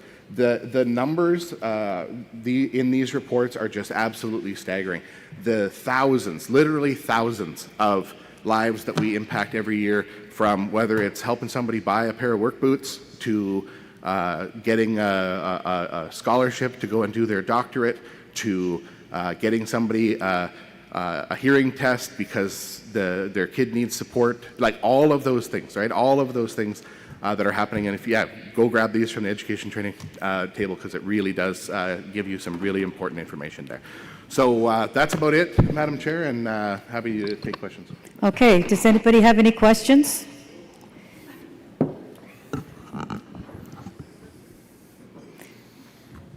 It's a big file that he has. Mic 1? Hi, my name is Cam Mantha. For those who might or might not know, I'm the Infinite Reach Facilitator for U Ottawa. So I'm very familiar with what the Education and Training branch does. As some parents in the room and as students know, there are OSAP's cuts going on this year. And the education funding that is currently being there is being slashed and gutted. And I'm wondering, how is the MNO planning on helping support our students to adjust to that cut being made this year and with the upcoming years as that funding is decreasing by the provincial government? Yeah, and I don't know where Brianna is, but or Simon, but if they have any there are people they're at the back. Yeah, Brianna and Simon are there. If someone could bring a mic back there in case they want to supplement or correct fewer students being funded, right? It becomes a challenge that way, and the branch does everything they can do to stretch those dollars. But it is an incredible challenge, and folks should be raising it. Like you're all taxpayers in this province too. Raise it with your MPPs and say, like, this is not helpful, not good, quite frankly, for the future of Ontario. Loading up young people whose costs of living are skyrocketing. With further debt, it doesn't make any sense to me. So, yeah. But thank you for the question. And Mic number 3? No, yeah. Yeah, there. Hello. First, I want to acknowledge, and we are aware of the difficulties with the OSAP funding being discontinued, but we are here to continue to support all students. So applying to the Post-Secondary Education Fund, unfortunately, of course, that is closed, but we can add you to the wait list. We also continue to find new ways to support students through the bursaries and have recently secured bursaries outside of government, which is really new for us. We do meet quarterly with the Ministry of College, Training and Universities. I know that the name changed. They are aware. We do bring these issues forward all the time to them. So we are aware of what's happening, and we continue to advocate for different changes, specifically within the provincial government, to acknowledge the difficulties and also to advocate for funds and bursaries and other ways to help subsidize your education. So you can please reach out to us anytime with any of your specific, personal concerns, and we'll definitely be there to support you. Merci. Mic number 2. Angie Couture, Region 9. I just want to first start off with acknowledging the beautiful things that we are doing. And I myself, as 21-year-old Angie, 44 truthfully, I've got to utilize our supports. And I had the opportunity to switch careers. I sat on council. We used to go into schools. I enjoyed that. I wanted to be able to continue to share that knowledge in space. So I was able to go back to school and take my ECE. So I'm now a registered early childhood educator through the MNO. I say that to lead into, I wanted to continue my education. I'm somebody who is not a beater. I bless all of you beaters. I will purchase your art, but I'm a land girl. I say that to say I went and pursued my forest and nature practitioner certification. There was no support for me. I supported myself, and I successfully did that. What I'm very thankful for is the continued putting forward, because now we do have the post-secondary bursaries that is going to allow me, as 44-year-old Angie, who was told when she was 4 years old that she would spend her life in a courtroom because of the behaviors that she had. I say that to also say that I've been able to utilize our supports to be able to go and find out where I sit on a spectrum that I know I am through the education that I've learned to provide for our children. And so again, I thank the MNO for that support. I say that to say that I'm thankful that I will receive our supports to go to university starting in September.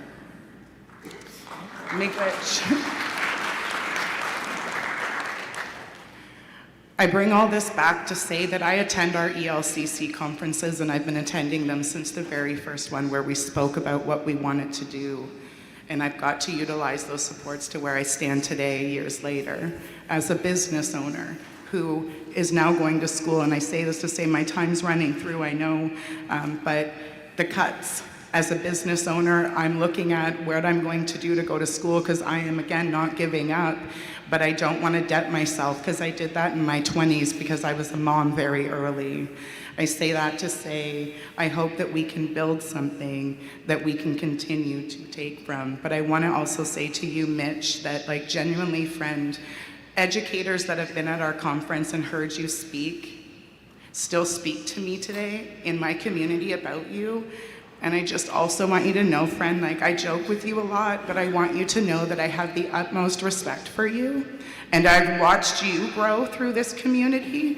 And I think sometimes we lead with ignorance. And I want you to know that I genuinely pray for the day that you are my president, my friend. Miigwech. I'm Look just at trying that. to get through the weekend. He's blushing.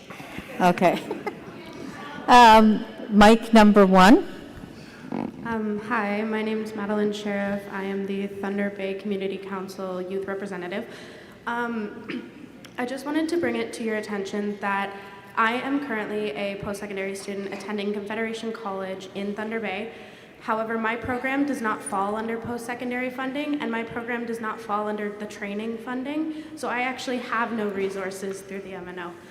I am currently attending post-secondary for aviation flight management to be a pilot, and unfortunately, because there's no co-op placements involved, and it's not a diploma program, I actually don't fall under either category, and I don't have opportunities for funding through you guys. I've reached out to both options, post-secondary and the training, and they've kind of just been sending me in circles back and forth between the two, and I get answers like, we don't cover you because XYZ, and we don't cover you because XYZ, and I'm just getting very frustrated because my program is about $10,000, $11,000 a year, and I'm paying my own way, I'm paying my own rent, I'm paying my own groceries, all of it, and unfortunately, there's no opportunity for funding through the MNO, at least that I've found. If I'm incorrect, please correct me, but I just wanted to bring it to your attention that there are very big gray areas surrounding the post-secondary funding when it comes to certain programs. Yeah, so without getting into the specifics of your situation, we're aware of that, and we continue to advocate with federal and provincial governments and through the Métis National Council for the renewal of the Métis Education Accord, or whatever we call it, the sub-accord to the Métis Nation Accord, for increasing or decreasing the restrictions that are put on us by those levels of government. So sometimes the answer is we're just not there yet, and this is one of those cases where we're just not there yet. But as someone who spends more than half of his life away from home, stuck in airports, if you can graduate and fix the airline system, I'm in your corner. So without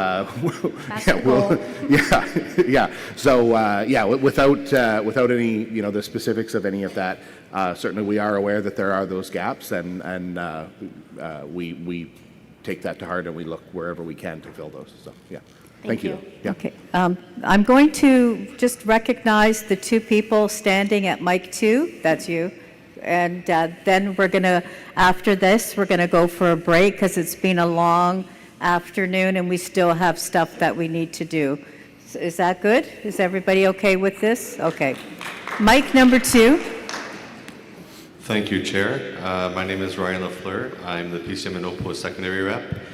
And I'll be quick. I'd be remiss if I didn't take this opportunity to congratulate not just the post-secondary education branch, but the entire education and training team, as well as Provincial Secretary Case, on 30 years. That, I'm not even 30 years old, so so keep up the good work. I know it's not always easy with, we have way more students than money sometimes. Yeah. But just keep it up. You're changing people's lives. Thank you very much, Ryan. And yes, that's hats off to the branch. Senator Putcher once told me at the end of a very long PCMNO meeting, he said, keep up the average work. But anyway. Thank you. That's fine. Mic number 2. I appreciate Marlene Davidson from Atikokan Region 1. I appreciate everything that the education branch does. You work so hard, and it's appreciated by many people and myself.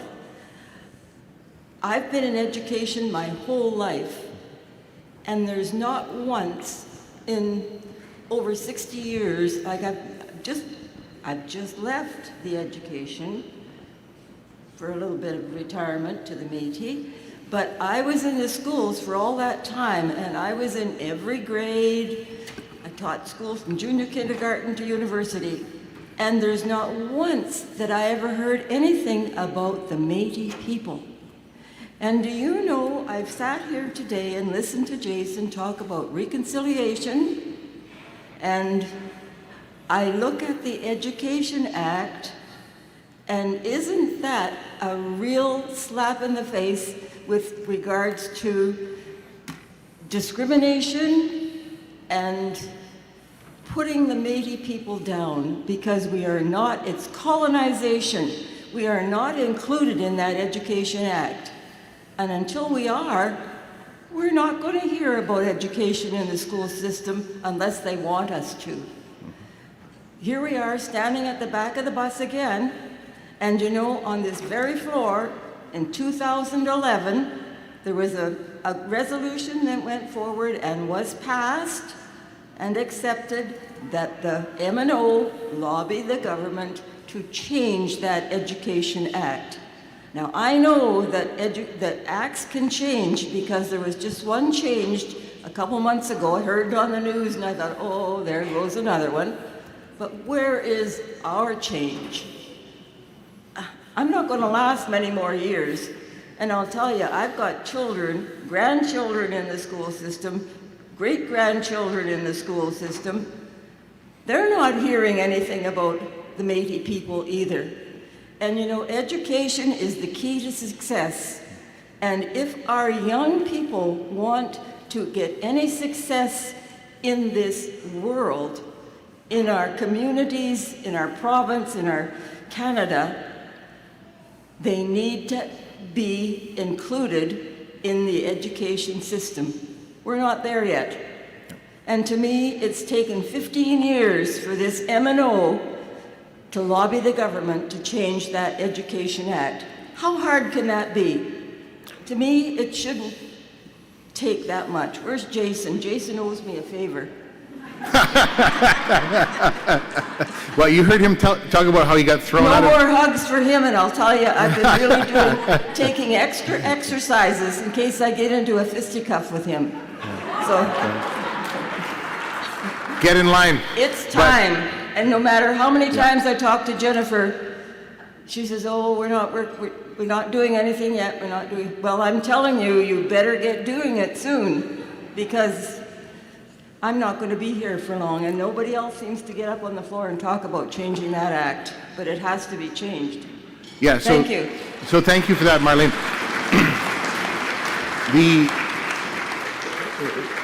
We have in fact raised it with the ministry several times since the 2011 resolution was passed. We've raised it several times. I'm raising it with Minister Calandra next week when I meet with them, or 2 weeks, whenever it is. We continue to raise it, but if wishing made it so as to us being able to write provincial legislation, there would be a lot of things that would be different in this province, including a Métis land claims process, right? So we continue to push for that. We absolutely agree, but the provincial government is masters of their own domain, and we can't make them do anything, right? You have to remember that it's that same provincial government that, 4 years after, or a different provincial government, 4 years after we passed that resolution in 2011, a new government came in and canceled the Indigenous education curriculum. If they're canceling the curriculum, they're not going to open up the Act, and we've tried, First Nations have tried, others have tried, they're not going to open up the Act. We'll continue to push for it, but respectfully, we can't blame Jen St. Germain because the Ontario government doesn't do anything, right? So we've pushed for it, and we will continue to push for it because we agree with you, 100%.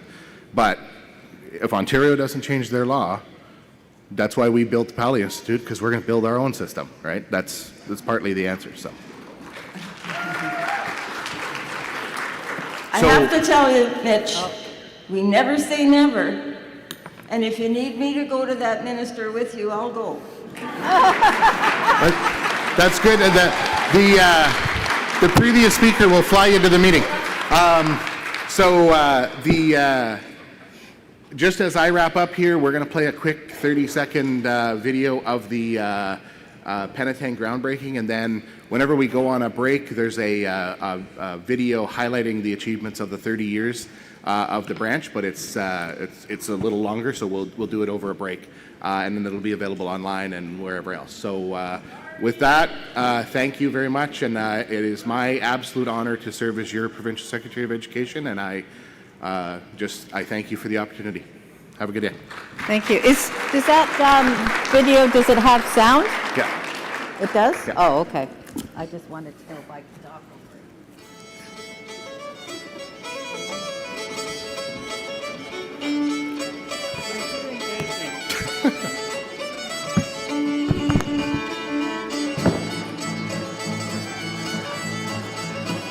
We're here in Penetang today for the groundbreaking ceremony for the new Little Harbour Métis Child Care Centre. Several of our youngest citizens here with some little tiny shovels and hard hats helping us break ground on one of our child care centres.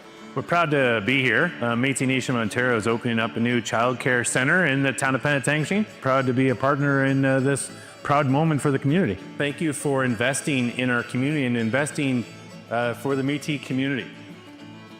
This is a first step for our youth. They're going to be exposed to the culture, they're going to learn the history, and as far as I'm concerned, that's a huge positive. There has been a lot of moving parts to this. For about a year and a half, we have partnerships with Simcoe and the town, and it's taken a lot of different people to get this to the point that it's at, but now that things are rolling, it's going to be absolutely fantastic. Basically, before this even actually was slated to be the childcare, we'd already put the groundwork with the Children's Services to make sure that we could get Canada-wide early learning childcare funding so that we can make this an affordable, accessible space for all children and families. I cannot overstate the importance and the impact that a place like this will have. For the community moving forward, it is a great opportunity to raise awareness about who the Métis are. This investment by the Métis Nation of Ontario, the recognized Métis government in this province, is not just an investment in these Métis kids. It's an investment in families and the community as a whole. Think about the history of You know, the Métis that arrived here from Drummond Island, you know, when they arrived here, there was a promise that they were going to be able to establish a community here. And largely that promise went unfulfilled in terms of the promise for land. But they made a way to go forward anyway. They kept their community together, right? You think about 100 years after that, the Toronto Star is sending reporters up here writing stories about the strength of this community and its unique culture and history and heritage. And 100 years later, we're here building the Child Care Centre to make sure that that history never gets forgotten. It's a real testament to the history and the strength of this community.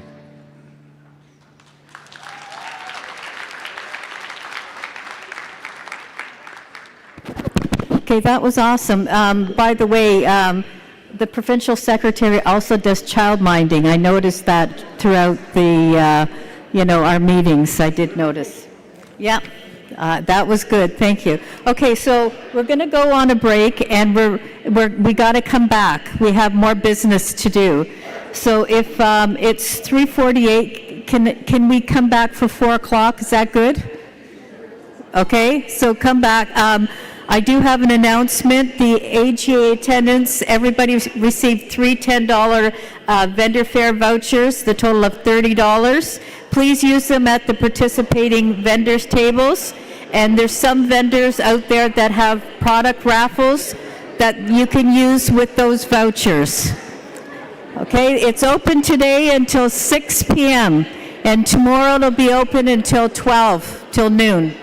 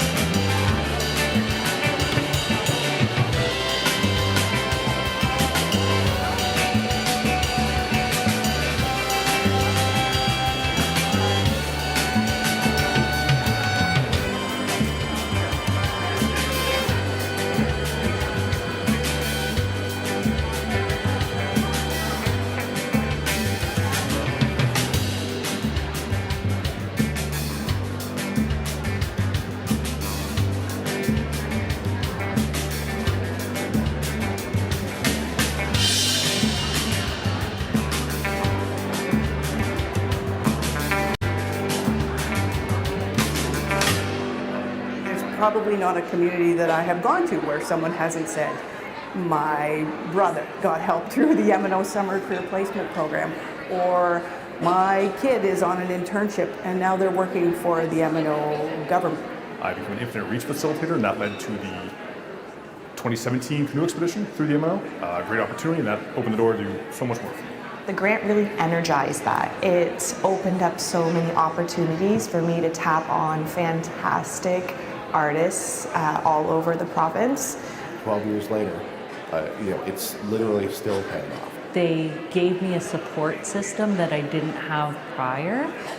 They wanted to make sure that I had access to that program and that I was able to go to school and further my learning. Now youth from those programs, and even like our March Break Camp program, are now staff.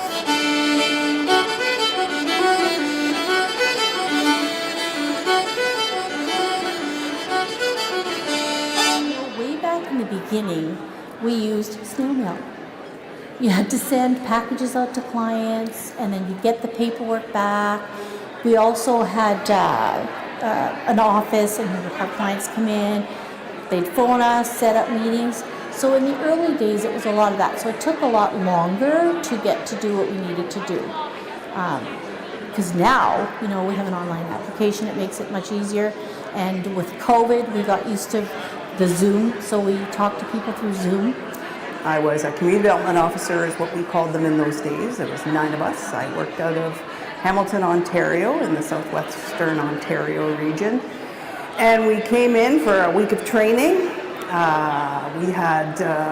We basically were given a little bit of oversight around how to deliver good adult education services. They talked a little bit about what the feds had delivered in terms of skills development programs, but really it was up to us to design, develop, and deliver programs that really mattered to Métis families. So to find out what the unique needs of our communities were. When I first started here, there was, I think, maybe 3 or 4 programs being delivered by the MNO at a local level, and the education and training branch consisted of the labor market programming, and its name has changed over the years, but we had less than 30 staff in that program for the whole province. Our first education employee, Mary Jane Boston, in 1996, working in the Sault Ste. Marie office, right, to today with, an entire ELCC team, the child care team, the curriculum development team, the way of life. Like, there are so many teams in this branch that it is. I tip my hat to everyone who's there now and everyone who is, played a role and has moved on to something else, and it's just absolutely incredible.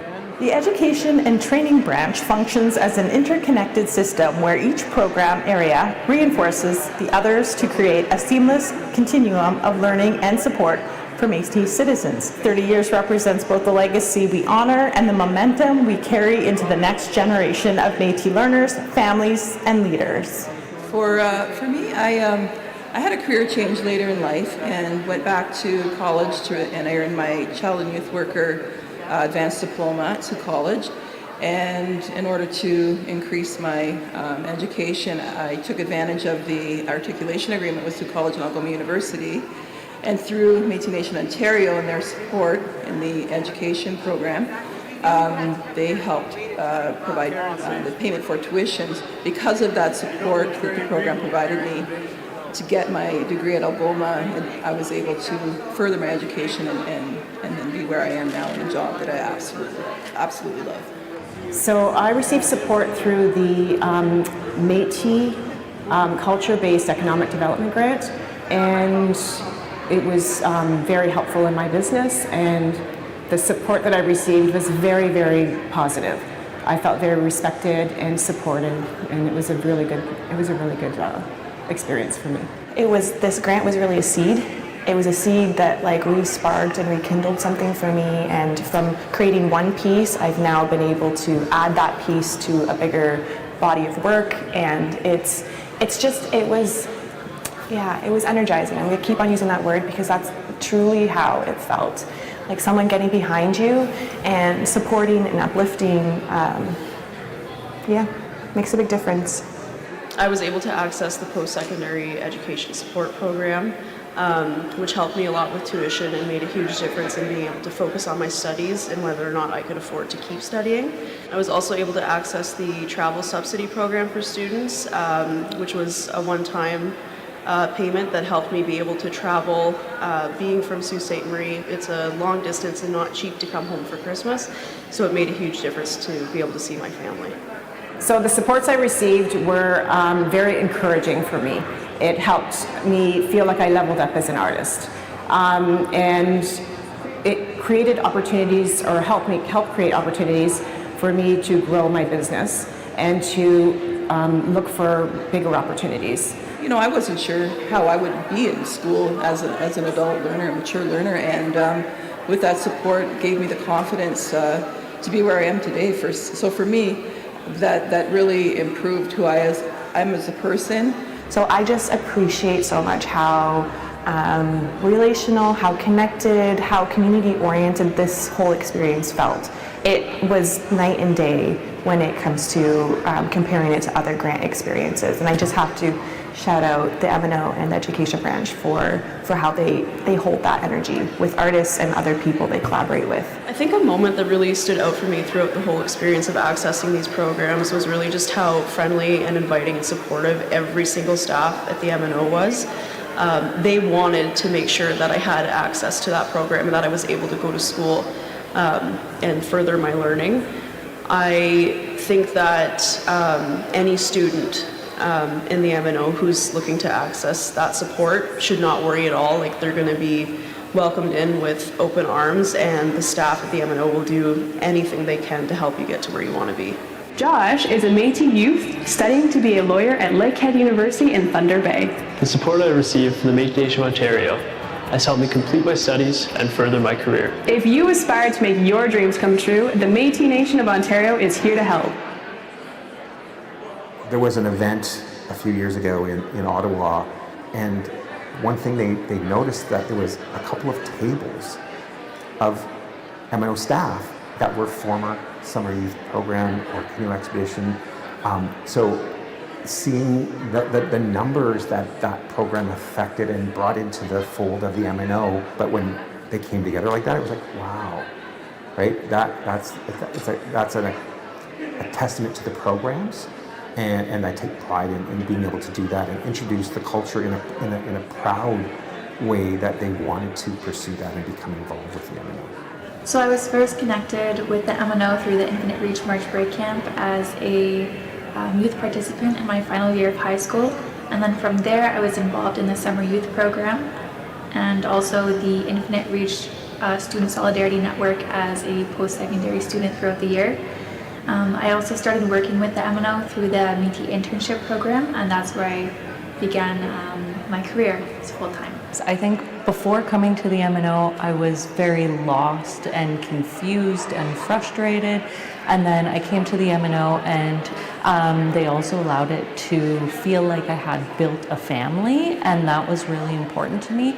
The experience that I had with the MNO as a result really helped with that transition from youth to adult. It helped shape who I am, what I would become, between responsibilities, professionalism, the knowledge I have now, the people I know. It shaped so much of my life today. I don't think that I would be in the same place or even the same person if it weren't for the support that I received, the educational support, the employment support from the MNO. That support and the community that I received was really helpful in terms of building my confidence, building my experience, and it really shaped who I am today as a Métis person. And I think it was really important to have that community, to have that support. It's not even just about reaching 30 years, it's about how many people we reached in those 30 years, right? How many lives did we change, right? With, post-secondary funding to be able to go and get your master's, or, work boot purchase program, that was just what somebody needed to be able to get back in the workforce, whatever it was, right? And I just think about the absolutely incredible impact that the branch has had for individuals, for communities, and just how hugely proud I am of everyone who's helped make that possible. In my history with the Métis Nation of Ontario as a government, I've been super privileged to be able to work on behalf of Métis families, Métis communities for 3 decades. It's been a phenomenal journey. I have witnessed the incredible growth of this government. Again, just treasure seeing what a difference these programs have made to students, to kids, to families, how it has contributed to the economic prosperity of our communities and quite frankly to Ontario through the delivery of these programs. Oh, I have a little saying. So I came for the job, I stayed for the people. That's it, honest to God's truth. That's why I stayed. And every day I love the job I do. Now some days are harder than others, but I really love what I'm doing. Empowering the Métis Nation of Ontario citizens to just get out there, and see what they can do, know what there is for them out there, and, to support them.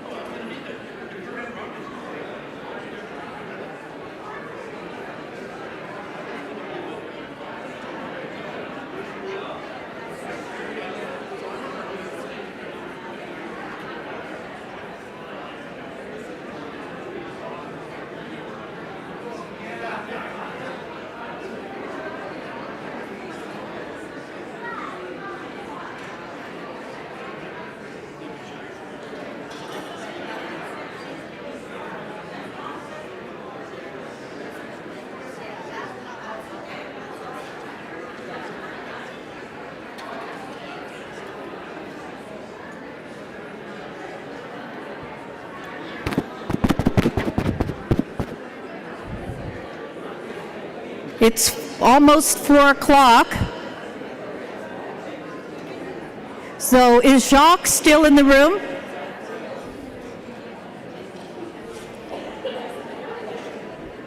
Is he here? Jacques. Okay, before we get started, we're going to be telling our stories. And this is Kim Mantha, and she is from Region 6. Okay, and we're going to be quiet and we're going to listen. And Jacques, if you're in the room, you need to make your way up here. Oh, sorry. Do you need to? Oh, yeah, I'm just going to move. Bon après-midi. Hi, everyone. My name is Kim Mantha. My family lines are Boyer and Perrault. So, obviously, I'm not from the Thunder Bay area. I live and play in Region 6. But I'll be reading today Métis Political Advocacy in Nipigon. Métis and Nipigon area have maintained a deep sense of their distinct Métis identity and community, organizing and active collectively across many generations. In 1880, for example, Métis and Nipigon area signed several petitions in which they identified themselves as half-breeds, distinct from First Nations relatives and neighbors. Do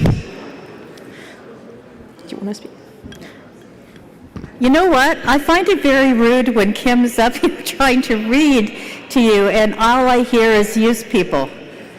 So if you can please stop talking. Go ahead. Thank you. So the first petition submitted by Indians and half-breeds of Pick River requested reserve lands, and other petitions from Indians and half-breeds of reservations of Lake Nipigon asked for money to pay for a school teacher. The following week, Indians and half-breeds of Lake Helen also petitions for money to pay for a school teacher and request reserve lands. Many of Métis families in Nipigon had also ties to other Métis communities. Louis Denis de la Ronde, for example, served as a postmaster at several trading posts, including Albany, Lonlac, Mississauga, in the east of Sault Ste. Marie. In 1884, Henry de la Ronde was celebrated in Nipigon for his role in purchasing a bell for the Mission du Lac Helen, which the church register noted occurred in présence de nombreuses assemblées d'Indiens et de Métis, in presence of a large assemblies of Indians and Métis. The Métis in these regions have continued organizing and assessing their unique identity and rights for over many generations. The community's important contribution were recognized amongst other places in the Métis National Council's August 2001 State of the Métis Nation report. For example, in 1965, the Lake Nipigon Métis Association was formed by the Métis in northwestern Ontario, which acted as an impetus for the public reemergence of the Métis Nation's historic communities within Ontario. These historic communities eventually came together to collectively form the Métis Nation of Ontario in 1993. Thank you. I went in about a bit because we didn't have anything. So, but this is from Isabel Rose. So then I got that. Thank you. Okay.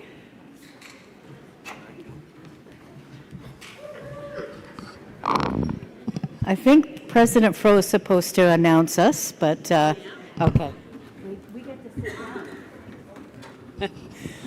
Thank you. Good afternoon. Bon après-midi. I'm going to ask Councillor Stuart McNeil, Councillor Picot, Secretary Picot, Secretary Cadeau to join me up here as we continue on with the updates from provincial secretaries.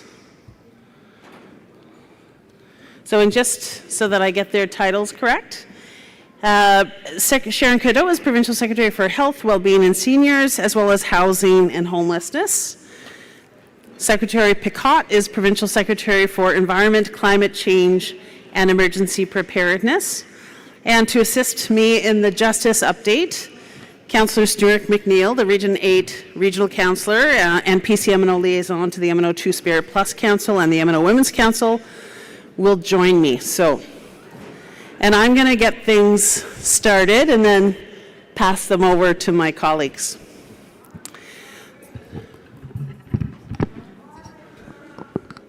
Pardon me? Thank you. Auntie. It's working. The chair's efforts are working. Everyone is a spy on me now. Well, I want to start by acknowledging the provincial secretaries that have already presented this afternoon and those that are going to be joining me and presenting shortly.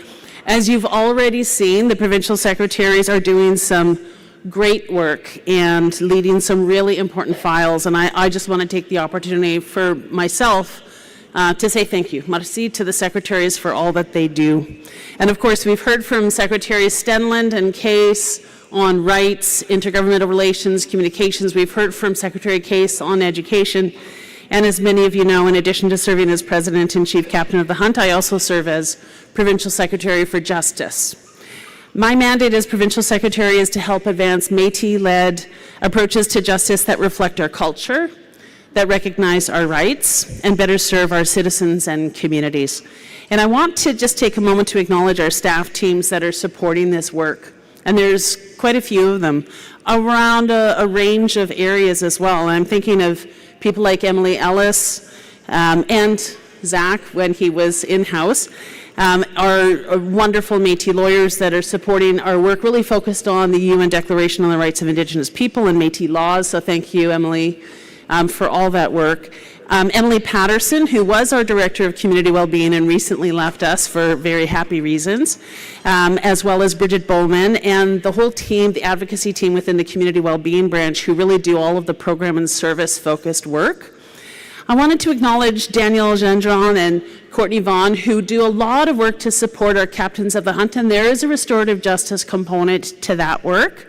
And I also want to acknowledge our Chief Strategy Officer, Paul Robitaille, and our Senior Director of Strategy, I think I got that right. Look at me, Meredith Kaplan-Jameson, for the work that we are doing and continuously doing to raise awareness of and support for our justice initiatives with other governments. And so it really does take a team, and we are doing everything from justice programs and services to advocacy on things like, and having real impact on things like the UNDA Act as an example, or the National Indigenous Justice Strategy.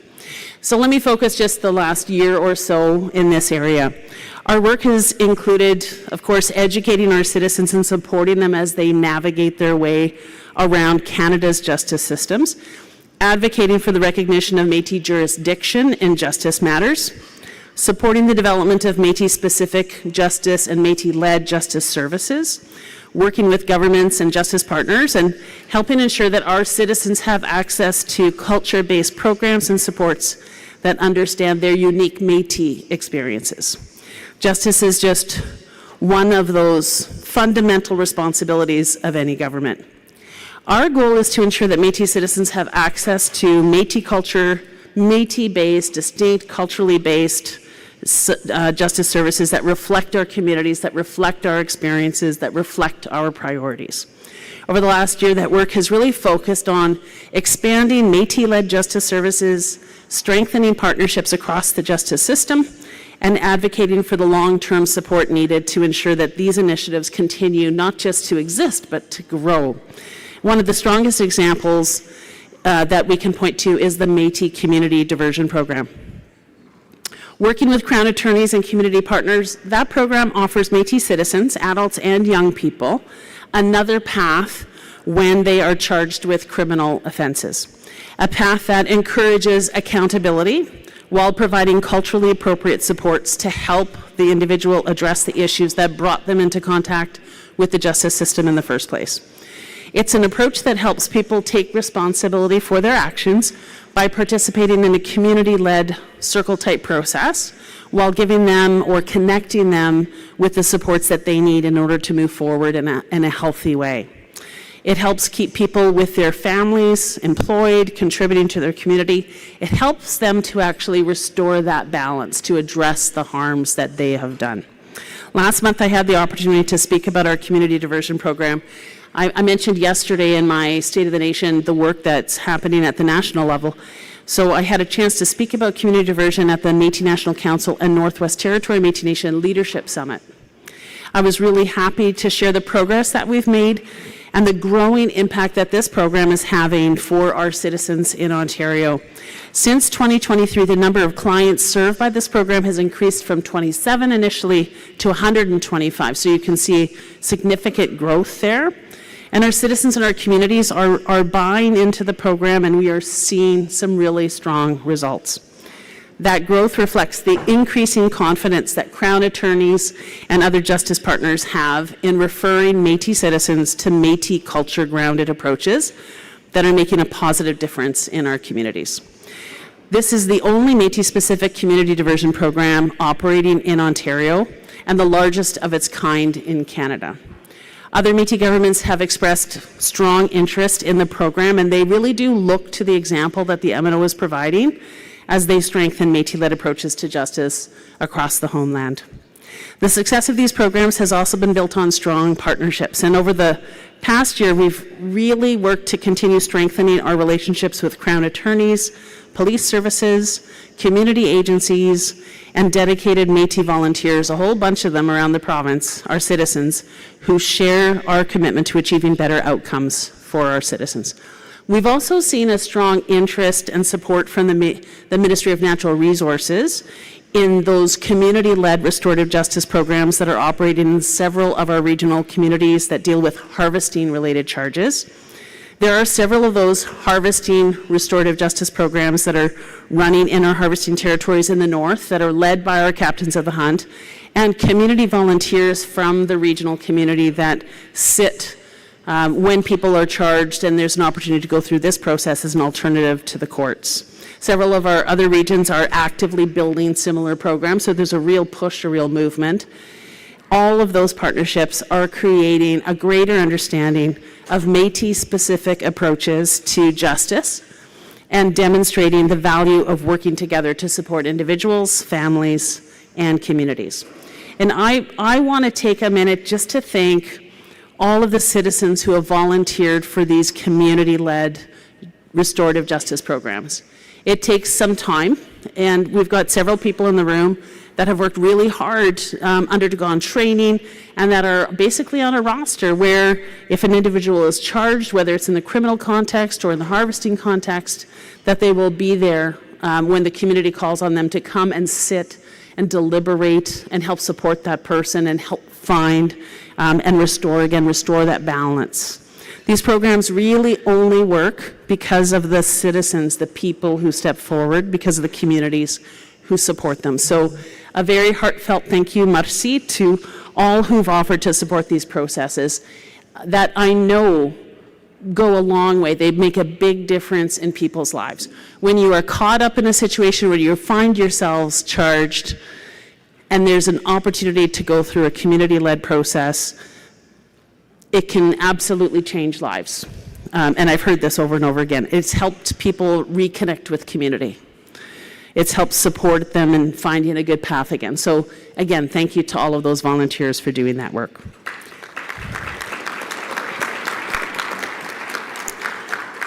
That community diversion program, however, even in spite of it being very, very successful, is now at risk. The federal funding that supports it has expired, and there's been no commitment from Canada to continue on with that funding.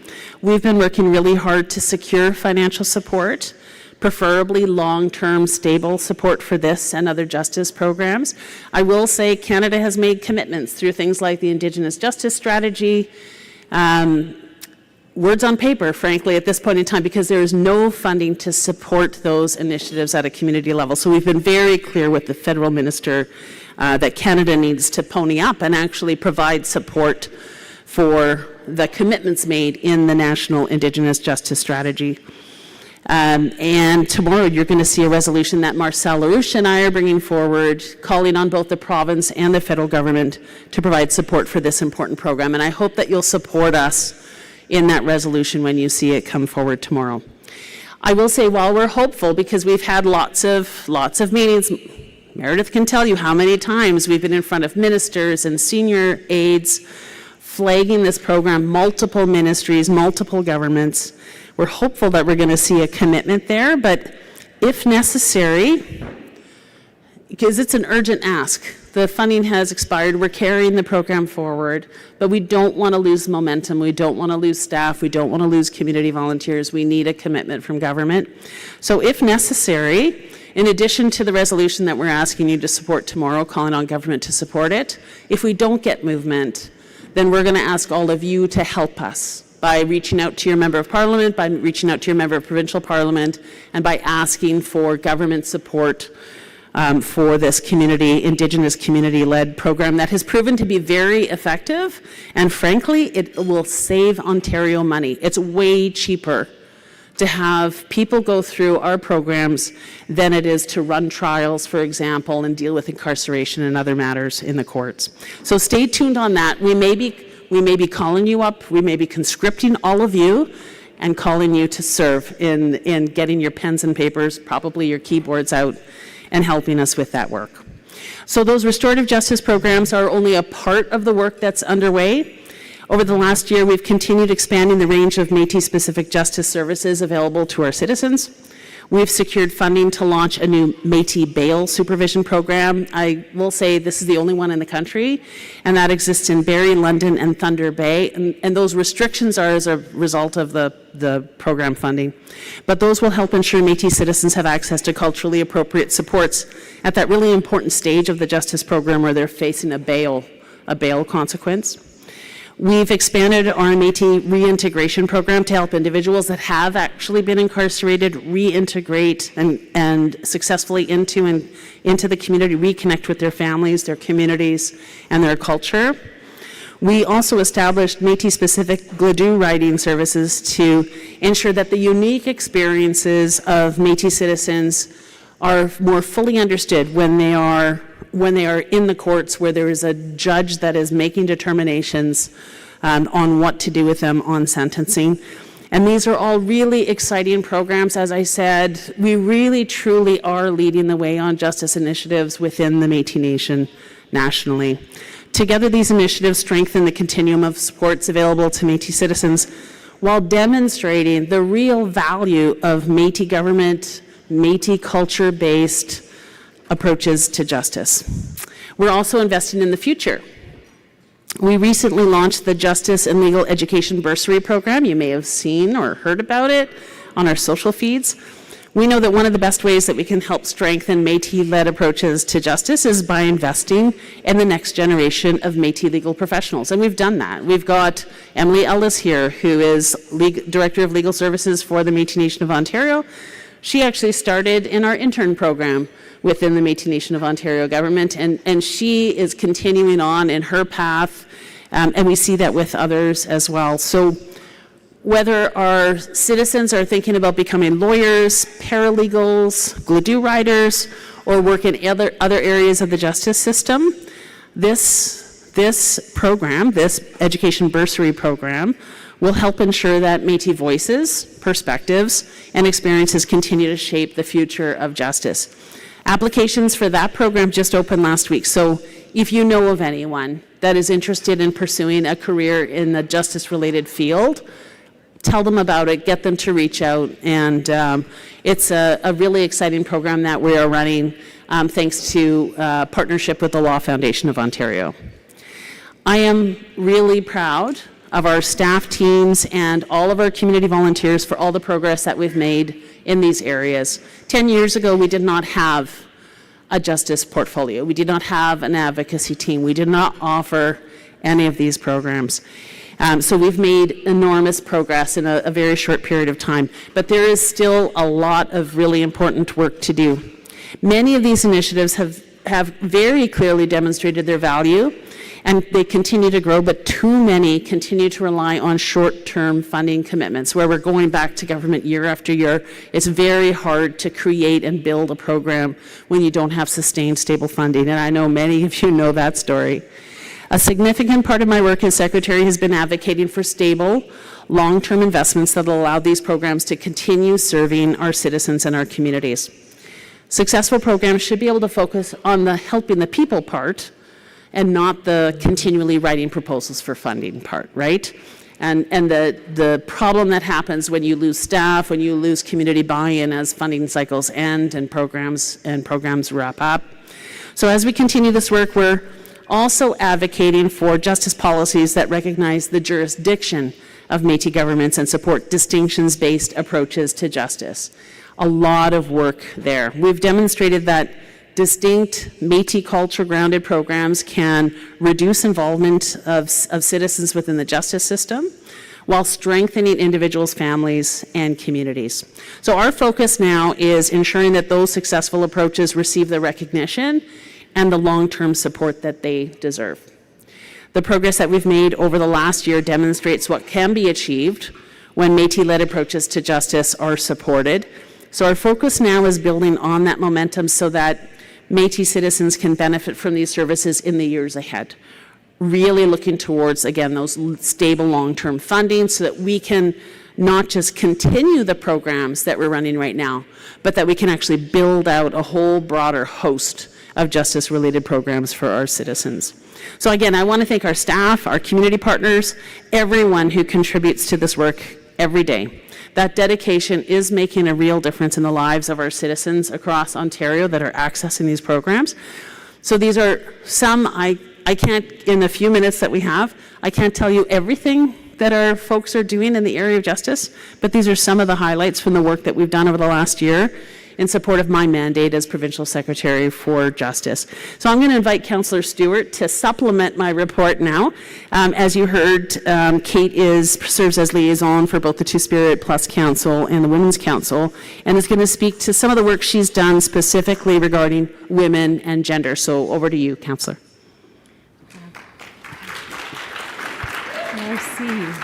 Marcy, do I need to do anything this time? Are we on? Or we're good. Marcy. Thank you. I am, excuse me, I am humbled and grateful to have the opportunity to address the Assembly today. Because this year I have had the opportunity to bring Métis voices into two important national conversations about the safety of women, girls, and 2S LGBTQ+IA people in Canada.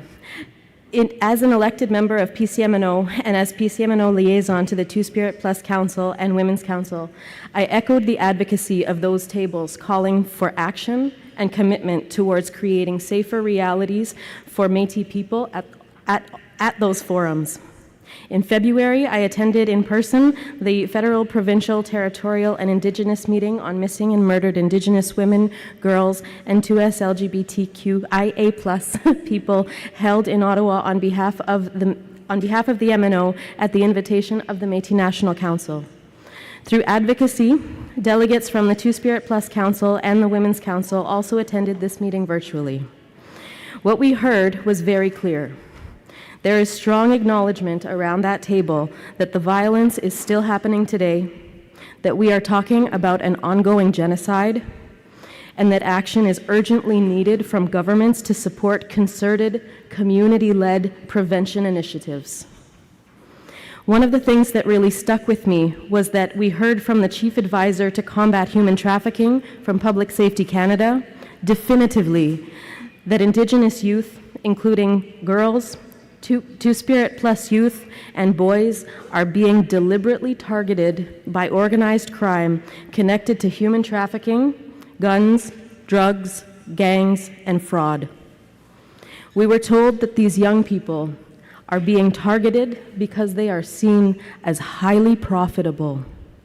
That is incredibly difficult to hear, but we need to understand what is happening if we are going to do something about it. We also talked about what can be done to respond when someone goes missing. A national red dress alert is currently being developed by Canada, and a pilot is underway in Manitoba. The goal is to create a system that can quickly alert the public when an Indigenous woman, girl, or 2S LGBTQIA+ person goes missing in order to coordinate response efforts more effectively. We should all watch for updates on the progress they're making. Last month, I attended the Federal, Provincial, Territorial, and Indigenous meeting on women and gender equity held in Moncton. I participated on behalf of the MNO alongside our sister Métis government's Provincial Secretary of Women, Gender Equity and Inclusivity at the invitation of the Métis National Council. I heard many of the same concerns there. Indigenous leaders at the federal, provincial, and Indigenous leaders and federal, provincial, territorial officials talked about human trafficking, the risks that come with major resource development, and awareness of new forms of violence being created through technology, including AI-generated deepfakes. While risks to our safety continue to grow, the orientation of the path forward that we must take is clear. Our aunties, grandmothers, our young people, our Two-Spirit Plus relatives, our uncles, our fathers, and our mothers need to feel safer in their day-to-day lives. We need to keep asking ourselves what we are doing to make that happen. If we can create and sustain pathways to safety, our people will be equipped with more strategies and choices if danger approaches. I am grateful to have had the opportunity to share these insights with the Assembly today. I hope that we are able to work together creatively and through intersectional approaches towards realizing a safer world. Marcy, thank you.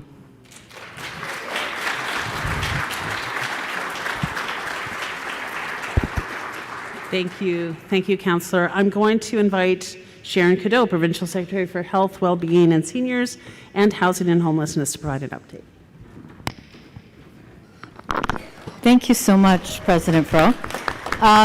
It's wonderful to be here in Toronto with all of you. I always love the AGA. It's time to share, and we meet new people, and we're like family.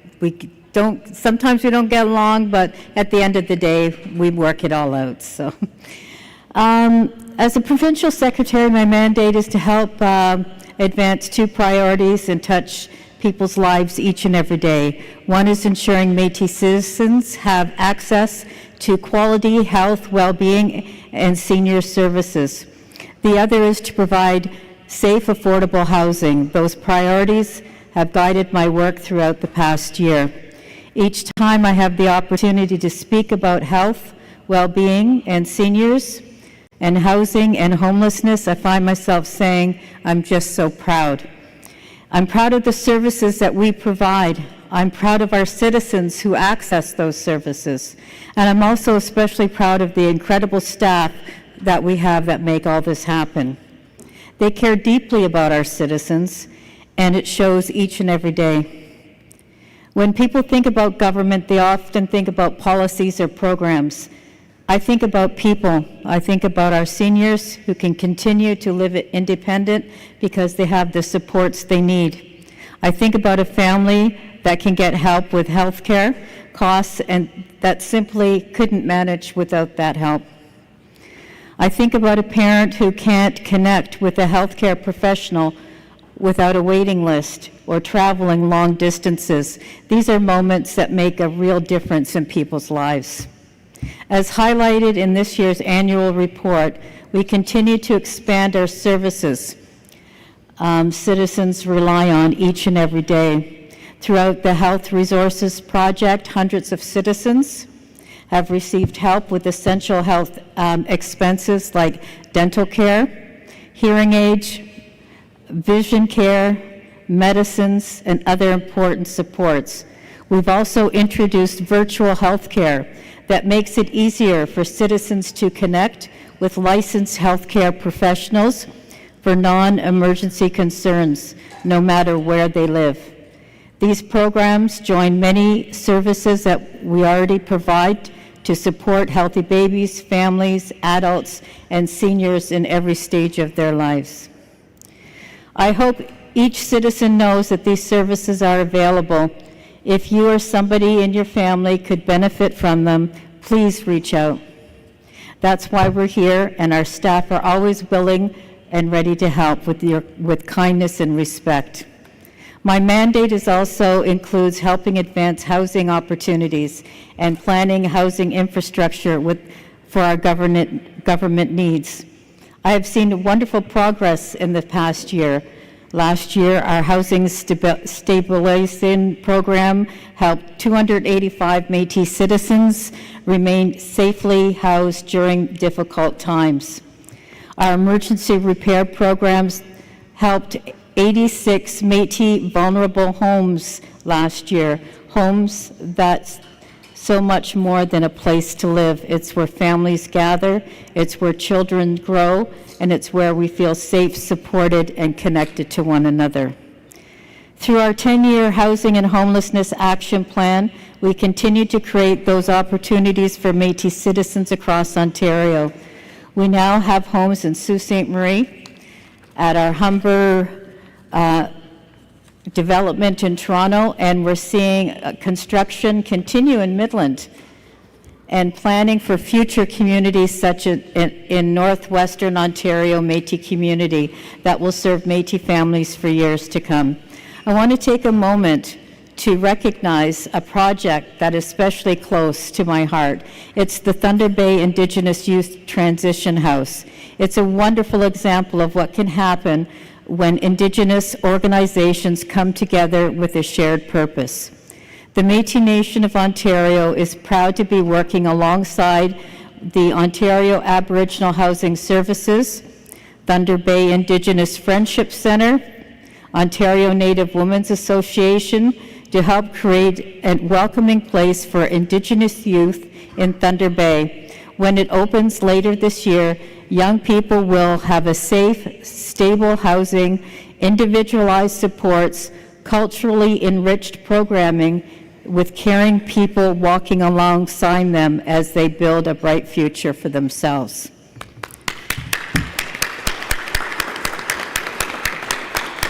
One of these projects I'm especially proud of is the work underway on our 2025 housing census. The MNO is the only Métis government in Canada undertaking a province-wide Métis-led housing census. That's something we should be all proud of.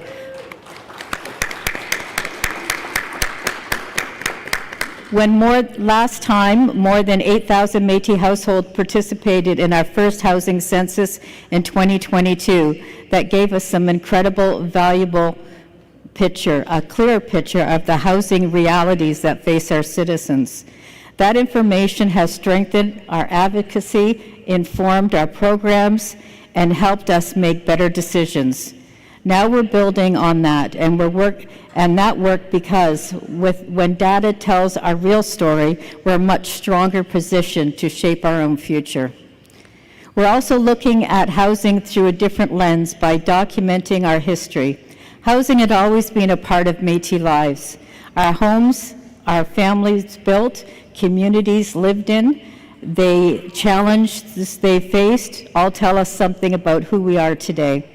Throughout our historical housing project, we're working on, with no history, to collect photographs, documents, and family stories that preserve the history for future generations. And we're just getting started. So if you have a photograph or a story you'd like to share, please consider sharing them with us. Each piece helps us build a richer picture of the Métis life in Ontario. Before I finish, I'd like to thank our staff.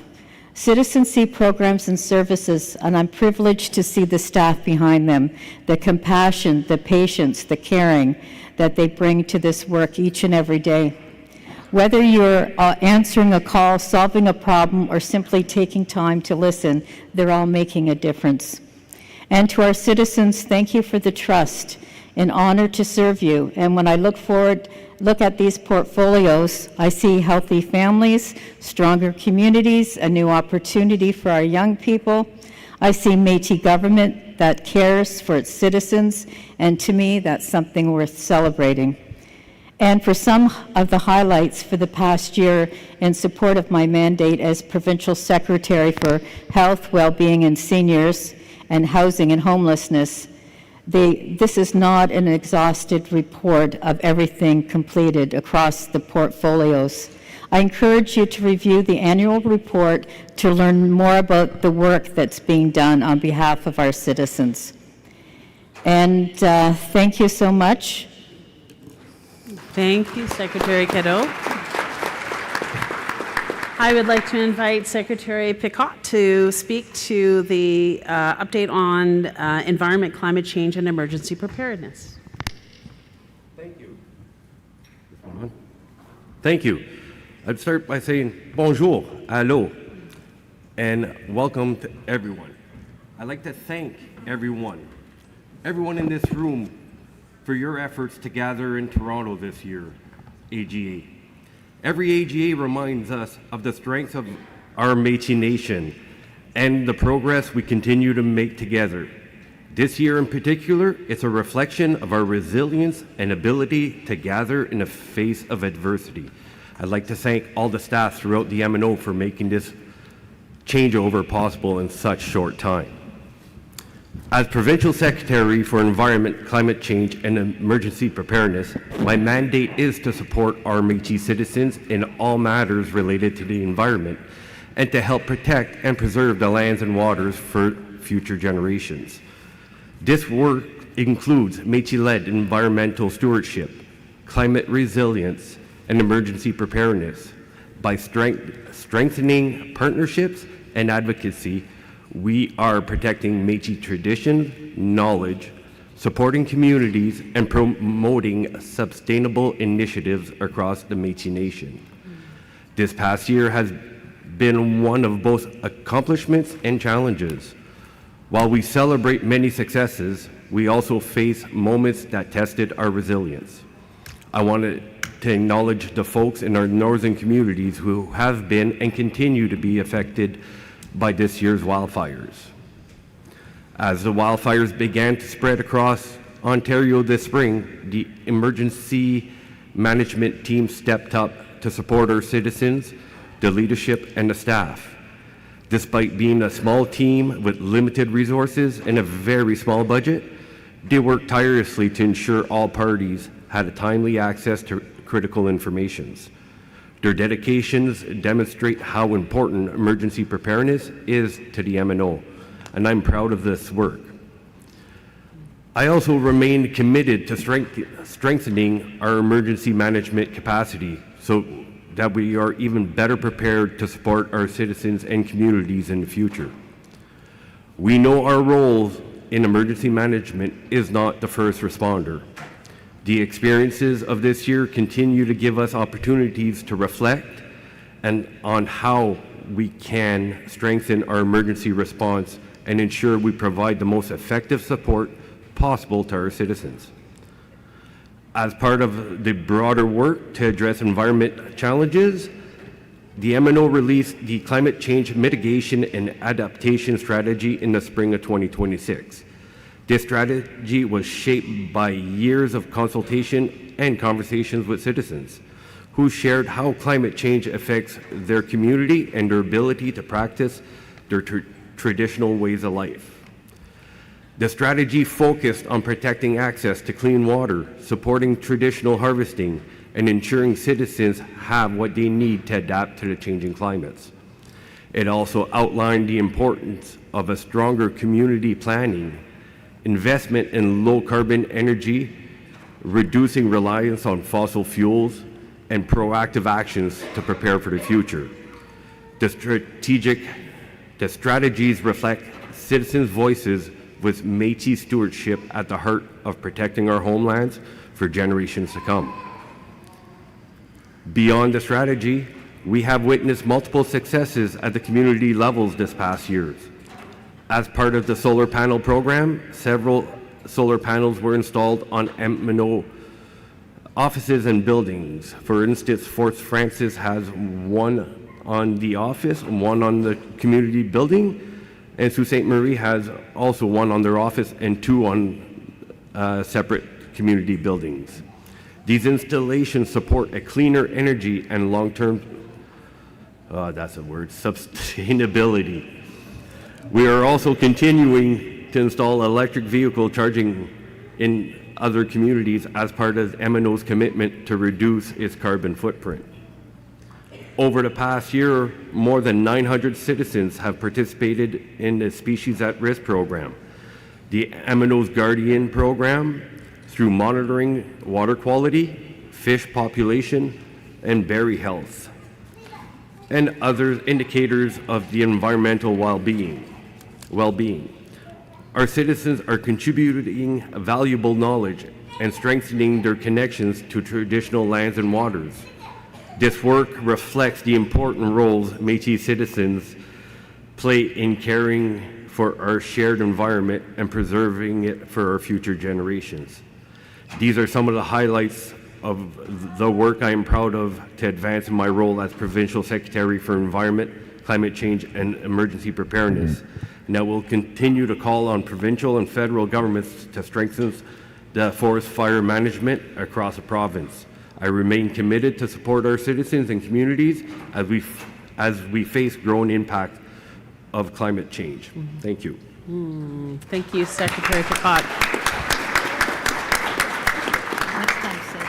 So that concludes our secretary updates. We're running significantly behind time. It's now 20 to 5. And so what we're going to do is we are all here. We welcome your questions. We just do not have time to take them right now. But please, if you have any questions about any of the areas that we oversee, that we lead, please approach us. We're here today, tomorrow, and if not today or tomorrow, feel free to reach out anytime. But it's our honor to be able to provide these updates. And again, thank you to all the staff that support us. And we look forward to continuing to provide you updates as for the next assembly and see how much progress we make between now and then. So I'm going to turn it back over to you, Madam Chair. Thank you so much, everybody. And next up, thank you for the reports. And next up is our resolution committee. And I just wanted to know, there's a little one, and there's, you were just the youth president, you know, and it's amazing. And then when Paul was saying he was on the youth council, and I just think it was just a couple of years ago, but I guess it's been a little longer for him.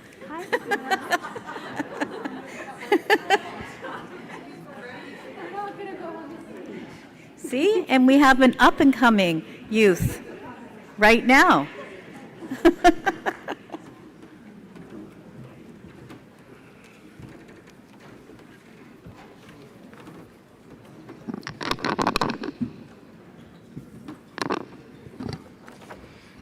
Hello, thank you for your patience. Here's your resolutions committee. I'm going to move over here. I decided to move here just so that we're all together.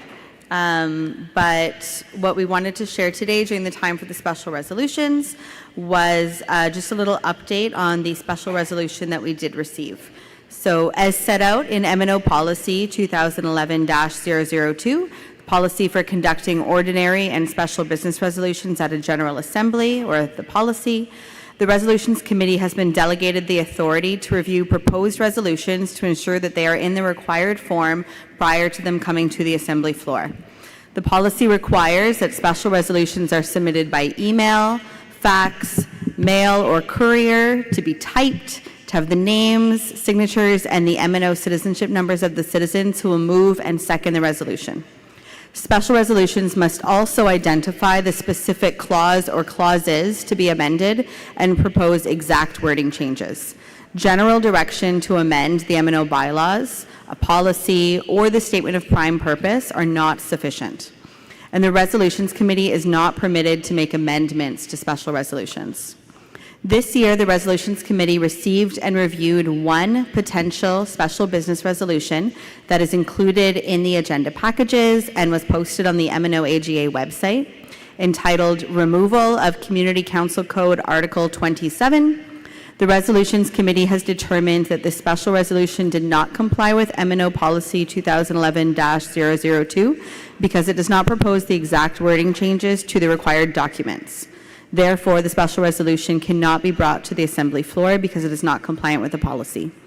Given the special resolution's non-compliance, issues with respect to whether the special resolution was received with the required signatures prior to the deadline did not need to be addressed, and that issue was in connection with the MNO-wide server and email outage that occurred in mid-July. Thank you. Okay, thank you so much. So this is the end of this meeting, but tonight it's at, okay. Please announce the closing of the MNOWC silent auction. Okay, so it's closing at 5, right? Okay, so if you still wanted to get tickets. Okay, so tonight, it's 6 o'clock is dinner, is it, President Fro? 6 o'clock? So we have, it's 4:44, you might just want to stay here, or if you run back to your hotel, we come back.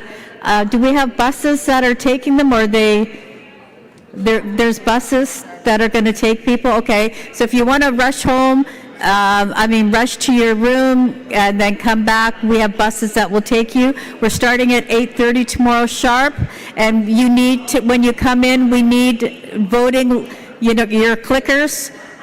Also, yes, and that's it. That's it. So thank you so much. What? Oh, tonight there's a raffle. Yes, for a large quilt, the quilt raffle. They're going to be coming around with tickets, so make sure you bring some money. Okay.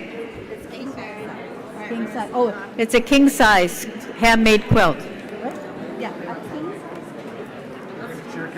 Yep. I think we're going to have to power through in the morning. Oh, okay. We have many. Yes. And I'm thinking, why? Lots of issues. Yeah, but just think, this is the last time. Yes.